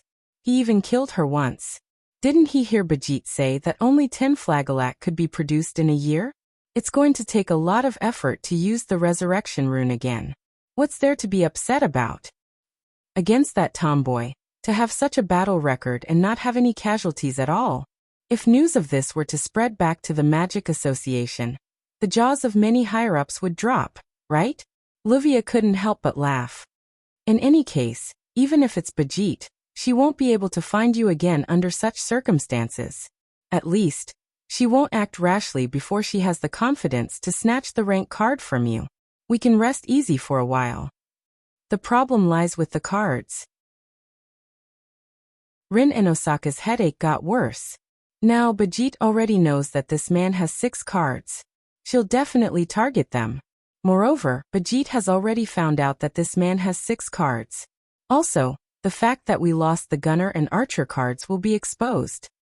Once Bijit reports this to the Magic Association's higher-ups, they will know that we made a mistake. Luvia had a headache as well. That's bad. What's worse is that Bijit, who doesn't have the confidence to get the cards, will definitely go after the 7th card. Rin and Osaka said seriously. If Bijit meets Blackie, we'll be in big trouble. That's true. Chuju and Mikoto looked at each other. Looks like we have to tell Blackie not to use the archer ability for now. Troublesome things keep happening one after another. This is so annoying. Rin and Osaka hugged his head in frustration. When will these days come to an end? Sigh. Luvia also sighed. At least, before we solve the problem of the 8th card, we'll have to continue to worry. Oh right, Rin and Osaka suddenly remembered. Bijit's goal is to get all the cards. She should be targeting the 8th card as well, right? Yes. No. That woman doesn't know about the existence of the 8th card. Wu Yan rubbed his chin. Even the Magic Association can't detect the location of the 8th card. Only the Inosaka family, who is in charge of Fuyuki City, know about it. Bijit definitely doesn't know about the existence of the 8th card. Plus, Bijit didn't sense any distorted mana in Fuyuki City. She probably thinks that all the cards have been retrieved. Mikoto also analyzed. So Bijit will try her best to find the 7th card. She won't think about the existence of the 8th card. But if that's the case, Blackie is still in danger. Chuju said worriedly. If Bijit knew of Little Black's existence with her decisiveness, she would definitely kill Little Black without hesitation, right? Now we can only try to stop Blackie from using the archer ability. Wu Yan pursed his lips. If that woman is really that ruthless, I won't care about the Magic Association or the trouble. I won't let her go. Only you can say something like that in front of Badget. Rin Enbin bitterly laughed. He stole a few glances at Wu Yan. He looked like he had something on his mind. No one said that you can't keep a secret, right? Wu Yan rubbed his body against the chair he sat on when he saw Rin's expression. Just ask if you have any questions. Don't worry about it in the end. That's the biggest loss. Just ask if you have any questions. Then he stared at Wu Yan. Ha! Rio mumbled as if he's in a dream. Are you a death apostle? Luvia's hand that was holding the teacup trembled violently. Hinajiku and Mikoto stopped what they were doing, and even Wu Yan went silent. The entire guest hall seemed to have sunk into a swamp. The atmosphere was so heavy that even the air became sticky. Death apostle. They were vampires that lived on blood and specialized in sucking human blood. In this world, death apostles are widely recognized as the enemy of humanity. This was because not only did they feed on blood, but they would also turn humans who drank blood into their own kind, causing this situation to continue to spread without end. Many people who know of their existence see them as the enemy of humanity. They think that death apostles are the cause of humanity's destruction. Therefore, when death apostles are mentioned, almost no one will have a good impression of them. However, death apostles have extremely long lifespans. Their vitality is also stronger than most life forms. Most of them also have powerful abilities. They are not easy to deal with. Therefore, those who know of the existence of death apostles are both afraid and hateful. Because of this, Bijit and Rin and Osaka both suspected that Wu Yan was a death apostle. After all, even though his heart was pierced, Wu Yan did not die. Even his pupils turned into a bright golden color. This is not something a human can do, right? Even so, Wu Yan still gave the same answer. I am not a death apostle. Is that so? Rin and Osaka was silent. Obviously, he did not completely believe Wu Yan's words. Indeed, my existence is somewhat related to death apostles. Wu Yan looked at Rin and Osaka. His eyes were filled with determination. But Don't treat me as one of those defective goods, okay? Defective goods? Rin and Osaka hesitated for a moment before asking. What do you mean by defective goods? At the end of the day, the first death apostles were nothing more than food for the primogenitors who had the urge to suck blood. Their blood was sucked dry by the primogenitors, and they turned from humans into blood-sucking life forms similar to the primogenitors. Wu Yan scratched his cheeks. So, to say that death apostles are defective goods is not a bad thing, right? Ancestors. Death apostles. Rin and Osaka's face was filled with uncertainty. Could it be? Well. Wu Yan smiled meaningfully. You will know in the future. Rin and Osaka and Livia looked at each other. Chuju and Mikoto did not know whether to laugh or cry. Chapter 1533. In order to prevent Bijit from targeting Xiaohei, Xiaohei was forbidden from using Archer's power. As for this matter, Xiaohei agreed without hesitation. According to Xiaohei, there was no reason for her to fight anyone now. She was quite satisfied with her current life, and it didn't matter if she didn't use Archer's power. Moreover, not only did Little Black possess the power of an archer, it also possessed the ability to skip the entire process when it wanted to do something, thereby obtaining the result, the answer, and the ability to achieve one's wish to a certain extent. Without the power of an archer, Xiaohei's strength would be weakened to the point where he was weaker than Rin Enbin and Livia. However, Xiaohei could still use magic spells like teleportation. With this ability, even if she couldn't fight Bijit, she could still escape. But just in case, Hinajuku and Mikoto let Wu Yan send Xiaohei to and from school, acting as the little girl's flower guardian. To put it simply, every day, Wu Yan has to send Xiaohei to school and pick her up when she's done with school. As for when she was at school, he could only ask Ilya and Mikoto to keep an eye on her. Of course, Wu Yan also set up a telepathic spell and a defensive spell formation on Xiaohei. If anything happened to Xiaohei, he would be the first to know and rush over. This was the only way to prevent it. After all, no one knew what Bijit would do next, and whether she would know that the 7th rank card was on Xiaohei. Once Bijit knew that Little Black had the Archer rank card, then with Little Black's strength, even if he could use the power of Archer, he would definitely not be a match for Bijit. It wasn't because Xiaohei was weak. It was because Bijit was too overpowered. According to Rin and Osaka, at this stage, Wu Yan is the only one who can restrain this unkillable berserker. No one else can match up to her. No one else could. Even Xiaohei, who they spent a lot of effort to capture, was the same. Even Little Black seemed to be frightened by the description of Bijit. He sighed from the bottom of his heart. I don't want to face such a woman even if I die. He obediently accepted Wu Yan's escort. Therefore, Wu Yan was not only analyzing the class cards at home, and studying the magic circles of the Holy Grail War. Every day he had to go out twice to escort Little Black to school and back home. It was almost time for Blackie to get out of school. Fuyuki City, Private Suechuan Gakuin Primary School. Ding dong. The bell signaling the end of class was still ringing. God knows how many times it had rung. In the teaching building of the Private Suechuan Primary School, the noise suddenly became intense. Not long after, children wearing uniforms and carrying school bags ran out of the teaching building in high spirits. They swarmed out of the school gate like a swarm of bees and scattered in all directions. Standing at the school gate, Wu Yan looked at the elementary school students running around happily and couldn't help but have such a thought. Perhaps the reason why Little Black wanted to kill Ilya back then was to replace her and live an ordinary life. That might be the case. Although this reason was very old-fashioned and full of visual sense, it wasn't impossible if one thought about it carefully.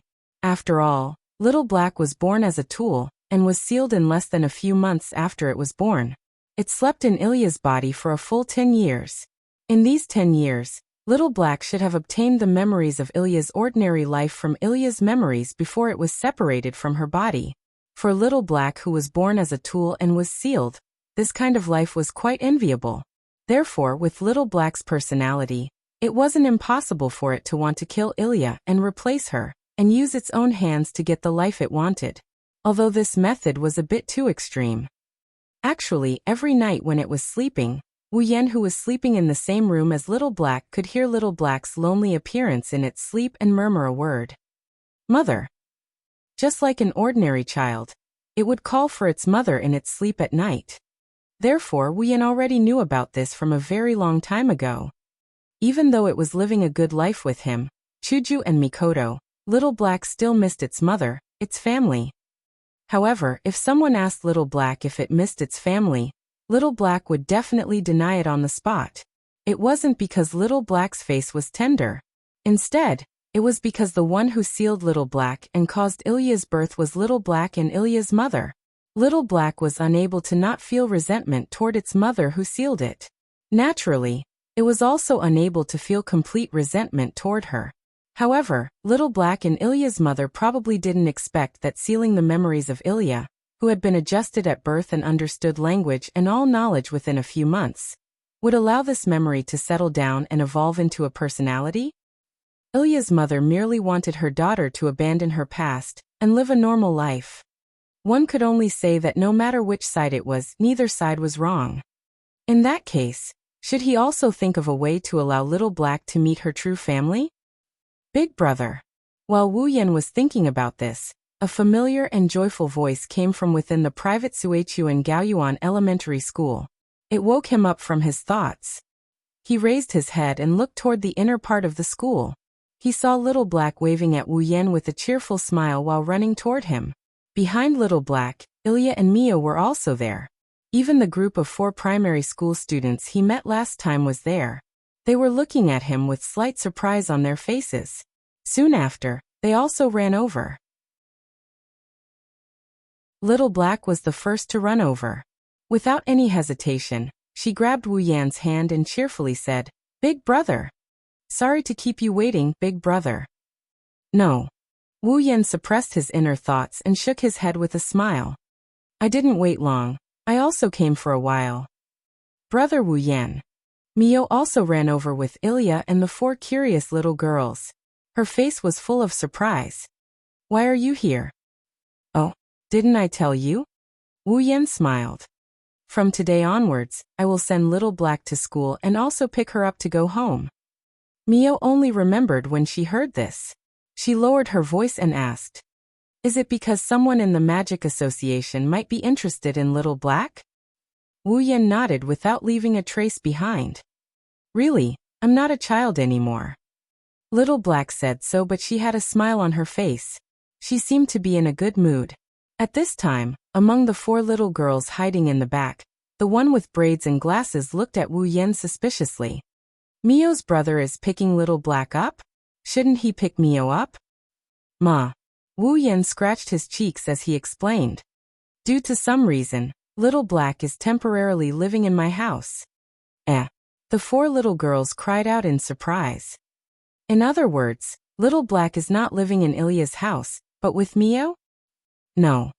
No. Mio quickly shook her head and stuttered. "Brother Wu Yan and I. We don't live together." "Don't live together?" This time, the 4 girls had strange expressions on their faces. Xiao Hei is Ilya's cousin. In the end, not only did she not stay in Ilya's house, she stayed in Brother Meiyo's house instead. Brother Meiyu, on the other hand, did not stay with Meiyu. Naigue stroked his chin and acted like a detective. "That's a mystery." "Hey Ilya." Dragon Z looked at Little Black, who had been staring at Little Black. To be precise, she had been staring at Little Black's hand that was hugging Wu Yan's arm.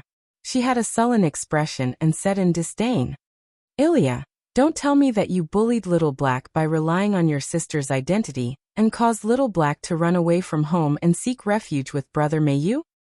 "I bullied her." Ilya widened her eyes in disbelief. "She's always been the one bullying me." Unfortunately, the 4 little girls had already ignored Ilya, gathered to the side, and started whispering. "I always thought that Little Black was the top and Ilya was the bottom. I didn't expect Ilya to be a hidden top attacker." Ilya immediately became hysterical. "I'm not the top. I'm not the bottom." Chapter 1534. Hey Little Black. On the way home, Ilya said to Little Black, who was happily hugging Wu Yan's hand, You've been hugging for so long, shouldn't you let go? Why? Little Black seemed to have expected that Ilya would ask such a question. Not only did she not let go, she hugged even tighter. Can't I hug Big Brother's hand? Don't you know what it means to be reserved? Ilya shouted angrily. You're a girl. How can a girl hug a boy's hand? Why can't I? Little Black blinked her eyes and pointed at a couple who were hugging each other intimately. Look, they're hugging each other too. They're a couple. Ilya raised her voice. Since they're a couple, isn't it normal to hug each other? It's normal for couples to hug each other, right? Little Black revealed a sinister smile and leaned her head on Wu Yan's arm. Then, I also want to become a couple with Big Brother. Wah. Ilya opened her eyes wide. Little Black. And Big Brother Wu Yan. Mayu also showed a shaken expression. They're a couple. Oha. The four little maidservants who were tailing her in silence let out a cry of surprise. Is this a confession? The bashful Mei blushed. How bold. This is an incredible development. Nai's mouth opened into a new shape. But, isn't Little Black's first wife Ilya? Ilya. Longzi seemed to have only reacted now and shouted at Ilya inexplicably. Ilya, this is bad. Little Black is planning to snatch your big brother away. Wah, what big brother? Ilya was unable to calm down and stuttered. You. Don't talk nonsense. No, your reaction is even more suspicious. Keihua blushed with shame. Besides, shouldn't you be lobbying Meiyu? Yes. Longzi was stunned. He turned around and shouted at Meiyu like a maniac. Pretty boy. Not good. Your brother was snatched away by Ilya. I didn't snatch it away. It was Little Black. Little Black.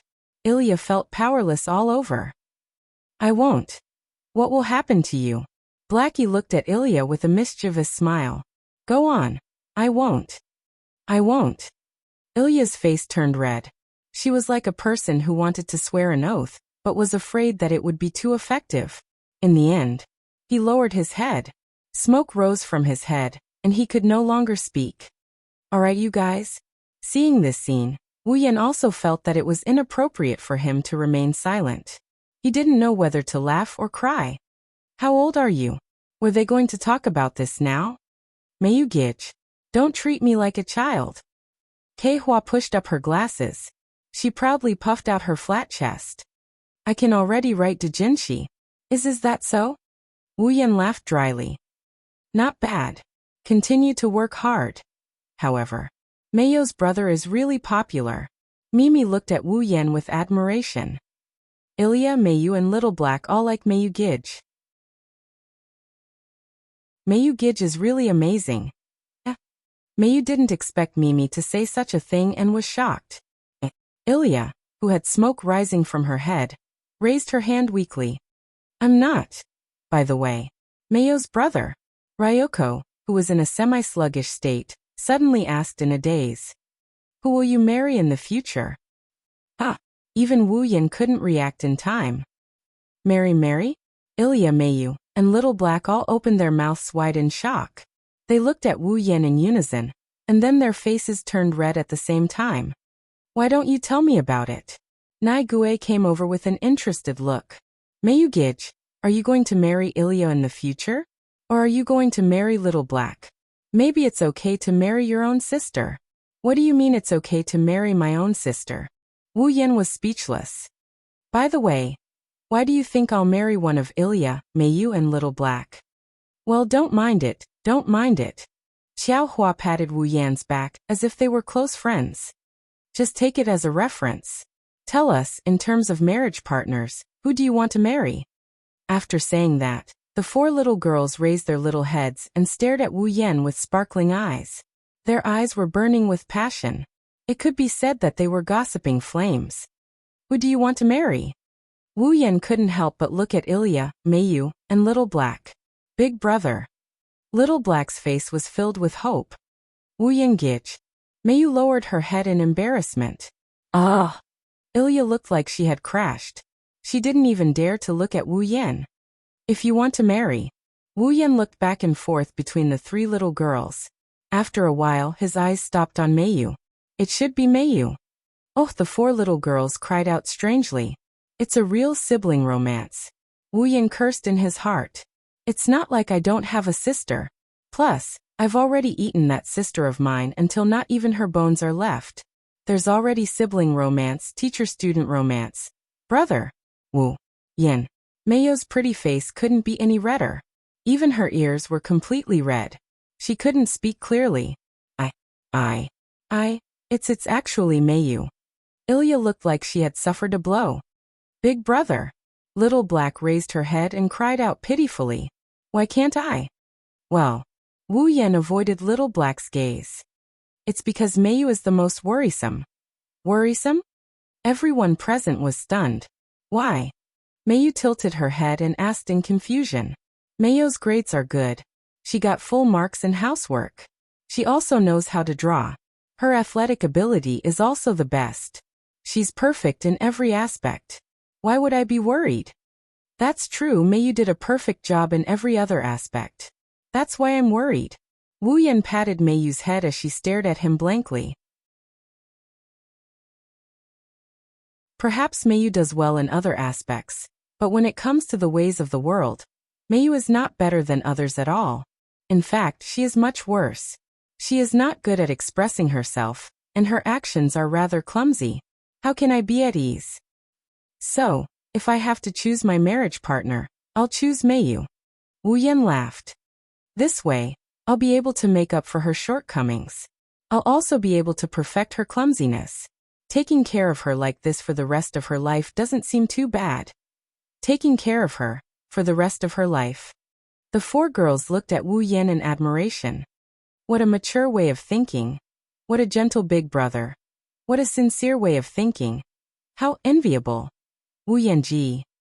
Mayo's face turned redder and redder. Her eyes began to sneak glances at Wu Yen. Big brother. Little Black looked at Wu Yen with tears in her eyes. It was as if she was abandoned. I am, actually very clumsy too. At this moment, Ilya said in a panic. I don't know how to wash clothes. I don't need to cook either. The housekeeper takes care of everything at home. I don't know how to do anything by myself. I don't think this is called clumsy. It's called lazy. That turtle ridiculed. By the way, Ilya, who would dare to marry you when you say something like this? But, Ilya is also starting to put her life on the line. Kehua said in a mocking manner. Ilya, why don't you bring Mayo's big brother home to meet your parents? Moa. Ilya shouted in shame and anger. Don't make fun of me anymore. Seeing Ilya messing around with the four girls, Wu Yen smiled knowingly. However, Mayu and Little Black's expression became downcast. They lowered their heads and remained silent. That's to be expected. Ilya has parents. However, regardless of whether these two have parents or not, their parents are not by their side right now. It's natural for them to feel sad. Wu Yen could only stroke Mayu and Little Black's head. He hoped to give them some comfort. At the same time, he made up his mind. Although he doesn't know what Mayo's situation is, he can find Little Black's parents. At the very least, he should find an opportunity to have Little Black talk to her mother.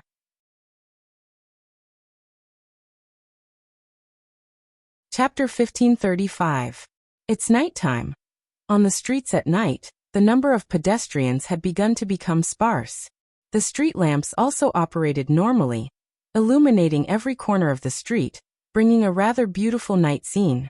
Today, the moon is round, there are many stars, there is not a single dark cloud in the dark night sky. The entire night sky is illuminated by the moonlight and stars. It's like a galaxy is twinkling. It's extremely beautiful. Many people who have just finished their meals and showered gathered on their balconies, enjoying the beauty of family reunion, and admiring the beautiful night sky. Even those who don't have balconies came to the streets to admire the beautiful night sky. Under this beautiful night sky, two figures, one big and one small, one male and one female, were holding hands as they walked on the street filled with pedestrians who frequently raised their heads to look at the night sky. They walked forward. Hey, big brother. Holding Wu Yan's hand, Little Hay is a little puzzled. Where do you want to take me? Although it's not too late now, but usually at this time, even if Little Hay is not asleep, Chuju and Mikoto would let her take a shower and prepare for bed. After all, little Hei is a child, an elementary school student. She has to go to school the next day. No matter what, it's better to sleep early and wake up early. Because of this, ever since she moved into Wu Yan, Chuju and Mikoto's house, little Hei almost never went out at night. It can't be said that she is a standard good child. But she is still very well behaved. During the day, during the holidays, it's not that little Hei didn't ask Wu Yan, Chuju, and Mikoto to take her out, but she never did at night. Today, after dinner, before Hinajuku and Mikoto could instruct him to take a bath, Blackie was brought out by Wu Yan with a mysterious smile on his face. Little Hei doesn't know where Wu Yan is going to take her. Along the way, little Hei asked more than once about this matter, but every time, Wu Yan just smiled perfunctorily. How could Xiao Hei, who had a rather wild personality, not be puzzled?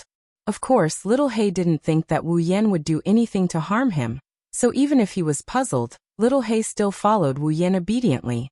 Well, with the same perfunctory smile on his face, Wu Yan still said the same sentence that he had said countless times. You'll know later. All right.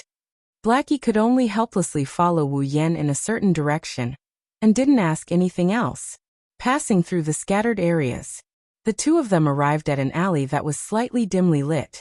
After turning a few corners, they finally entered another street. This place is... He looked around the street. Blackie said in surprise. Isn't this the direction to the park? Are we going to the park? No, we're going to the park. However, Wu Yan shook his head and said so. You're going to the park. Me. Little Hei was stunned and a question mark appeared in his head. Before little Hei could ask what was going on, in front of them, a small park that was specially designed for children to play in slowly appeared in front of them. After arriving at the park, little Hei couldn't wait to ask. Big brother, why are we here? Before he finished speaking, little Hei froze on the spot. It wasn't until then that little Hei noticed that in the corner of his vision, in the dimly lit park, there was a figure standing there. It was an extremely beautiful woman who seemed to be in a painting. Her snow-white waist-length hair swayed gently with the surrounding breeze, creating ripples. Under the moonlight, it was as if there was a layer of frost. Not only did it not give people a cold feeling, but it made people feel unusually warm. The woman was wearing a dress that wasn't very common in Fuyuki City, but it wasn't a very noble dress either. Her exposed skin was as white as a pearl, and it even reflected a trace of light. At first glance, one could tell that it would be very soft if they pressed their fingers on it.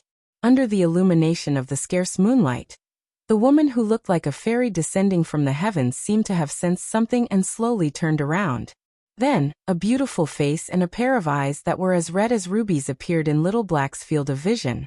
It was a face that would not lose to the beautiful face that Little Black had subconsciously imagined when he saw her back. Yu. Looking at the soft and warm smile on her face, little Hei couldn't help but step back. A pair of amber eyes set off an unprecedented violent wave. That wavering appearance was something that little Hei didn't even show when he was in danger of disappearing. Looking at the beautiful woman smiling at him in a daze, little Hei's voice filled with disbelief reverberated in the air of the park. Mum, that's right. The woman who was as beautiful as snow was Xiao Hei and Ilya's mother. Alice Field? Fong? Einsbellen. She was the person who sealed the memories of the past little Hei who had the name Ilya, when he was just born. And now she was standing in front of little Hei. No, impossible.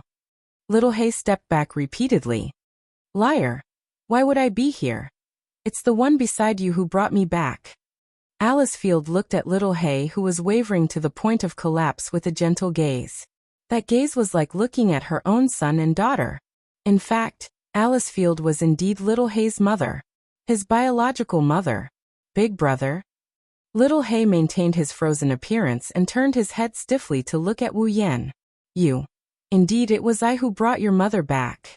Facing little Hei's gaze, Wu Yan nodded his head and looked straight into little Hei's eyes. Because this is what you've been dreaming of, isn't it? Little Hei's breathing stopped. His strong and resolute image in the past disappeared, and was replaced by helplessness. I've heard about everything. Alice Field slowly walked forward with a heart-throbbing smile on her face. "Sa come home with Mom Ilya-chan." "Home?" Little Hay's continuously retreating footsteps stopped abruptly. The wavering expression on his face disappeared and was replaced with coldness. "No. I don't have a home anymore. Ilya-chan." Alice Field continued to approach without hesitation. However, the smile on her face also disappeared. "I know you hate me right now, but I also have a lot of things I want to tell you. There's nothing to say between us." Little Hay took a big step back as if she was electrocuted and pulled away from Alice Field. It was as if she didn't want to get close to Alice Field. However, the raised voice exposed Little Hay's inner feelings. "Only now you're pitying me? I don't need it." "Ilya-chan." Alice Field couldn't help but stop her footsteps. Her scarlet eyes slightly fluctuated as she stared at Little Hay. "Since you're the old Ilya-chan, you should know that I wouldn't do that. I don't care." Little Hay waved her hand forcefully. Her expression was filled with impulsiveness and unprecedented excitement. "I'm just someone who was abandoned by you once, eliminated once, and denied once. Since that's the case, why did you come back to find me?" Little Hay. Seeing Little Hay's agitated expression, Wu Yan pressed down on her shoulder. "Your mother didn't do anything wrong. You know that. Calm down first." "I'm very calm." Little Hay slapped away Wu Yan's hand on her shoulder. She did something that she would never do in the past. "Big brother, could it be that you brought me here to drive me away? You want to throw me back to the person who abandoned me, right?" Wu Yan didn't say anything. Instead, he looked straight at Little Hay. His wine-red eyes were filled with calmness. This made Little Hay feel guilty.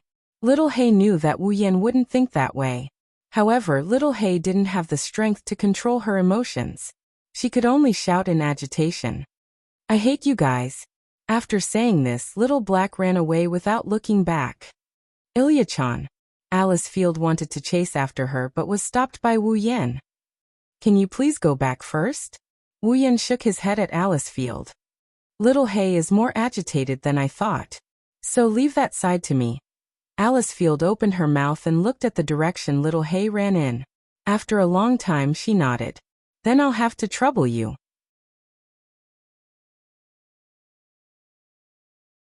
Chapter 1536. Bam! The door to the living room was violently opened. Blackie lowered his head and rushed into the living room. "Blackie." In the kitchen, Chuju was wearing an apron and washing the dishes. She didn't notice anything wrong and greeted him as usual. "You're finally back. I was wondering where you were planning to go." "Go wash up." Unfortunately, before Hinajuku could finish her sentence, Little Black rushed across the hall in a frenzy. Ignoring Hinajuku's words, Little Black rushed into his and Wu Yan's room and slammed the door shut. Bam! The sound was loud enough to shake the entire ceiling, startling Hinajuku. Mikoto, who was watching TV, also noticed that something was wrong. "What's wrong?" Mikoto stood up from the sofa. "What's wrong?" I don't know." Hinajuku panicked. Ignoring the utensils being washed, she ran out of the kitchen and knocked on the door. "Blackie, what's wrong? What's going on?" Mikoto shouted at the door. "Come out first, Blackie." However, the tightly shut door shut Chuju and Mikoto out. It was as if there was a barrier between them and Blackie. There wasn't a single sound coming from inside. This. Hinajuku and Mikoto, who were standing by the door, looked at each other with a worried expression. Not long after, the door to the hall opened again.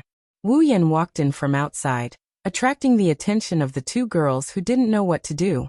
"Yan." Chuju and Mikoto called out, wanting to say something.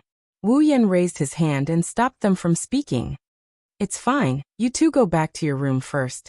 But, don't worry." Looking at Chuju and Mikoto's worried faces, Wu Yan comforted them by holding their hands. "It's just a little bit of awkwardness before we reunite. It's not even a small hurdle. Let me talk to Blackie for a bit." Chuju and Mikoto looked at each other and nodded unwillingly. Then okay, finished. The two girls turned around and took another look at the tightly shut door before heading back to their own rooms. Until the two girls returned to their room and closed the door. Wu Yan took a deep breath and walked to his room and knocked on the door. "Blackie." His soft voice echoed in the living room. Naturally, it reached the room as well. But the door in front of him was tightly shut, as if it was sending a message that everything was rejected. Blackie! Blackie! Wu Yan knocked on the door a few more times and increased the volume of his knocking. However, the knocking sound eventually disappeared into thin air. The living room returned to silence. Sigh. Wu Yan sighed and he took a step back. Blackie, even if you don't open the door, I have something to tell you. His hand lightly touched the door in front of him. Wu Yan could feel a slight breath from inside, making his heart calm down. I really do want you to go home with your mother.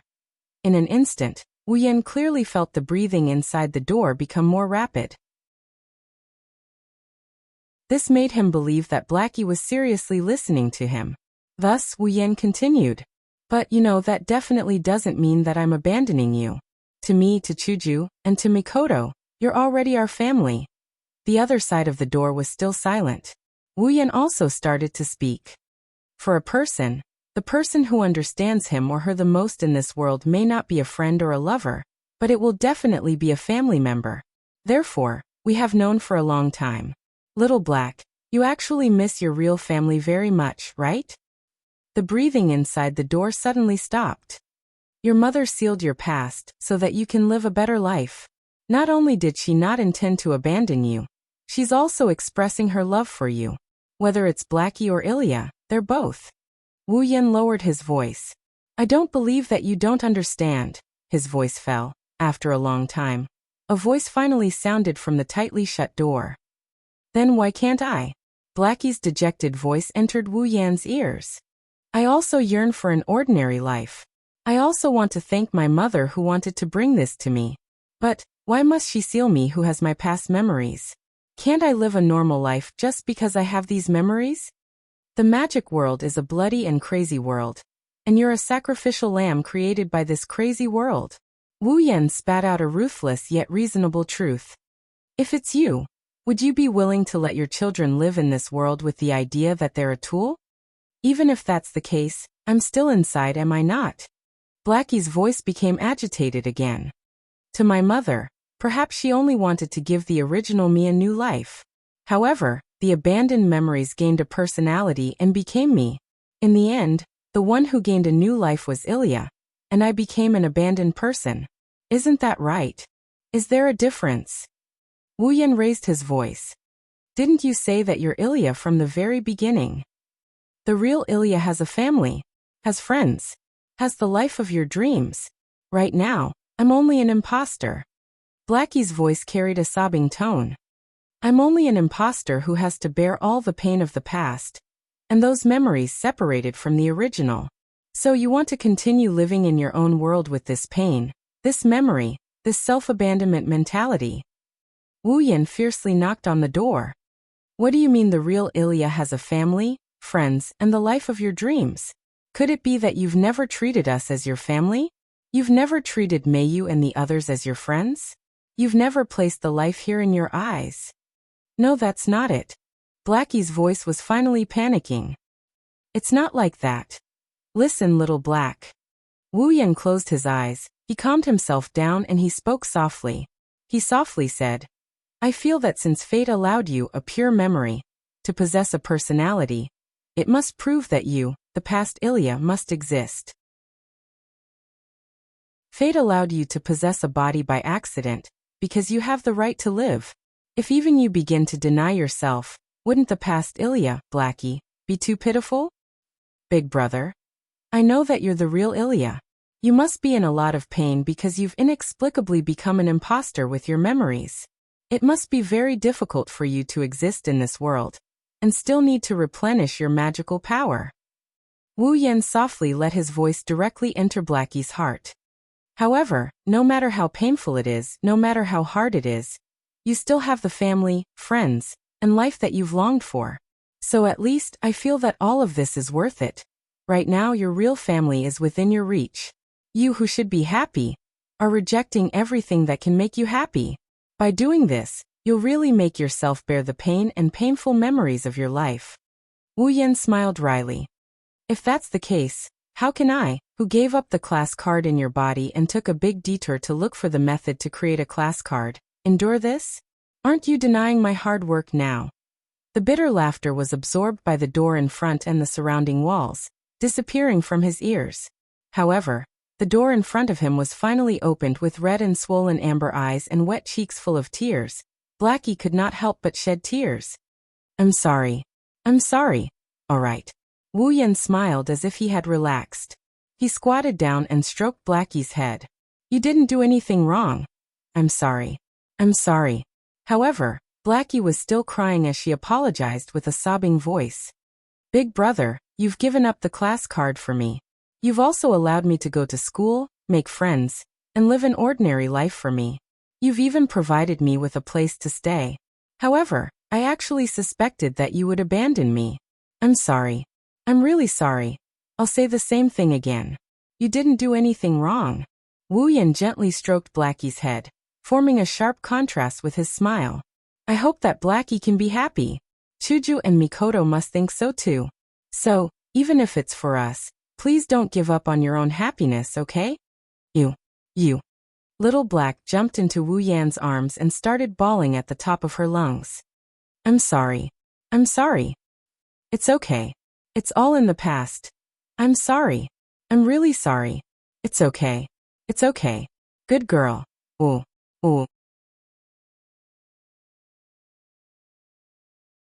Chapter 1537. It's late at night. Even the moon and the stars seem to have started to rest. Unknowingly, the originally clear and beautiful night sky was slowly covered with a layer of dark clouds, causing the night to pervade and the moonlight and starlight to become obscured. In Fuyuki City, in the houses, the lights gradually dimmed, and there was a long breath. The bustling streets also became cold, and even the temperature of the air dropped, and it was unusually quiet. On a quiet street in the middle of a residential area, an adult and a child, a man and a woman, stood there facing a house. Looking at the familiar house in front of him, Little Black's amber eyes were filled with complicated emotions. Because this is Blackie's original home. It should be said that this place was Blackie's real home. Therefore, at this moment Little Black, who was standing in front of his house, was like a child who had thrown a tantrum, ran away from home, but came back again and did not dare to enter the house. He felt complicated and uneasy. Wu Yan, who was standing next to Blackie, didn't show any impatience. He quietly waited for Blackie to be mentally prepared. Because of this, Wu Yan could see the hope in Blackie's eyes, but at the same time, he was also hesitant. After a long time, as expected, let's just forget about it. As if he was discouraged, Xiaohei decided to retreat. Now I really don't want to go in. Don't want to go in. Wu Yan raised his eyebrows and looked at Blackie with a smile. You really don't want to go in? Under Wu Yan's gaze, Blackie doesn't want to hide. Blackie has nowhere to hide his thoughts, so he can only tell the truth. I just said those words to Mom in the park, and now I have to come back. It's too embarrassing. Don't be embarrassed. You still have to go home. Wu Yan patted Blackie's head. Don't forget. Your mom is still waiting for you. Blackie is distressed. Can't you wait until tomorrow? I'm afraid, even if tomorrow, you'll still give up, right? Wu Yan rolled his eyes and pushed Blackie to the door. Okay, hurry up. I told your mom to go home first. If you don't go back tonight, your mother will definitely wait for you the whole night. Will you be able to live with that? All right, I got it. Blackie mumbled unwillingly. Really? Why don't you want me to stay with you? It's not that I don't want you to stay, but I know where you should stay. Wu Yan shook his head. If you want to come back, I'll welcome you. But this is your home, isn't it? But I still have to replenish my magical power. Blackie is still a little afraid to enter the door. What if I don't have enough magical power? Then why don't you just come back and look for me before you run out? Wu Yan doesn't fall for it. You said it yourself. My magical power is unusually pure. It's at least 10 times stronger than the magical power provided to you by ordinary people, or even high-level magicians. Since you're not fighting right now, it shouldn't be a problem to maintain you for a month or two, right? What if there's an accident and a battle? Little Black made a final struggle before death. Won't it be bad if I don't have enough magical power? Then you can replenish it after the battle. Wu Yan pursed his lips. Don't waste your energy, no matter what, you have to come back and recognize the door today. Woo, big brother is a bad guy. Blackie whimpered and glanced at the door. In the end, she closed her eyes and went forward to press the doorbell. Gotcha. However, before Blackie can press the doorbell, the door in front of her opened by itself. Xiaohei was slightly taken aback. He subconsciously opened his eyes and looked to the front. Soon after, a beautiful face with a gentle smile was imprinted into his eyes. It's Alice Field. Mom. Blackie was stunned. It's Mommy. Like an ordinary woman who came out to welcome her children home from school. Alice Field stared at Xiaohei with a warm smile as though nothing had happened before. Like Wu Yan said, Alice Field has been waiting for Xiaohei all this while. And she has been waiting in front of her own door. If Little Black didn't show up tonight, then Alice Field will do as Wu Yan said. She'll keep waiting. Xiaohei knew this clearly. Looking at the smile on Alice Field's face, he felt a lump in his heart. He resisted the urge to cry. Without hesitation, he blurted out a sentence without even thinking. I'm sorry. You didn't do anything wrong. Without hesitation, Alice Field said the exact same words as Wu Yan. She squatted down and her red eyes were full of heartache. I should be the one saying sorry. No. Blackie's voice was choked with sobs. Big brother is right. Mom didn't do anything wrong. She did it for my good.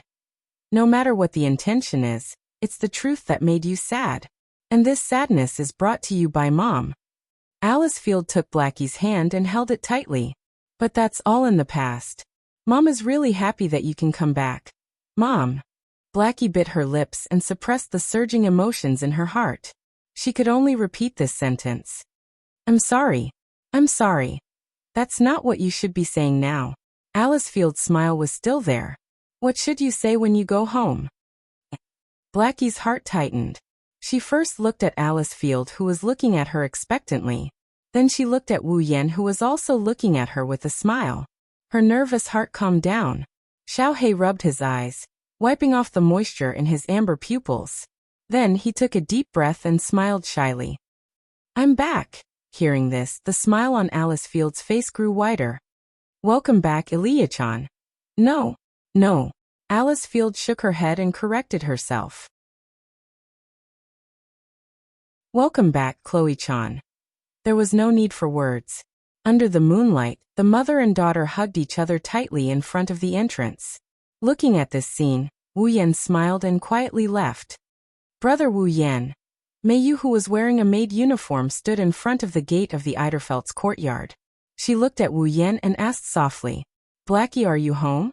I'm home. Wu Yan retreated to Meiyu's side and looked at the mother and daughter hugging in front of the gate. I'm finally home. So it's like that. Meiyu's beautiful eyes rippled slightly as she spoke in a low voice. That's good.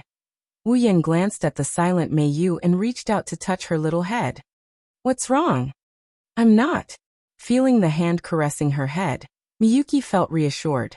She closed her eyes and rubbed her head against Wu Yan's palm. I'm just thinking about what it's like to have a mother. The hand on Meiyu's head paused for a moment, and then unnoticeably returned to normal. Wu Yan squatted down. Since you have an indescribable past, then don't think about it anymore. Just like Blackie, carry the painful past and live happily. Carry the painful past and live happily. Meiyu murmured. She was a bit absent-minded. Although I don't know what Meiyu's real family is like and what's the situation now. Wu Yan looked forward again. His soft voice gently entered Meiyu's heart.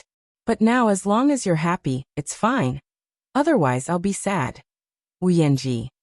Meiyu couldn't help but lean her petite body against Wu Yan. Wu Yan took the opportunity to pull Meiyu into his embrace as he listened to Meiyu, who buried her head in his chest. I'm very happy now. Is that so? The hand on Meiyu's head turned into a light pat on her back. Wu Yan laughed in satisfaction. That's good. Under the night sky, on a small residential street, a mother and daughter, a man and a woman embraced in front of two completely disproportionate houses. They welcomed the moonlight from the sky and felt very warm.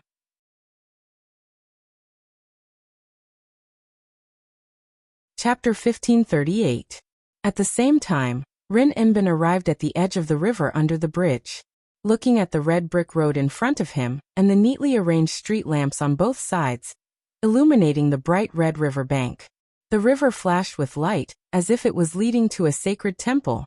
Rin Enbin's green eyes revealed a trace of caution. Rin Tobasaka took out his phone from his bag and opened an email. Midnight, under the bridge, see you on the river bank. Rin Enbin received the email before the sun went down, and he was still investigating the situation of the 8th rank card in the underground cave of Yuzong Mountain's Ludong Temple. There were only 11 words in the email, but there was no sender's identity. Even the phone used to send the email was from an unknown number. This proved that the person who sent the email to Rin Enbin wasn't someone he knew. Under such circumstances, Rin Tobasaka still came alone, which was a very stupid thing to do.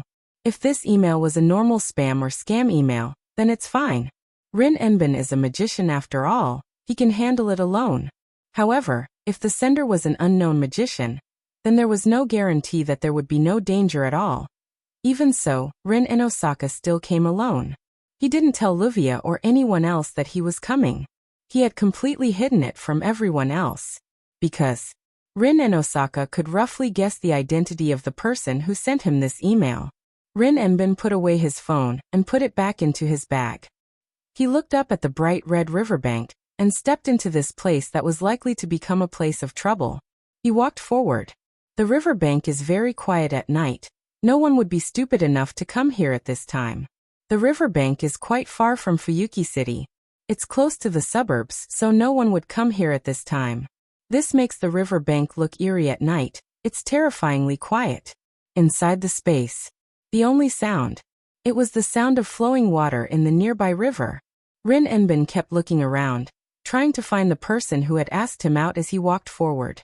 After walking for about 10 minutes, Rin Enbin still didn't find his target. Rin Tobasaka stopped in his tracks and scanned the surroundings before he suddenly spoke. Don't worry, I'm the only one here. The crisp and sweet voice echoed above the river bank. It mixed with the sound of flowing water. It quickly spread out, and was drowned out by the continuous sound of flowing water. Rin Enosaka stayed where he was, not moving at all. It was as if he was certain that the other party was there, and he continued to scan the area. At a certain moment, the sound of light footsteps could be heard. Rin Enbin immediately looked at the source of the sound without hesitation. A figure slowly walked out from behind a street lamp by the riverbank.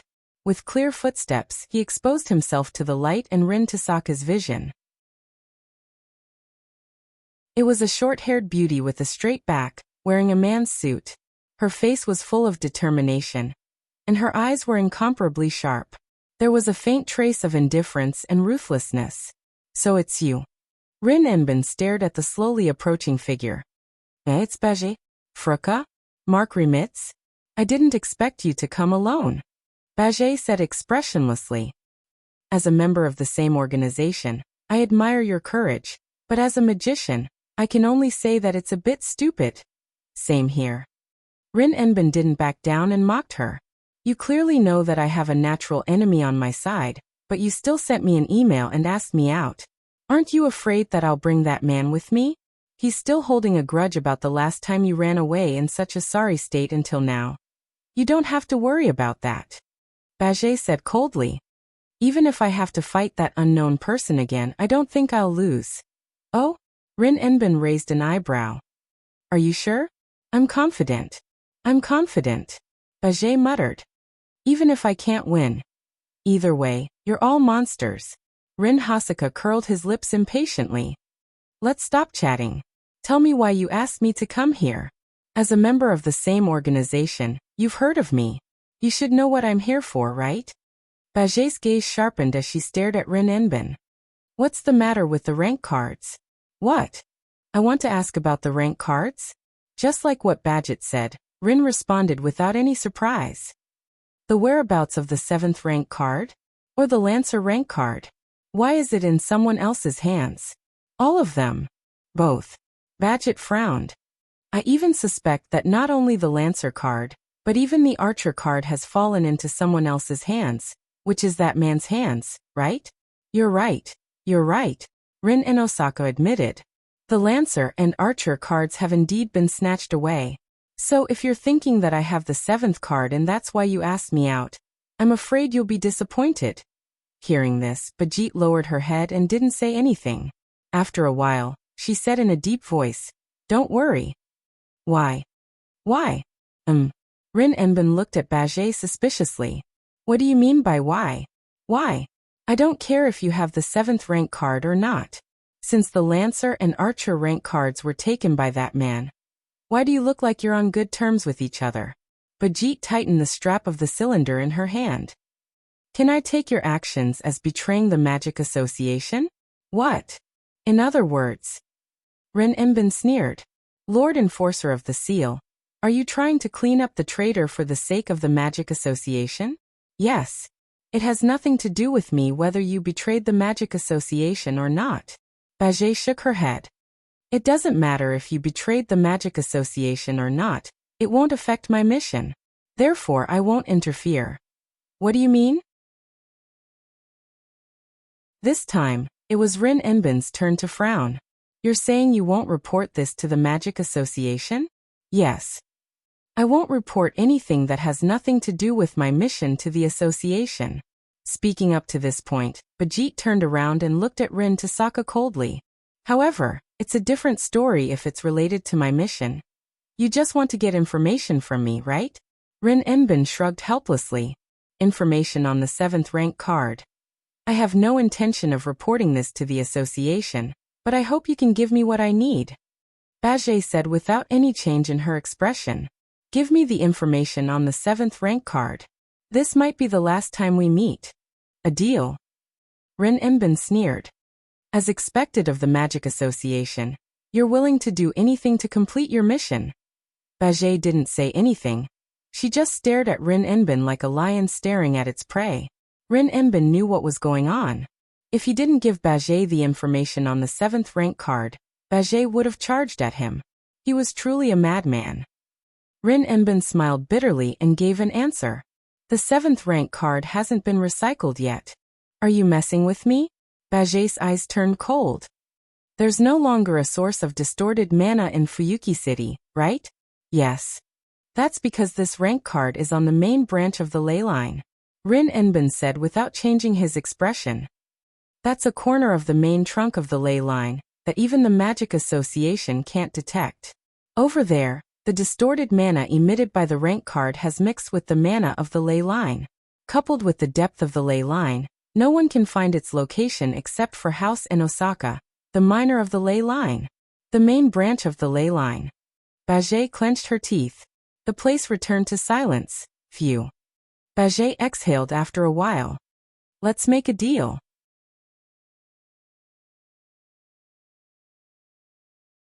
Chapter 1539.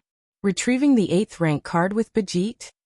Everyone had gathered in the Eiderfelt residence's guest hall. Cries of surprise filled the entire space at the same time. What's going on? Wu Yan, who was sitting at the head of the table, asked Rin Enbin, who was standing at the head of the table. How did Bajit know about the existence of the 8th rank card? Aren't you the only one who can detect the veins of the earth? Yes. So, I'm the one who revealed the existence of the 8th rank card to Bajit. In front of everyone present, Rin and Osaka said something that shocked everyone. He even had a devilish smile on his face. Of course, Bajit didn't know about the 8th rank card. She thought the 8th rank card was the 7th rank card. She thought the 8th rank card was the 7th rank card. Everyone looked at each other in dismay. Rin, don't keep us guessing, Blackie said with dissatisfaction. What's going on? What? Who do you think I'm doing this for?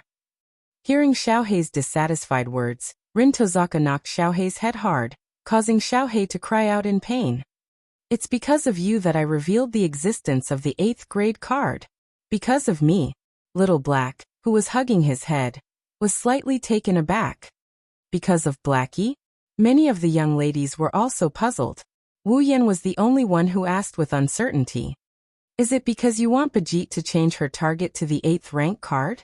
Correct. Correct. Rin Enbin snapped his fingers.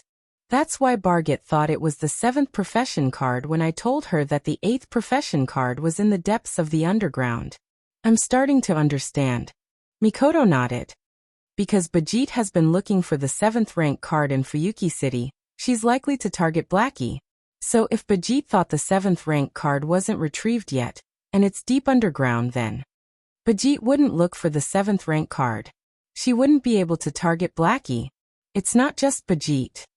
Rin Enbin nodded with a serious expression. Master once said, there are many people in the Magic Association who are eyeing the 7th rank card. This time someone sent Bajit. Then the next time, the other higher-ups will also send people to plunder the rank cards. And they might also target Blackie, right? Hinajika nodded as well. I see. You want the people from the Magic Association to mistake the 8th card as the 7th card, so that Xiaohei can escape the danger of being targeted, right? Yes. I can't say that Blackie is completely free from the eyes of others. Rin Enbin sighed. After all, Xiaohei has the power of an archer in his body. Once Xiaohei uses the power of an archer, he will still be exposed. If that's the case, why don't we just let Bajit wander around Fuyuki City looking for the 7th rank card? Luvia said in an annoyed tone. You're going to expose the 8th rank card like this.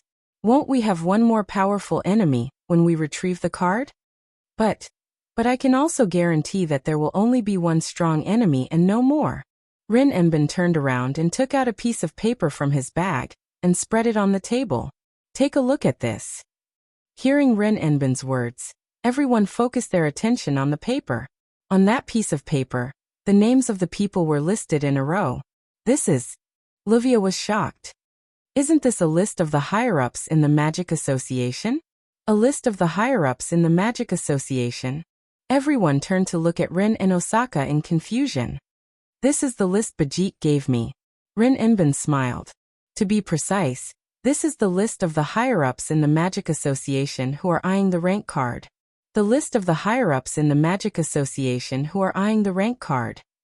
Wu Yan took the list from the table. Why did Bajit give you this list? As a reward for letting her go with us to retrieve the rank cards. Rin Enbin snatched the list from Wu Yan's hand, and he waved it around in front of everyone. As I said just now, there are many people in the Magic Association who have their eyes on the class cards, and these people are very likely to send people to find the owner of the class cards, or even the acting master to take back the class cards to make trouble for us. Now, these people who might bring us trouble are all here. Rin Enbin said as he looked at the crowd. If we give this list to the master, he'll be able to restrain the higher-ups of the Magic Association who are trying to steal the rank cards. They won't be able to send anyone, and we won't be troubled for no reason anymore. Hearing this, everyone present looked at each other in 2s and 3s and nodded. This is indeed a good thing. If we can make Bajit look away from Xiaohei and we can guarantee that no one will come after us, it's not a bad deal. Rin Enbin shrugged. However, we'll have one more competitor when we retrieve the 8th rank card. In a way, this is a good thing. Wu Yan tapped on the table. This time, our opponent will be much stronger than the heroic spirits we've faced before. It's hard to say if we'll be able to retrieve the rank card. With Bajit's help, the situation might be better for us. Better? Think about it. Wu Yan chuckled as the girls looked at him in confusion. Bajit's combat power is terrifying. She also has the Flagellac. She's almost invincible against the heroic spirits who use their noble phantasm as their last resort. With her around, it'll be much easier to retrieve the 8th rank card. Wait until Batchet defeats the heroic spirit with her Flagellac and gets the 8th tier card. One day, she will come looking for me, the one with the other tier cards. Wu Yan snickered. By then, I'll be able to snatch the rank card from Bajit. It'll be much easier to deal with than an unknown heroic spirit. The girls rolled their eyes when they heard this. However, Wu Yan's words are accurate. Compared to the heroic spirit that they had no idea about, but was sure to be stronger than the heroic spirits they've faced before, it was much easier for Wu Yan to deal with Bajit. After all, Bajit's Flagelak couldn't kill Wu Yan while Wu Yan could kill Bajit with his noble phantasm. He was Bajit's natural enemy. If that's the case, Xiaohe won't be able to fight as well, right? Chuju glanced at Xiaohe. Once Xiaohe fights, the fact that she has the archer rank card will be exposed. Huh? Xiaohe slumped on the table in disappointment. What's going on? No. It's not just Xiaohe. Wu Yan said. Other than me, Chuju, and Mikoto, the rest of you won't have to fight. Huh. Other than Hinajiku and Mikoto, the rest of the girls were all shocked. Why? Because it's too dangerous. Wu Yan said without hesitation. You know that our opponent this time is much stronger than the heroic spirits we've faced before. Your combat power is severely lacking, right? Rin, Ruvia, Iria, and Mio were speechless at Wu Yan's words. I know you guys want to join the battle, but the problem is no longer about how to retrieve cards. Instead, you need to figure out a way to get the mana stuck on the main branch of the ley line to make sure the ley line is in chaos. Wu Yan said in a serious tone. As for this matter, it's enough for us to handle it. I think so too. Mikoto agreed. The level of the battle this time is too high. If you guys fight, it'll affect the outcome. So if it's possible, you guys should be our backups. For the sake of the big picture, please forgive us. Chuju comforted Iria, Mio, and Xiaohe. It's for your own good. Rin and Osaka and the others fell silent. I have to say this is the best way. Rin Emben sighed. We have no choice but to be the backups. That's right. Wu Yan stood up and looked out the window. Next, we just have to wait for the underground tunnel to be completed.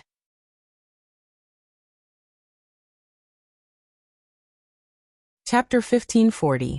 So this is where the 8th rank card is. On a beach near Fuyuki City, Wu Yan looked at the construction site surrounded by walls. He listened to the noises coming from the construction site, and he said with admiration, "It's amazing to be able to reach this stage in such a short time. There's a saying in this world, money makes the world go round." Livia covered her mouth with a hand and laughed out loud. If you throw in the money, you can shorten the project to a satisfactory level. Nouveau riche.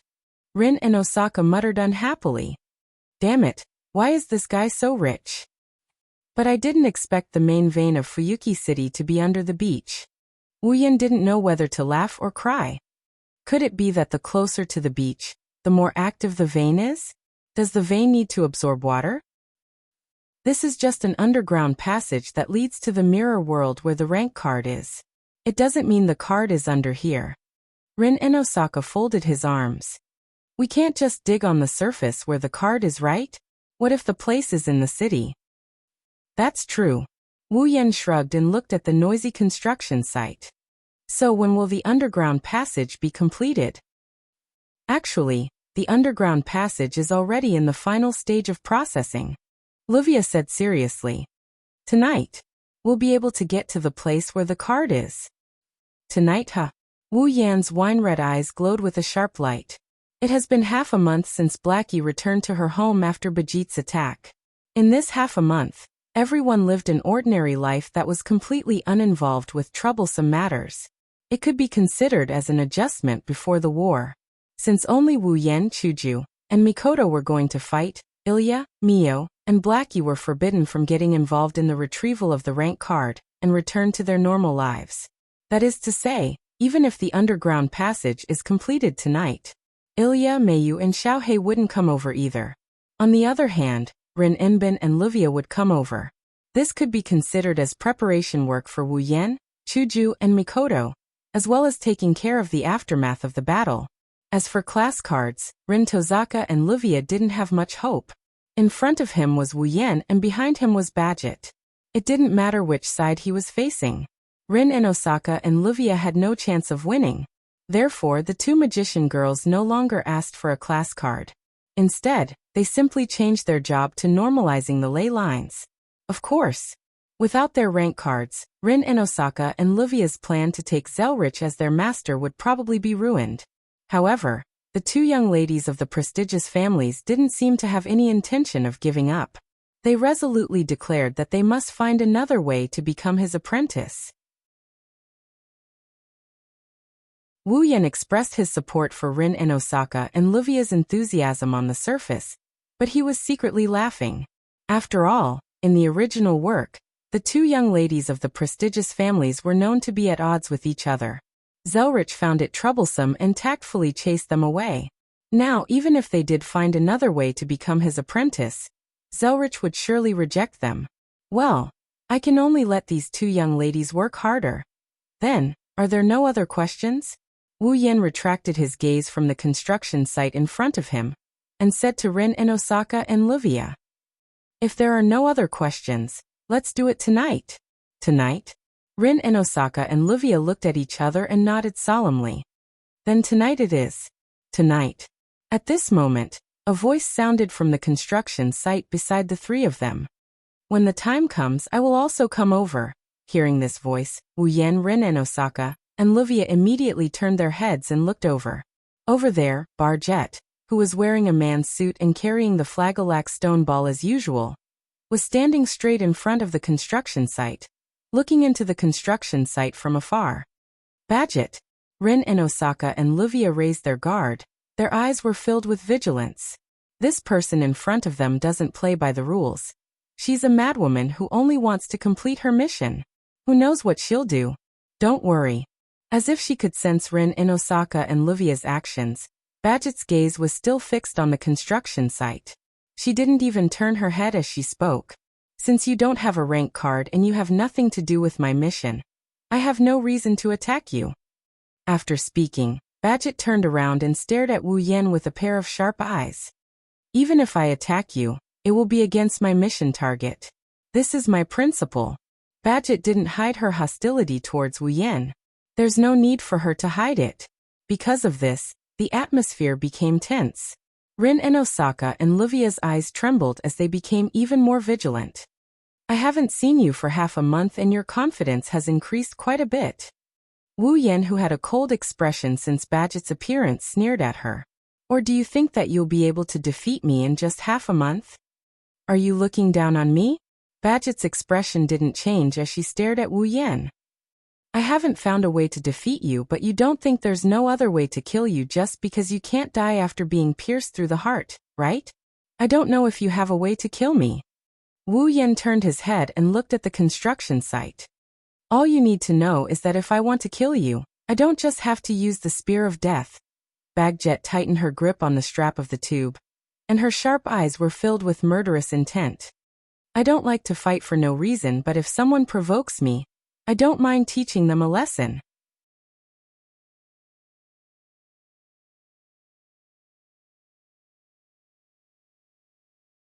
"Please allow me to repeat the same words back to you." Wu Yan laughed as if he heard a funny joke. However, there was no laughter in his voice. Instead, it was filled with coldness.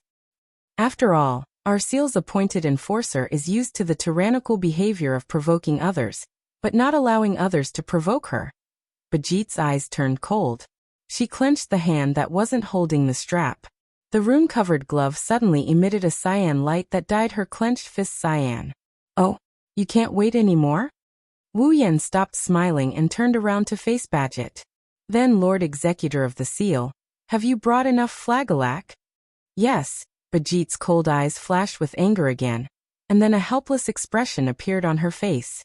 Even though Badget wanted to kill the man in front of her and take his rank card, she couldn't do anything to Wu Yan.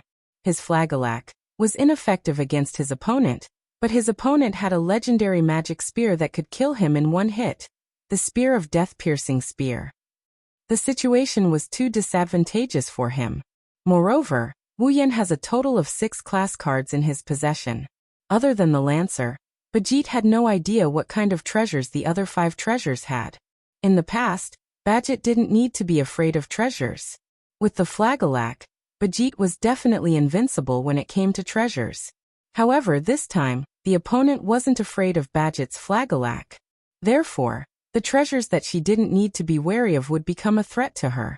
Aside from knowing that Wu Yan can use the Spear of Death-Piercing Spear and that strange white flame, she didn't know anything about Wu Yan's combat prowess. If they fought, it would be too disadvantageous for her. At that moment, Barzit suppressed her inner emotions and spoke coldly. I hope you can be as arrogant in the battle tonight. After saying that, Badget turned around and left without looking back. Heh. Wu Yan shrugged while looking at Badget's back. I hope you can perform well tonight and get a rank card so I can take it from you. Rin Enbin and Livia were speechless.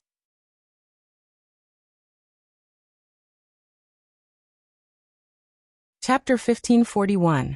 Tonight, the night is cold and chilling. Even though the sky is clear and there's nothing to block the moonlight and starlight, there's no reason for this night to feel oppressive. Of course, not everyone under the night sky feels the same way. Only a small portion of the people would feel oppressed in this moonlit night, which wasn't too bad. As for Fuyuki City, it's still going on with its daily routine. The waves kept crashing and crashing against the dimly colored beach, like an army invading other people's territory, wetting every grain of sand and gravel, but after a while, they retreated as if they couldn't continue anymore. The waves kept crashing and crashing against the beach, like an army invading other people's territory. On this beach that's filled with cold night air, the underground tunnel that's surrounded by a construction wall looks out of place. It's an eyesore. Come to think of it, let alone at night, even if it was daytime, if someone were to play on this beach, they would definitely be disappointed by this incongruous construction site, right? Fortunately, tonight, the only sound that's heard is the crashing of the waves on the beach. There's also the clanging of footsteps in the underground tunnel. It was a circular passageway that was only 4 to 5 meters wide. It extended all the way down into the ground. In the interior of this passageway, there was nothing except for the bricks that covered the walls and the stairs that led to the underground. There were only bricks and stairs in this passageway. A few people walked down the stairs with clear footsteps. Phew. A gust of cold wind blew down from the entrance of the passageway without any warning. It was like a chilly wind that led straight to hell. It mercilessly hit the people who were still walking down the long stairs, causing everyone to shiver. Hinajika couldn't help but hug her own shoulders and shudder. Ugh, it's so cold. It's unavoidable to be cold at the beach at night. Even though she said that, her face is pale. She looked at her own body and complained. Plus, under these circumstances, we're still wearing witch clothing that's good at ventilation but not good at keeping out the cold. I've been meaning to ask.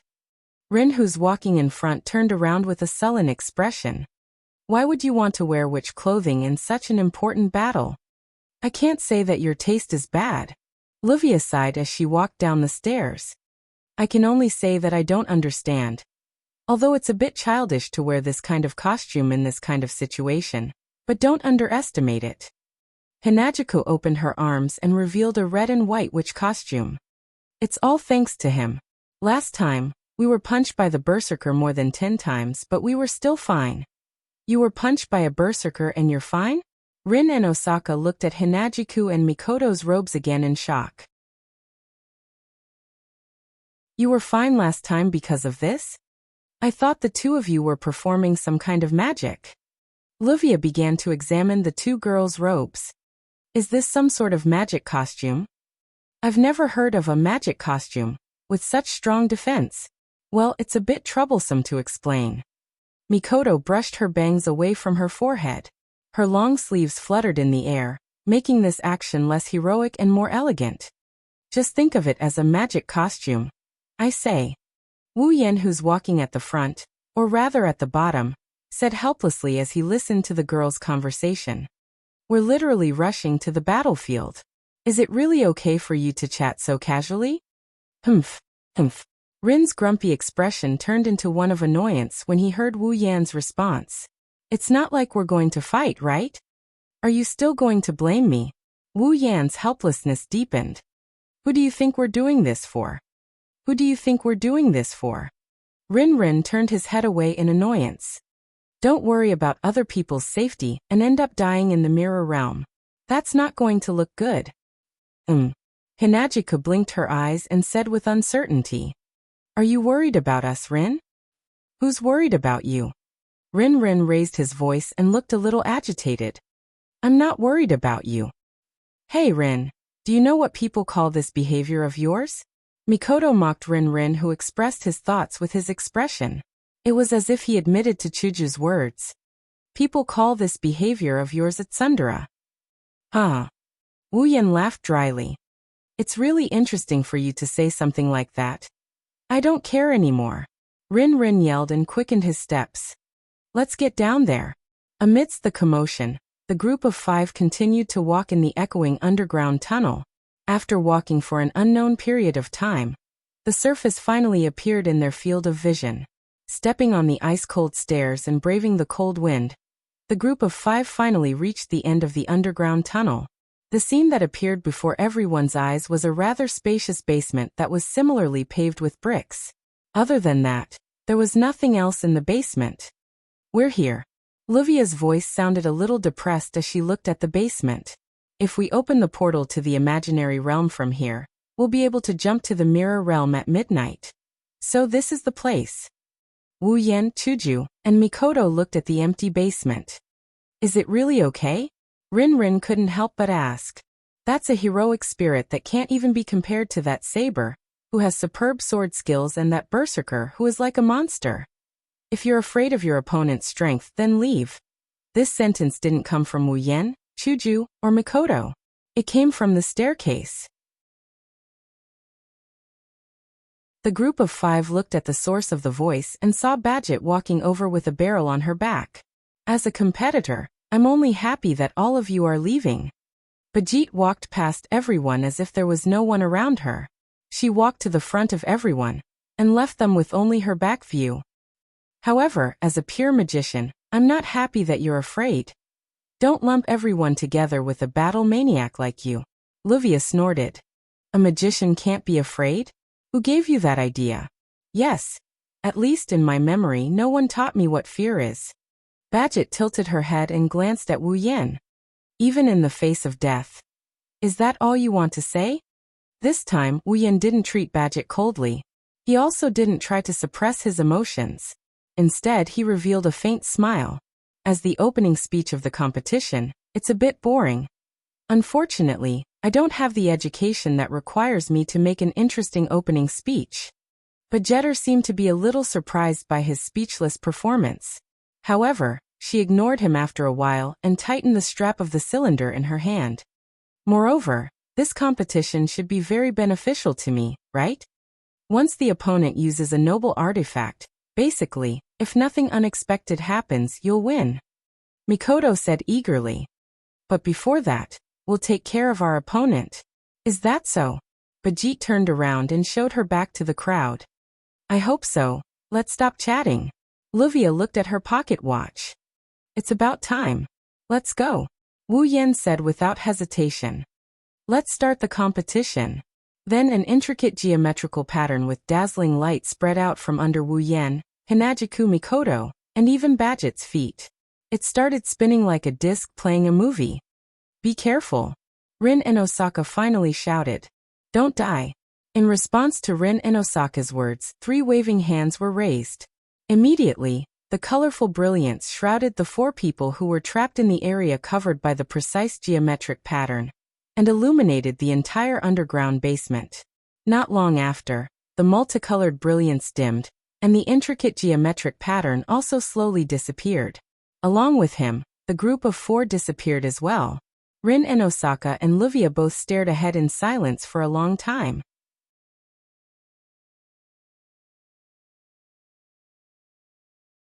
Chapter 1542. Their vision is distorted. Their thoughts are in chaos. Time is flying. The world is shifting. Maybe a minute. Maybe 10 minutes.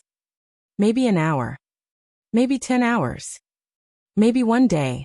10 days. 100 days. 1,000 days. Everyone felt that the journey to the mirror realm was so long and boring. It felt like thousands of years, but it also felt like an instant.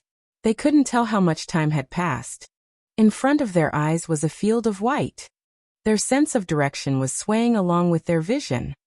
As if they were in a manhwa mirror, there was nothing in this world, only a dazzling halo. But this feeling didn't last for long. When everyone's brain started to function normally and their thoughts returned, the feeling of stepping on solid ground returned to their bodies. Their vision gradually returned to normal as well. However, before everyone could open their eyes and look at the enemy they were about to face, An extremely dense chill suddenly surged in their bodies that had just regained their sense of substance. Because even if they didn't see it, Wu Yan, Chuju, Mikoto, and Badget could feel it. In the air, an extremely oppressive and terrifying malice as thick as a bottomless swamp was gradually growing with their arrival. Their heads, which had just regained their ability to operate, suddenly shook, causing everyone to tense up. They opened their eyes abruptly and looked forward. Then, everyone, including Wu Yan, sucked in a breath of cold air. Their gasps echoed throughout the entire mirror realm. It was still the same deep underground basement, and it was still the same empty space that was covered with bricks. But in this basement, it was exactly the same as before. There was something. It wasn't there before. A shadow. To be more precise, it was made of shadows. It was incomparably turbid, like filthy mud, constantly twisting and turning, only having the wheel of a human. A monster whose face couldn't even be seen clearly. Yes. In just one encounter, the first adjective that appeared in everyone's mind was the word monster. It wasn't just because the opponent was a muddy mud man with only the wheel of a human. Moreover, it was because on the muddy clay figurine in front of the mirror world, there were incomparably black and violent storm-like black fog dancing crazily. It was the same as the previous saber. It could reflect magic. It could also reflect magic, and to a certain extent, it was immune to damage. Only melee combatants could deal with this high-density magic mist. No, compared to the saber, this human-shaped creature's magic mist was even more terrifying. If one said, the magic mist on saber was only considered as a small wave, but the magic mist on the muddy man before Kirin was enough to form a real storm. How terrifying. Archer level 79. The muddy black mist was swinging back and forth in the air like a whip, bringing with it a whistling sound. In the air, the thick, viscous liquid pressure was like a snake that had found its target. In the blink of an eye, it crawled into the hearts of the uninvited guests and began to gnaw on them. Looking at the muddy mud man that was emitting an unusual amount of malice, for a moment, everyone's mind went blank. Even Wu Yan, Chuju, and Mikoto's perceptive sense, activated subconsciously, but their minds didn't respond. Archer. Just as Wu Yan had hoped, this muddy mud man in front of them was the second Archer rank card. It's a pity that the Archer is surrounded by a storm-like black mist. Wu Yan, Hinajiku, and Mikoto aren't in the mood to be happy about it. Not to mention, the real shock was yet to come. Swoosh, swoosh, swoosh, swoosh. At a certain moment, the pitch-black gas that was waving wildly in the not-so-vast space suddenly paused. Like a shark that had smelled blood, it turned around, and with a shrill and sharp cry, it swept across the atmosphere, or turned into a long whip, or turned into the tip of a spear, and attacked everyone present. It might sound complicated, but in actuality, from the real domain to the imaginary domain's mirror realm, to the sudden attack of the black mist, the entire process took no more than 2 to 3 seconds. Otherwise, the four of them who had been through hundreds of battles, wouldn't have still been unable to react from the clear understanding of the enemy until now. It wasn't until the shrill cry that the four of them woke up from their stupor. They quickly stomped on the ground and scattered in all directions. Bam, bam, bam, bam, bam. In the next second, the seemingly sturdy ground was mercilessly penetrated and exploded as if it was hit by a cannonball. That man a fog. Hinajiku, who was the fastest and also the fastest to dodge it, was shocked by the sight. It can still attack. Attack! Wu Yan, who retreated to the left, yelled without hesitation. The enemy is more troublesome than we thought. It's not the time to care about other things. Don't worry about the competition. Everyone attack. Got it. Chuju and Mikoto replied. Wise choice. Bajit threw away the cylinder in her hand and clenched her fists. A pair of rune gloves emitted a green glow. Don't hold back. With a flash, he retreated to the back. The space behind him rippled like the surface of the water. Black swords, spears, swords and all sorts of treasures came out of the ripples and aimed at the archer. Let's go. Hinajiku and Badget stomped on the ground with all their might, causing the ground to crack and form a crater as they charged towards the archer. Mikoto. We'll cover them. Okay. Mikoto came to Wu Yan's side and raised her hand. Blue and white lightning flashed on her body. Whoosh! In the air, the pitch-black mana fog whizzed through the air like a gust of wind, leaving afterimages in its wake as it shot down toward Hinajuku and Bathjet. It's not hard to imagine what would happen if they were hit. Whoosh! Beep beep. However, the pitch-black magic fog that was as sharp as arrows streaked across the sky and shot downwards. Pitch-black noble artifacts cut through the atmosphere and shot out like bullets. Other than the pitch-black precious artifact rain, the bluish-white streaks of electricity seemed to have transformed into whips as they rubbed against the atmosphere of this world, violently flinging past.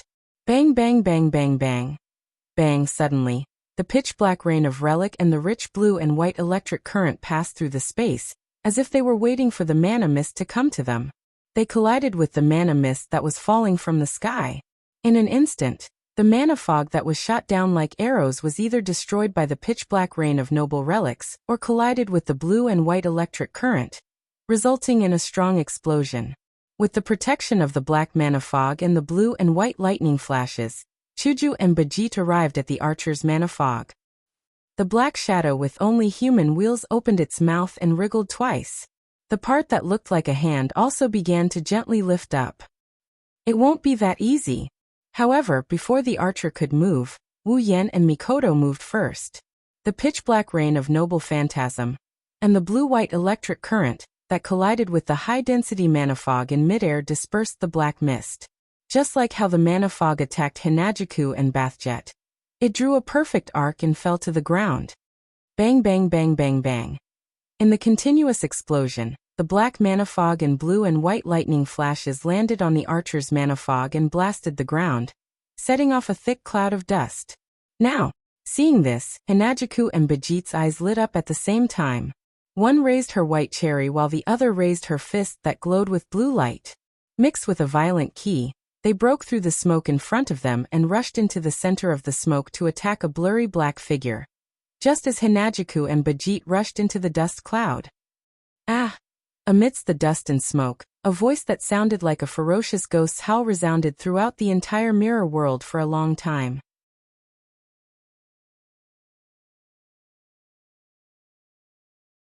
Chapter 1543.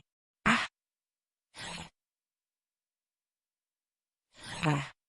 Passing through the thick smoke and dust, the pitch-black magic fog, and the eardrums of everyone present, the incomparably shrill cry turned into an echo, spreading out as if it had substance.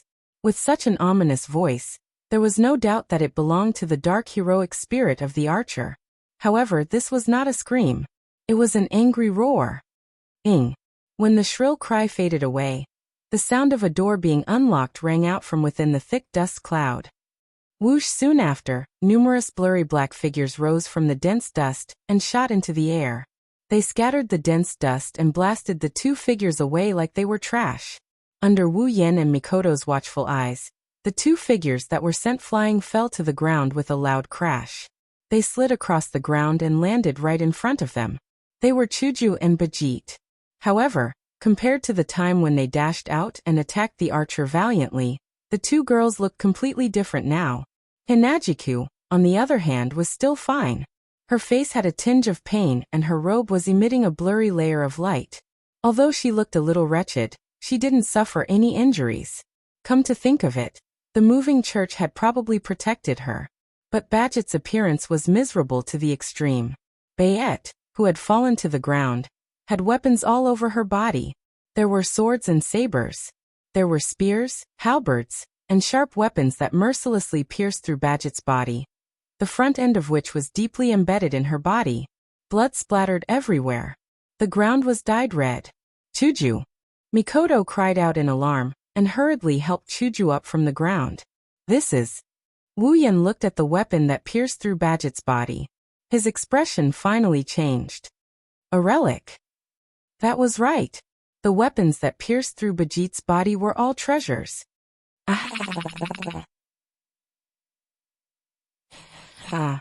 It was only at this moment that everyone saw it clearly. Up ahead, beneath the muddy archer, a sticky substance that looked like mud was disregarding the obstruction on the ground.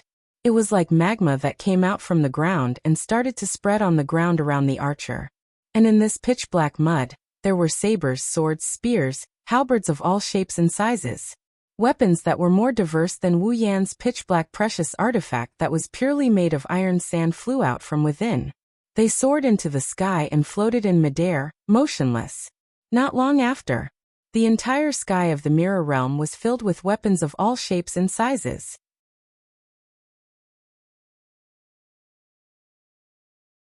There were at least tens of thousands of weapons, and at the same time, they were all treasures.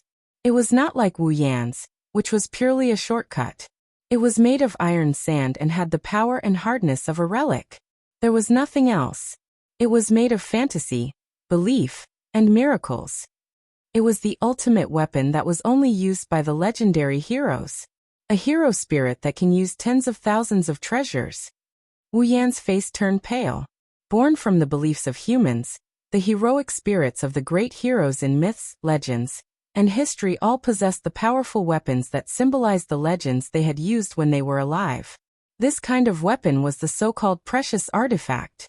Usually, a hero spirit would only have one type of precious artifact. A few special hero spirits could have multiple precious artifacts, but at most, they would not have three at the same time.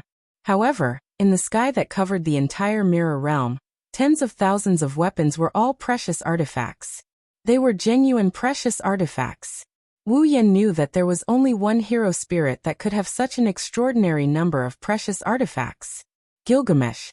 2/3 of his existence was a god, and the remaining 1/3 was a human. He was the oldest king of humans, the legendary hero king Gilgamesh. When he was a king, he had collected all the treasures in the world from the era that he ruled. He was a selfish, proud, and arrogant king. However, because of his actions when he was alive, Gilgamesh had collected all the treasures in the world in his treasure vault. In this treasure vault, there were prototypes of precious artifacts that helped the heroes that were qualified to become hero spirits in the future. There were also prototypes of monsters that had taken the heroes' lives. Therefore, in this treasure trove, there were countless prototypes of all the treasures.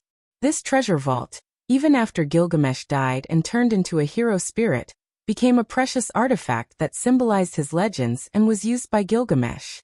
It was also because of this precious artifact that stored all the prototypes of precious artifacts that Gilgamesh was known as the strongest hero spirit.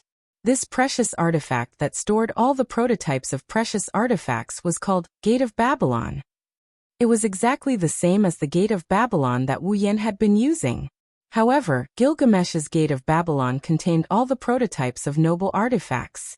Wu Yan's Gate of Babylon didn't have that many collections. Even though Wu Yan's Gate of Babylon had countless noble relics, the noble relics in his Gate of Babylon were only made up of iron sand. They were powerful, but they did not have the special abilities of the legendary noble relics. As for the treasures in Gilgamesh's Treasure of the King, they all had the same abilities as when they were active in myths, legends, and history. The two of them were not on the same level. Unfortunately, looking at the black mud that was spreading on the ground, Wu Yan sneered. He did not know whether it was mockery or pity. Even if the foundation inside still exists, such an ugly thing can no longer be called the king's treasure.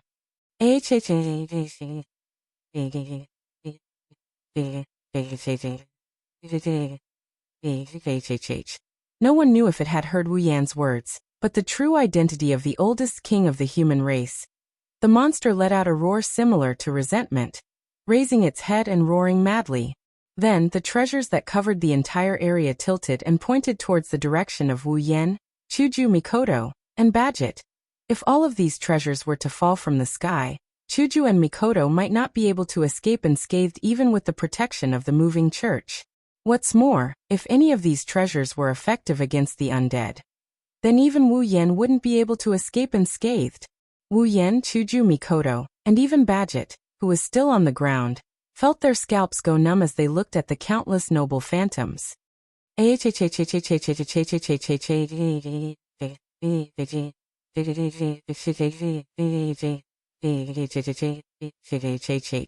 Following the archer's roar, a rain of noble phantoms began to fall from the sky, like bullets, Sabers, swords, spears, halberds, and all sorts of treasures created a frenzied sound of breaking through the air and shaking the air.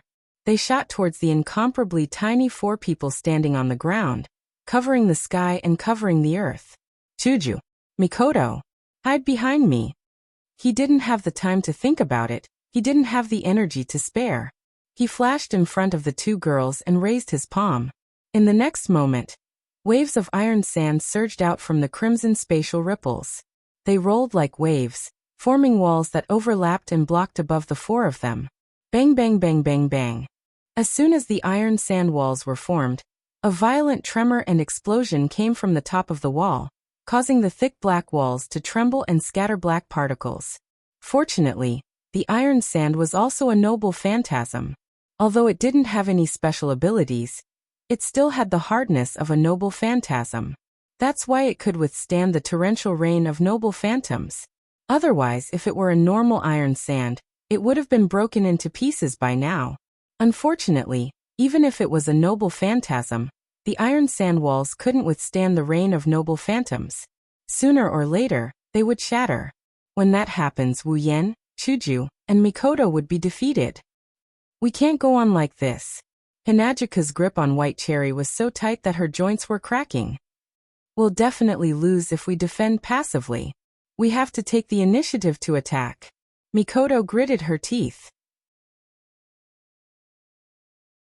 Yen, think of something. I know. Wu Yen had already raised his other hand in front of him, sweat dripping down his forehead. But I can't give up on defense, or else we'll be finished. Then let's. Chuju and Mikoto had just opened their mouths when a shadow suddenly rushed out from the side.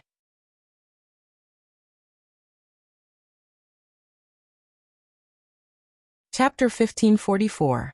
Swish swish swish swish swish. In the sky, the treasures fell like raindrops. If Qing was pouring rain, she only aimed at one corner of the mirror world, shooting indiscriminately. Bam bam bam bam bam. It was the sound of noble phantasms shooting at the black iron sand walls that were starting to crack. Dong dong dong dong dong. This was the sound of noble phantasm shooting at the ground that was covered with bricks. It was the sound of noble phantasm shooting at the ground. This is the sound of the iron sand flowing out from the gate of Babylon. Compared to the deafening explosion, the sound of the iron sand flying in the air is much weaker. Pung! It was the sound of a person who transformed into an afterimage and shot out like an arrow leaving the bowstring. A heroic spirit of the most ancient king who was gradually approaching the level of an archer stepped on the ground. Chuju and Mikoto couldn't help but be shocked when they saw the figure that had lost its protection and was completely exposed to the shooting range of the noble artifacts. Bayet. The person who rushed out as if she was going to die was Bajit, who had pulled out all the noble artifacts that pierced through her body. Her body was covered in blood. At this point, the blood dripping from Bajit's body had stopped. She was like a standard berserker as she charged towards the archer without any expression on her face. You were injured so badly. It could even be considered a fatal injury, yet he could still continue to fight? Mikoto was stunned. What a mess. I almost forgot. She's a troublesome person who can't be defeated or killed. Chuju resisted the urge to rush out and said in a deep voice. However, isn't this just courting death? Indeed, Badget had completely exposed herself to the range of the noble phantasm that covered the entire sky. There was no obstacle at all. The Tempest relic poured down and shot towards the tiny being on the ground without any mercy. Come on. Bajit stared at the rain of relics that fell from the sky and covered her entire field of vision as if she was challenging them. He raised one of his fists. It's over. After saying this, a lead-colored ball floated out from Badget's back like a ghost and landed on her raised fist. With a fearless attitude, in the face of the rain of relics that poured down from the sky, instead of retreating, Badget advanced. He increased his sprinting speed. At the same time, the lead ball floating above Badget's fist also burst out with bright electric light.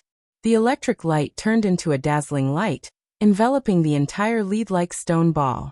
When the light dissipated, a ring with runes engraved on its back and a short sword blade with runes engraved on its blade appeared on the stone ball. He stared straight ahead without letting go for a moment. Badget looked at the archer that was roaring behind the noble phantasm that covered the sky and the earth.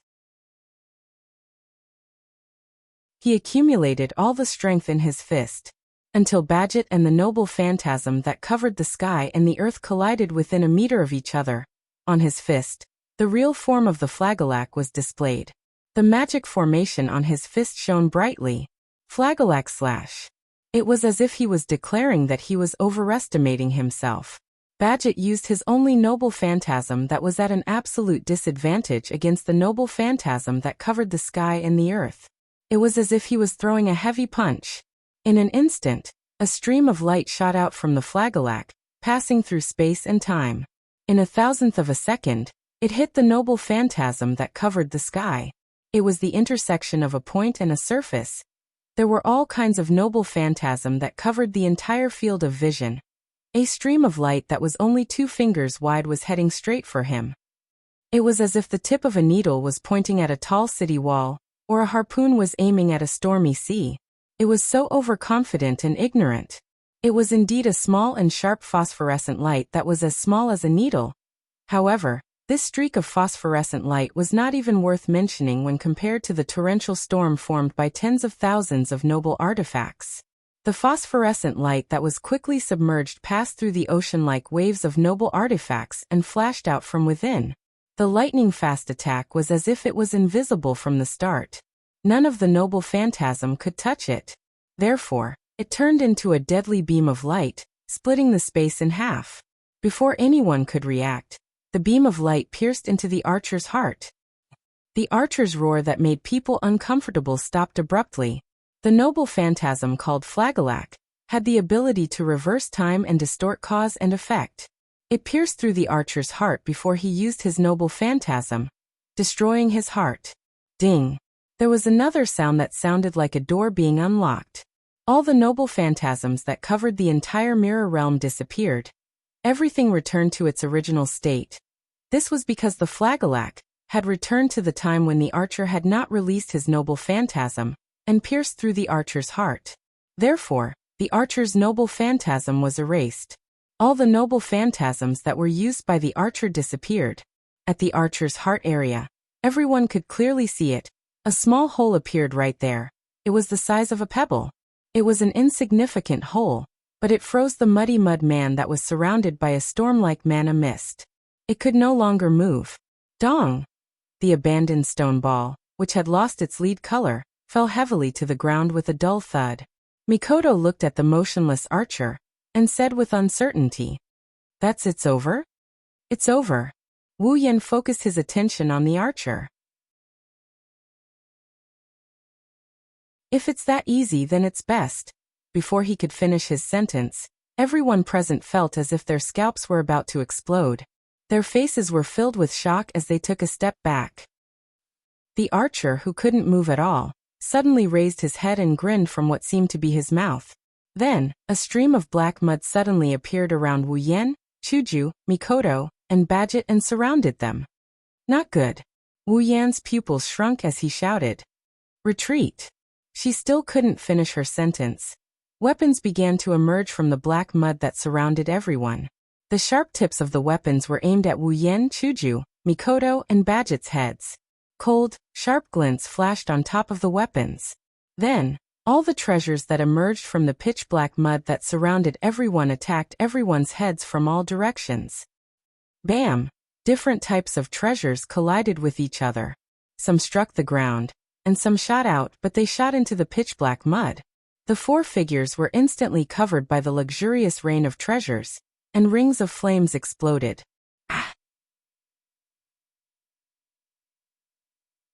A small portion of the dark magic mist flowed into the archer's body. When the dark magic mist flowed into the archer's chest, his heart that was pierced by the Flagellac instantly recovered. Not only could the dark magic mist be used for defense, but it could also be used for attack. It was extremely useful for both offense and defense. Now it had taken on a completely new role. It could heal its master's body. Furthermore, the archer's body was the oldest human king. The hero king who possessed all the treasures in the world, the strongest hero king, Gilgamesh. It couldn't be defeated. It couldn't be killed. It couldn't be defeated. This was the worst enemy he had ever encountered.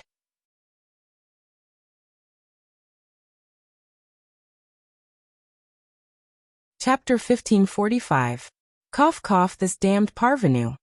In the midst of the dense flames that exploded from the noble phantasm, a scolding voice rose together with a magical whirlwind. The voice was transmitted into everyone's ears, and it also swept away the flames that covered everyone. Inside, Wu Yen, Chuju, Mikoto, and Badget were coughing rather miserably. Each of them was surrounded by a pitch-black sword wall with holes of various sizes. At the critical moment, Wu Yen built a wall of swords to block the attacks. At the same time, he used his space teleportation magic to move the rest of the wall of swords to the other three ladies, saving them. If it wasn't for Wu Yan's timely reaction and actions, Chuju and Mikoto, who were protected by the moving church, would have been fine, but Badget would have been dead for sure. After all, Badget had just used a resurrection rune not long ago. She might not be able to resurrect yet. Of course, Wu Yan didn't consciously save Badget, who wanted to kill Chuju and Mikoto. He might have even left her alone, but the situation at that time didn't give him time to think so much, so he subconsciously saved her as well.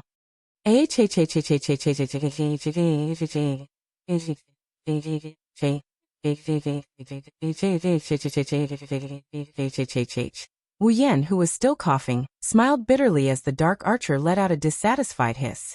Even if you lose your rationality, you will still be able to do it. Was he only left with his instincts, and he still didn't allow anyone to get in his way? Your arrogance has become your instinct, hasn't it?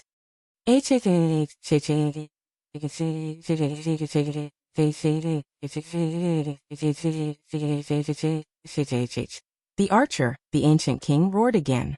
Black mud started to rumble around his body. Damn it. Even Badget couldn't help but curse in the face of this situation. There has to be a limit no matter how much he messes around. The number of noble artifacts and the pitch-black magic mist that can heal the body. I really hope that this is just a nightmare. Unfortunately, this is not a nightmare. Wu Yan waved his hand. All of the pitch-black iron sand swords immediately disintegrated and surged into the air, forming pitch-black precious artifacts. From now on, don't act on your own. Let's work together. Join forces? Badget frowned. Then he nodded. But if that's the case, we can't be sure if we can defeat this monster. Who should the rank card belong to? But now isn't the time to think about the card. I agree. Of course we have no objections. Chuju and Mikoto answered without hesitation.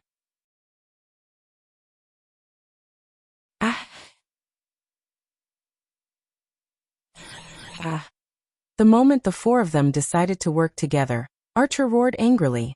The black mud around him churned even more violently. Although he wasn't sure if it was because the archer had lost his mind and turned into a dark spirit that the gate of Babylon became like this. There was no doubt that the archer's noble gear was taken out from the gate of Babylon. The black mist of magic could also heal the body of an archer, even if it was a fatal wound to the heart. As mentioned before, this archer couldn't be defeated, couldn't be killed, and even more likely couldn't be defeated. But now, I have no choice but to attack. Wu Yan's body surged with an astonishing amount of magic power, which rushed out in all directions like a storm. At the same time, Chuju tightened her grip on White Cherry's hand, and a cold light flashed across the crystal-like sword like a waterfall. Then, she dashed towards the archer. Ah! Seeing Chuju dashing towards it, the archer roared angrily. Its body that was twisted like black mud rose up, and the surrounding black mud shook like an earthquake. It rolled behind the archer and formed a swamp. Immediately after, in the pitch-black swamp, the treasures were like lotus flowers that were not stained by the mud. They separated the sticky black mud and shot towards the incoming daisies, creating a sonic boom as they fiercely collided with the daisies. Ha! At the back, Mikoto let out a delicate shout. Her entire body exploded with blue and white lightning. All of it gathered in her hands, forming a ray of light. With a wave of her hand, Mikoto shot out, heavily colliding with the incoming treasures. Clang! When the two of them collided, the sound of metal clashing was heard, and sparks flew in the air. However, the archer's noble phantasm was indeed deflected by the dense blue and white lightning. It brushed past Hinajika's body and shot to both sides. Ah! If in response to the archer's cry, the pitch-black mist of mana bounced in the air, and with a whoosh, it turned into a blurry shadow of a whip and lashed out at Hinajiku, who was charging at him. Facing the dark magic fog, Chuju seemed to be more relaxed than when she was facing the noble gear. She didn't panic at all. Her footsteps were light and straightforward. It was as if she was skating on ice. Every time she slid, she would be able to dodge the whip by a hair's breadth. Her speed didn't decrease at all as she continued to rush forward. Looking at the Hinajiku that was charging at him at an extremely fast speed, the archer slightly lowered his voice. Behind him, the turbid black mud swamp rolled up. It seemed like it wanted to shoot out a noble artifact again. However, kacha, kacha kacha kacha. The black mud vortex behind the archer, and the black mud on standby around the archer all made the same sound. That was because on top of the black mud, a layer of hard ice suddenly spread out and slowly engulfed the black mud and froze it. The archer's twisted body trembled. It raised its head and looked forward. At the back of everyone, Wu Yan's wine-red eyes were emitting a terrifying light. His body surged with magical power, and turned into a white frost. It was unknown when the frost wrapped around the black mud and froze it. That was the ice-controlling ability of the Enchantress of Azure Ice. The archer, who had lost his mind, couldn't understand the current situation. His movements were all stiff. So, at this time, Hinajiku successfully arrived in front of Archer. White Cherry in her hand slashed the space in front of her, drawing 2 sword slashes, and suddenly flashed on Archer's body. Poochie! Poochie! 2 ripping sounds echoed clearly in the mirror world. 2 turbid black arms flew into the sky and landed on the ground, turning into pure black mud. Chuju wasn't sure if the archer could feel pain, but she didn't give the archer a chance to react. Her White Cherry drew a 3rd arc in the air, and struck the archer from the bottom up. Poochie!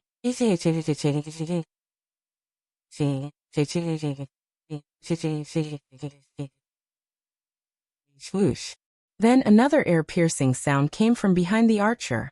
Shortly after, a green fist with a majestic force landed squarely on the back of the archer. Bang! After receiving such a heavy blow, even if the archer didn't die, his turbid body was still sent flying. At the same time, an orange beam of light shot straight at the archer's face, aiming straight at his face. Boom! Following the explosion, the super railgun landed on the archer's body at 0 distance without any deviation, causing a fiery explosion in midair. In an instant, black dirt flew out from the flames and scattered in all directions. It dripped onto the ground, causing a burst of smoke to rise from the ground. Wu Yan, Hinajiku, Mikoto, and Badget, who had a perfect teamwork, felt their hearts skip a beat as they looked at the corner of the sky that was covered in flames.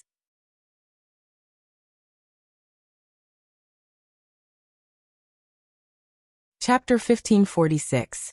Did you win? No one cared who asked this question. That was because everyone else also had the same question in their hearts.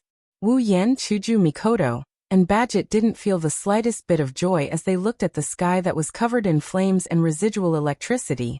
Although everyone wanted to take out the archer that way, if it was that easy, the 4 of them wouldn't have needed to work together. And the truth was just as everyone had expected. When the flames dissipated along with the wind and waves, what appeared in front of everyone's eyes was an incomparably huge object. It was a giant shield that looked like a stone statue without a head and limbs, with only a torso left. Its entire body was irregularly round, and its surface was engraved with patterns that resembled wings. However, he estimated that this huge shield was at least 10 meters tall, and about the same width. It was a genuine huge shield. Needless to say, this must also be an archer's precious artifact. He even has a defensive relic? Bajit's face turned ugly. How many relics does this hero spirit have? Wu Yan, Chuju, and Mikoto didn't answer. Instead, they stared at the shield with the same solemn expression. The shield slowly dissipated like dust and disappeared into the void. It should have returned to the gate of Babylon. Behind the shield, Archer, whose hands and chest had been cut off by Hinajiku, had fully recovered from the fatal wound on his chest. His dark face was ferocious as he roared furiously. Aha! Ah! Archer let out a sharp whistle from his throat and stared at Wu Yan with his non-existent eyes. Even the strongest heroic spirit in the legends, the oldest and oldest king, was only left with his instincts. However, with this little bit of instinct, it was still possible to distinguish who was the most harmful existence to him. The legendary hero king's strength wasn't that great. Among all the heroic spirits, although it was impossible to say that any one of them would be able to defeat the archer, the heroic spirits ranked at the top would still be able to defeat the archer. It wasn't that difficult. The real reason why the archer could claim the title of the strongest heroic spirit was because of the archer's inexhaustible treasure vault. Without the treasures of the Gate of Babylon and the treasures inside, the ancient king was just a heroic spirit that could barely be considered a first-rate hero spirit. Therefore, Wu Yan, who had just frozen the entrance of his precious artifact, was undoubtedly the greatest threat to Archer. Archer, who was only left with his instincts, chose to attack Wu Yan without hesitation. Ding ding ding ding ding ding. Then the sound of light collisions, like the ringing of silver bells, reverberated from the turbid black mud and entered everyone's ears. The muddy black mud rose up into the air like a tidal wave. It smelled like a sticky iron sand wave. Dozens of chains that were dozens of meters long suddenly shot out from the muddy black mud. They pierced through the air and shot towards Wu Yan. That's. Wu Yan frowned and waved his hand. In the space behind him, purple magic arrays fluctuated, and light clashing sounds reverberated. Immediately afterward, the commandment lock, which was glowing with a purple light, rushed out of the magic arrays and intertwined with the incoming chains like a spider web. For a moment, no one could do anything to the other. However, Wu Yan didn't only have the discipline lock. Nagisa, Agurola, lend me your power again. Muttering in a voice that only he could hear, Wu Yan raised his hands as if he was hugging a ball. His 5 fingers were facing each other. Then, a vast amount of magic power surged out, and it turned into icy air under the influence of a mystical power. It swirled around Wu Yan's palm, and it formed a sphere. Grabbing the cold sphere in his hand, he tossed it into the air. Bang! The ball exploded the moment it was in the air. It exploded into tiny ice particles that fell on the black mud that controlled the archer's noble artifact. Under such circumstances, any black mud that came into contact with the ice particles would be frozen bit by the hard ice. Ah! Suddenly, the archer let out a mournful roar. As soon as the roar ended, a figure appeared directly above its head. Her yellow-green pupils glinted coldly. The white cherry sword in her hand glinted coldly. Hinajika thrusted her sword forward, slicing through the atmosphere without hesitation. With a swoosh, the sword pierced through one of the archer's eyeballs. Pfff, a crisp tearing sound was heard, and the murky black mud also burst out like a black rain, exploding in all directions. Ah! Under such a heavy attack, the archer was furious. It opened its mouth and roared. With a roar, the archer extended his hand into the space, causing black ripples and black mud-like objects to splatter in all directions.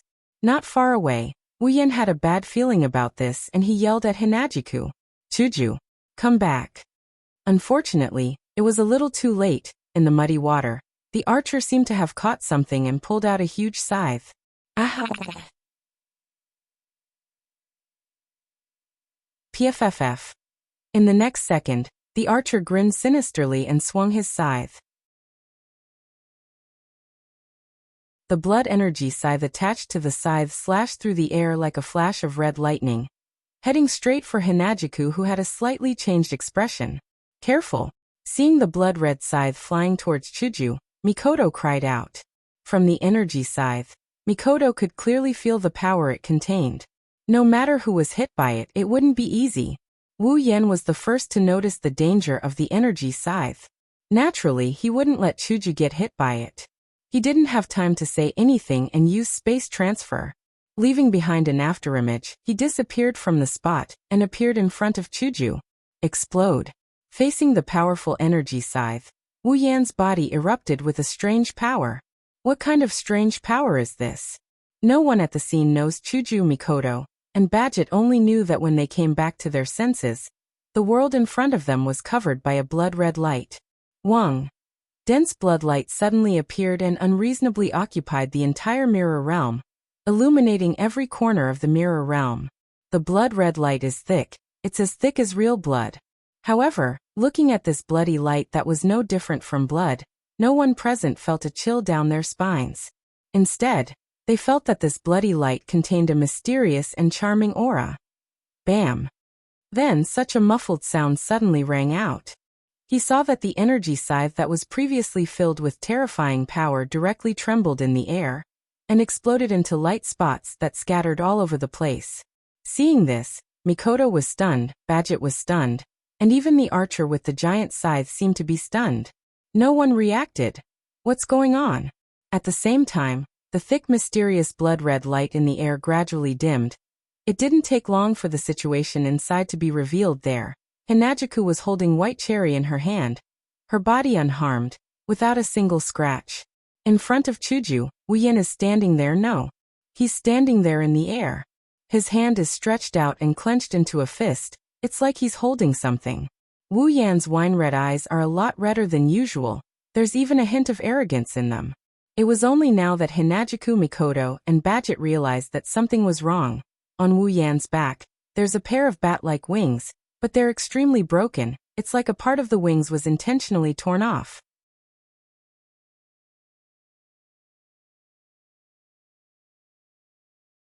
Chapter 1547. At this moment, the entire mirror world seemed to be dyed red. The space was slightly distorted. The air was getting thicker and thicker, plus the blood-red color.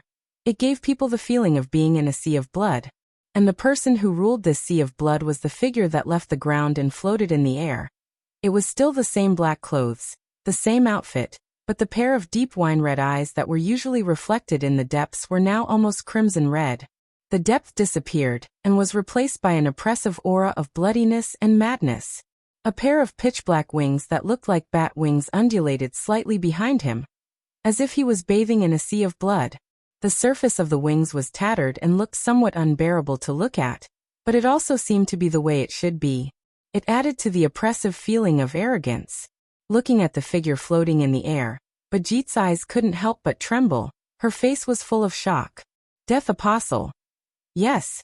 Although this form wasn't 100% similar, Bajit, as the designated executor of the seal, saw the oppressive aura of blood. It wasn't the first time she saw it. It was exactly the same as those death apostles who have been drinking human blood to increase the number of their companions. Even if the appearance was different, the feeling wouldn't lie. The man in front of her who suddenly changed is definitely a dangerous person. At least, that's what Bajit thought. Yen. As for Chuju and Mikoto, seeing this form of Wu Yan, she felt a bit relieved. Compared to the normal Wu Yan, the Wu Yan in front of her at most had a darker color in his eyes and a pair of broken wings on his back. It wasn't a big deal. But Chuju and Mikoto, who were familiar with Wu Yan, knew. The current Wu Yan could already use a dangerous ability that would make anyone tremble in fear. Bajit's feeling. It wasn't an illusion. Second red jade mode. Looking up, Wu Yan's scarlet eyes looked straight at the archer. Activate. Ah! Surrounded by pitch-black mist of magic and surrounded by pitch-black mud, the archer held an energy scythe in his hand. He roared at Wu Yan. That voice was exactly the same as before. However, upon closer inspection, one would notice that there was something else in this roar that was exactly the same as before, a little hesitation. Or rather, a little fear. The archer's beast-like roar sounded like a bluff now. He stared straight at the archer who was roaring at him. A bloody light flashed in Wu Yan's eyes, and the corners of his mouth curved into a cruel arc. He stretched out his hand, and a scarlet ball of light flickered on his palm. It flew into the air, and turned into a huge scarlet net that was dozens of meters wide. Go! Wu Yan mumbled. He waved his hand and a crimson net descended from the sky.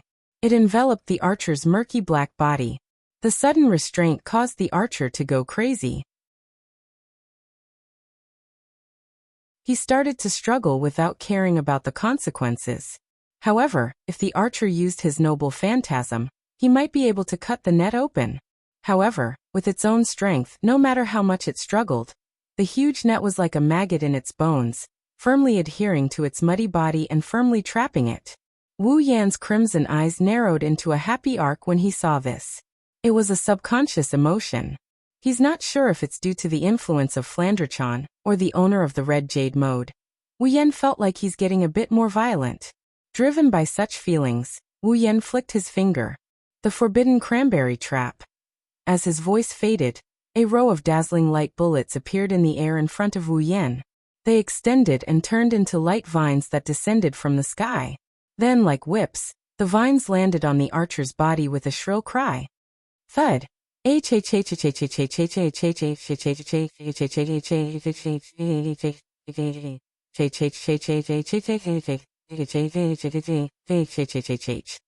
Amidst the miserable howls of the archer, a terrifying impact landed on the archer's body, causing the archer to go crazy. From the black mud around him, an ice-cold chain was flung out, turning into a black shadow as it lashed forward. Seeing this, Wu Yan stretched out his hand again and flicked his finger. This time, only one light bullet was ejected. The light bullets were the same as the previous ones, transforming into the shape of vines. They swept down like lightning and collided with the archer's chain. Bam! The vine-shaped whip of light collided with the archer's chain in midair. Like two cannonballs crashing into each other, smoke and fire burst into the air. Through the smoke and fire, Wu Yan fixed his gaze on the roaring archer. Once again he stretched out his hand, but this time, Wu Yan's hand formed a claw, as if he's grabbing the archer's body, very tightly, a grip. Bam! In the next moment, the archer's roar came to a halt. His body suddenly swelled up, and with a muffled sound, he exploded into a cloud of black mud. Amidst the splattered black mud, a card floated above the archer's original position. There was no warning at all. There was no warning at all. There was no warning at all. The King of Heroes, who was known as the strongest heroic spirit, was crushed in the blink of an eye. Wah! Badget's pupils shrunk to the size of a needle. She was stunned. We did it. Chuju and Mikoto were overjoyed. Phew! Wu Yan's expression also relaxed. He let out a sigh of relief. As expected, even a peak Tier 8 powerhouse was not enough to look directly at the eye of an existence, transfer the eye into one's hand, and crush it to destroy everything in its path. Flandrachan's ability is indeed a cheat when compared to other combatants of the same tier. This time, the archer shouldn't be able to repair his body, right? After all, he's already crushed to pieces. Argha. Just as this thought flashed through their minds, a familiar roar echoed in everyone's mind. The four of them turned pale. They tried their best to look forward. Almost at the same time, the black mist in front of them began to swirl and converge towards a certain direction. That direction was where the archer card was supposed to be. The tornado-like dark magic fog gradually disappeared into the archer's rank card at a speed visible to the naked eye, and it became thinner. And where the card was, a layer of turbid black mud slowly emerged, as if there was a spring in the sewer. That's Hinajiku, Mikoto, and Badget shuddered. It's still not dead? Sigh. Wu Yan sighed helplessly. It's not that simple, huh? Of course, no matter how difficult it was, the black, filthy soil that was wriggling and emitting a disgusting smell wouldn't tell anyone. Amidst a series of strange noises, the squirming black mud stacked on top of the archer, rank card and covered it up, forming a human figure. A while later, the archer returned to the battlefield without a single scratch on his body. Argha! It's still the same roar. However, when they heard that roar, everyone's heart sank.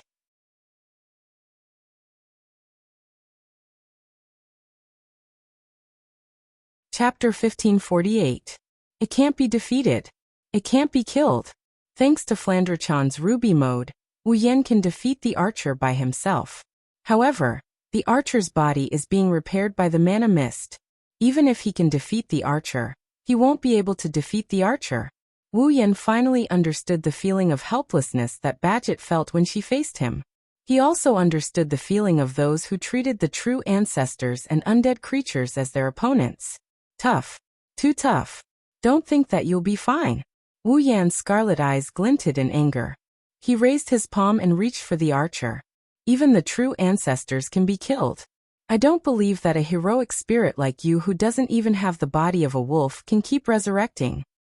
Then, as if to vent his anger, a strange wave of energy started to take effect on his palm. It's like he's holding an invisible black hole that's sucking in something. Ah! Doubt. The archer was trying to get something out of his prized treasure vault. But one of them needed to take it. The other needed to grab it. It was obvious who was faster. Too slow. Along with this sentence, the hand emitting a strange wave of energy clenched tightly. Bam. Just like what happened before, the archer didn't even have time to react. As soon as the hand clenched, the archer's body swelled and exploded. Similarly, the surroundings. The black magical mist. Once again, they gathered at the archer's original location. It's not over yet. Looking at the archer who is still in a humanoid form, Wu Yan reached out with both of his hands. The archer is surrounded by a dark mist of magic power. He aimed at the ball of mud at the center of the magic vortex. He clenched his hand continuously. Bam. Bam. Bam. Bam. Bam. Instantly. In the entire space of the mirror world, the sound of explosions rang out incessantly. The explosions turned into echoes in the not-so-spacious basement like firecrackers. Badget looked at Wu Yan who kept clenching his fists at the void. Every time he clenched his fists, the archer would explode. She couldn't help but feel a chill down her spine. If Wu Yan didn't use the legendary magic spear that could kill in one shot, but this move that could make the opponent explode, Badget would have no chance of winning. After all, no matter how proficient Badget was in using the flagellac, she still needed a very short time to prepare. And no matter how short the preparation time was, it would be shorter than the speed of a person clenching his hand. At that time, if Wu Yan used this ability, Badget wouldn't even have time to use the flagellac before she exploded and died. Badget's resurrection rune wouldn't work against this kind of power that could make the opponent explode. Badget's resurrection rune magic was activated the moment her heart stopped beating, but it couldn't be resurrected under any circumstances. For example, if Badget's head was chopped off, the resurrection rune wouldn't be able to connect her head back to her neck. Therefore, even if the resurrection rune was activated the moment her heart stopped beating, Badget would die again in less than a second. As for her body exploding, it would be even more impossible to reverse the situation. Who the hell is this man? Badget clenched her fists as cold sweat dripped down her face. Is there a death apostle with such a terrifying ability? Chuju and Mikoto, who heard Badget's subconscious words, looked at each other and shook their heads helplessly. Didn't we already say that? Wu Yan wasn't a death apostle. Bang! After exploding the archer, Wu Yan finally stopped what he was doing. He panted as he stared at the archer's location. As usual, the pitch-black mana mist was slowly gathering there, preparing to repair the archer's destroyed body. A heroic spirit that used a class card to materialize didn't have a real body to begin with. As long as there was a class card, the dark magic fog would be able to use the class card as a medium to repair the archer's body. It must have been repaired at least 100 times, right? Wu Yan calmed himself down as he stared at the archer that was about to take shape again with the help of the dark magic mist. This is never-ending. At this moment, Wu Yan suddenly noticed something. The black mist that was healing the archer seemed to have thinned out a lot. This stunned Wu Yan for a moment, and then his eyes lit up. Oh right. Even if the archer could use the mana mist to heal himself and revive himself countless times, the mana mist was still a mana mist, and it was limited in the end. If he continued to repair the archers like this, he would run out sooner or later. At that time, even if the archer wanted to revive, he wouldn't be able to. Realizing this, Wu Yan's expression became better. Then, I'll finish you off as soon as possible. However, Wu Yan's plan was destined to fail.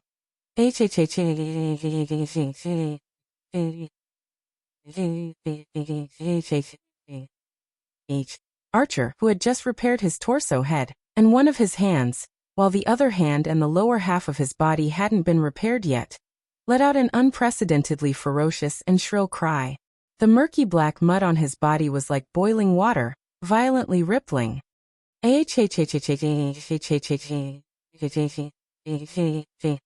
As if it was filled with anger, resentment and madness, the archer let out a sharp roar. Ignoring his body that was still recovering, he extended his hand forward. The black mud under the archer's body immediately gathered under the archer's outstretched hand. Like the surface of a boiling water, traces of mud flowed out. Following that, a sword slowly rose from the black mud. It was a very strange sword. The hilt of the sword was golden in color, and the sword's end was made up of 3 silkworm-like pieces stacked together. The silkworm-like pieces unfolded on the left side of the sword's end, and they were covered with strange patterns. As for the blade, it was the strangest part. It was not sharp and flat. Instead, it was made up of 3 cylindrical rotating blades that were connected to each other. On top of the black cylindrical blade, there were lines of red lines spreading out, forming a very mysterious pattern. That's...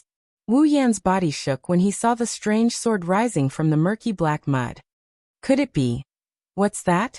Hinajuku Mikoto and Badget were puzzled. Soon after, the hand in front of him grasped the hilt of the strangely shaped sword. BZ. The 3 pitch-black cylindrical blades covered with red veins rubbed against each other in different directions as they spun rapidly. Moreover, they spun faster and faster, to the point that they emitted a sharp screeching sound produced by the violent friction of metal, which resounded throughout the entire space. The space suddenly trembled, and bursts of red air burst out from all directions, all flowing into the gaps between the 3 cylindrical rotating blades. And it continued to flow. In an instant, the entire mirror realm was filled with red streams of air like a typhoon. The space trembled. The ground collapsed. Even the sky and earth screamed as if they couldn't bear the burden. Wu Yan, Chuju Mikoto, and Badget were alarmed. A deadly sense of danger rose in their hearts.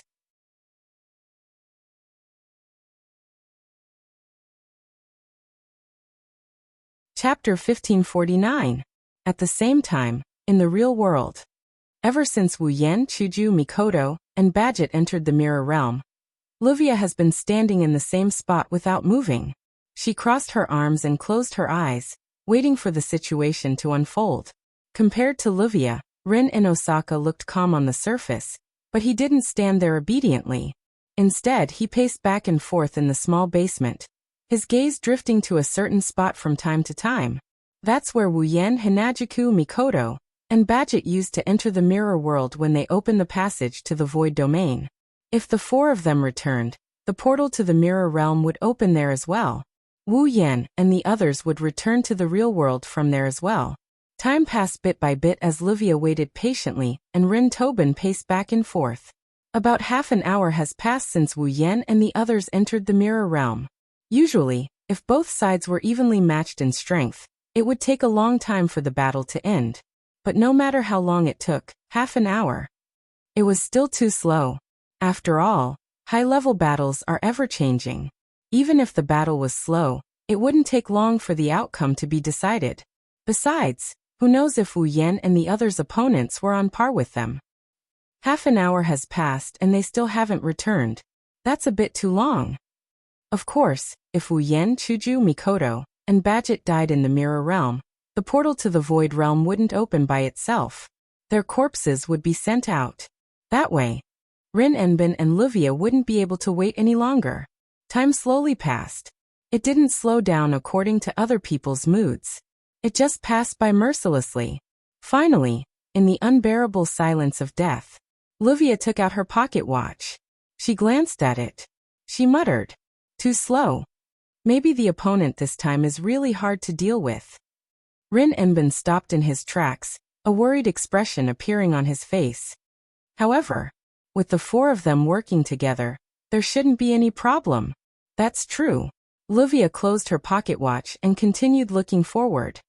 No matter if it's that man, Chuju, or Mikoto, each of them is strong enough to fight against a heroic spirit. Coupled with Badget, who has a noble phantasm, no matter how weak they are, they won't be killed by a heroic spirit who doesn't use a noble phantasm, right? That's great. Rin and Osaka sighed. Let's hope that the opponent is just a little difficult to deal with. That's why I wasted so much time. Unfortunately, Rin and Osaka and Livia were too naive in their thinking. The opponent this time wasn't just a little difficult to deal with. Instead, he was extremely difficult to deal with. Furthermore, it was not only difficult to deal with, it also possessed a power that could not be ignored. Rin and Osaka and Livia didn't know what was going on in the mirror realm, but they had a bad feeling about it. Buzz!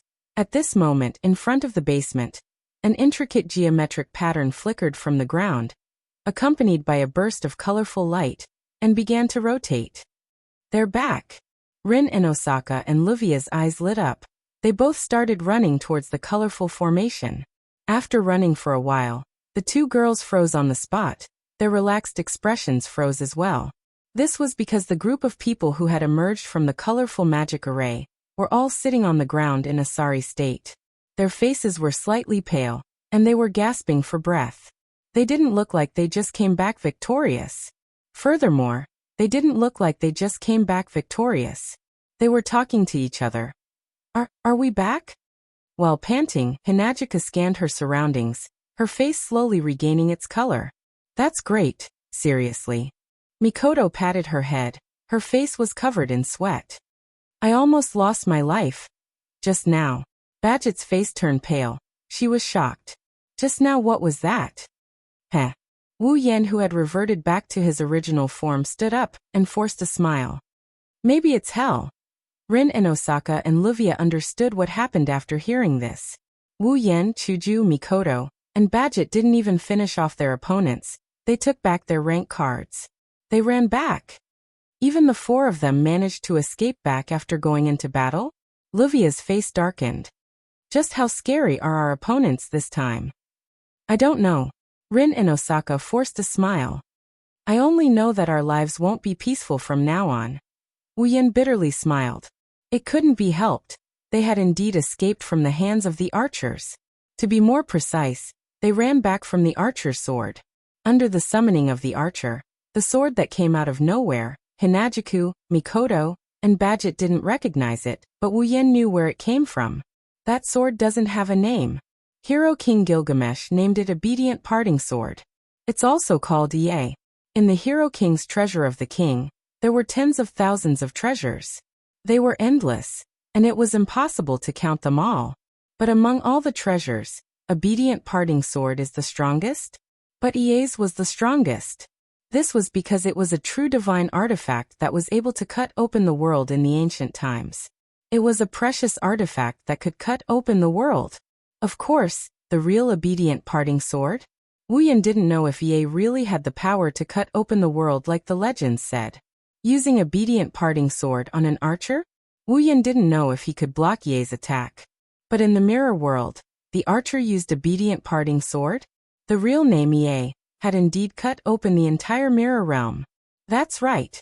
He used Red Jade mode to suppress the archer, but the only reason he managed to escape with Hinajiku, Mikoto, and Badget is because the mirror world was sliced open. That's why, before the archer unleashed his strongest noble phantasm, Wu Yan had no choice but to bring the three girls and run back to where they came from. After all, even if he could block the attack that cut open the world and the mirror world, he wouldn't be able to survive in the mirror world that was on the verge of destruction. When the archer cut open the mirror world, he didn't even get to see the surface of the mirror, and ran away in a sorry state. That's why I said a lunatic without a wolf is scary. Wu Yan sighed. Now the archer must have been banished into the space turbulence and obliterated into nothingness. His class card must have been destroyed too, right? Yen. Chuju and Mikoto thought of the same thing and walked to Wu Yan's side. I'm fine. Wu Yan shook his head and took a deep breath when he saw the worried looks on the two girls' faces. Don't worry, I haven't given up yet. Only then did Hinajiku and Mikoto's expressions lighten up and they nodded. No matter what. Badget stood up and calmed herself down. She glanced at the others. We can't defeat a monster like that no matter how many of us there are. That's for sure. Rin and Osaka and Livia looked at each other and fell silent. Even though I don't know how scary this monster that even Badget thinks is a monster is, but since the four of them managed to escape together, it's not too much to draw such a conclusion. Let's go back. Badget turned around with her dusty and torn suit. As for the Flagellac cylinder, it was long lost in the mirror realm that was split into two. Everyone at the scene had an indescribable oppressive atmosphere. They silently turned around and walked towards the stairs leading to the underground passage. Crack. Suddenly, such a voice reverberated in the surroundings. Crack, crack, crack, crack. Strange cracking sounds were heard, and everyone's footsteps were rooted to the ground. They couldn't move anymore. You're tuning in to the Li Mei's Sword of Destiny YouTube channel. We're so grateful for your support, and don't forget to subscribe to join us on this incredible journey through captivating stories. Your generosity through donations truly makes a world of difference, as it's the primary source of revenue that allows me to expand and enhance this channel for you. Thank you from the bottom of my heart for being a part of this adventure.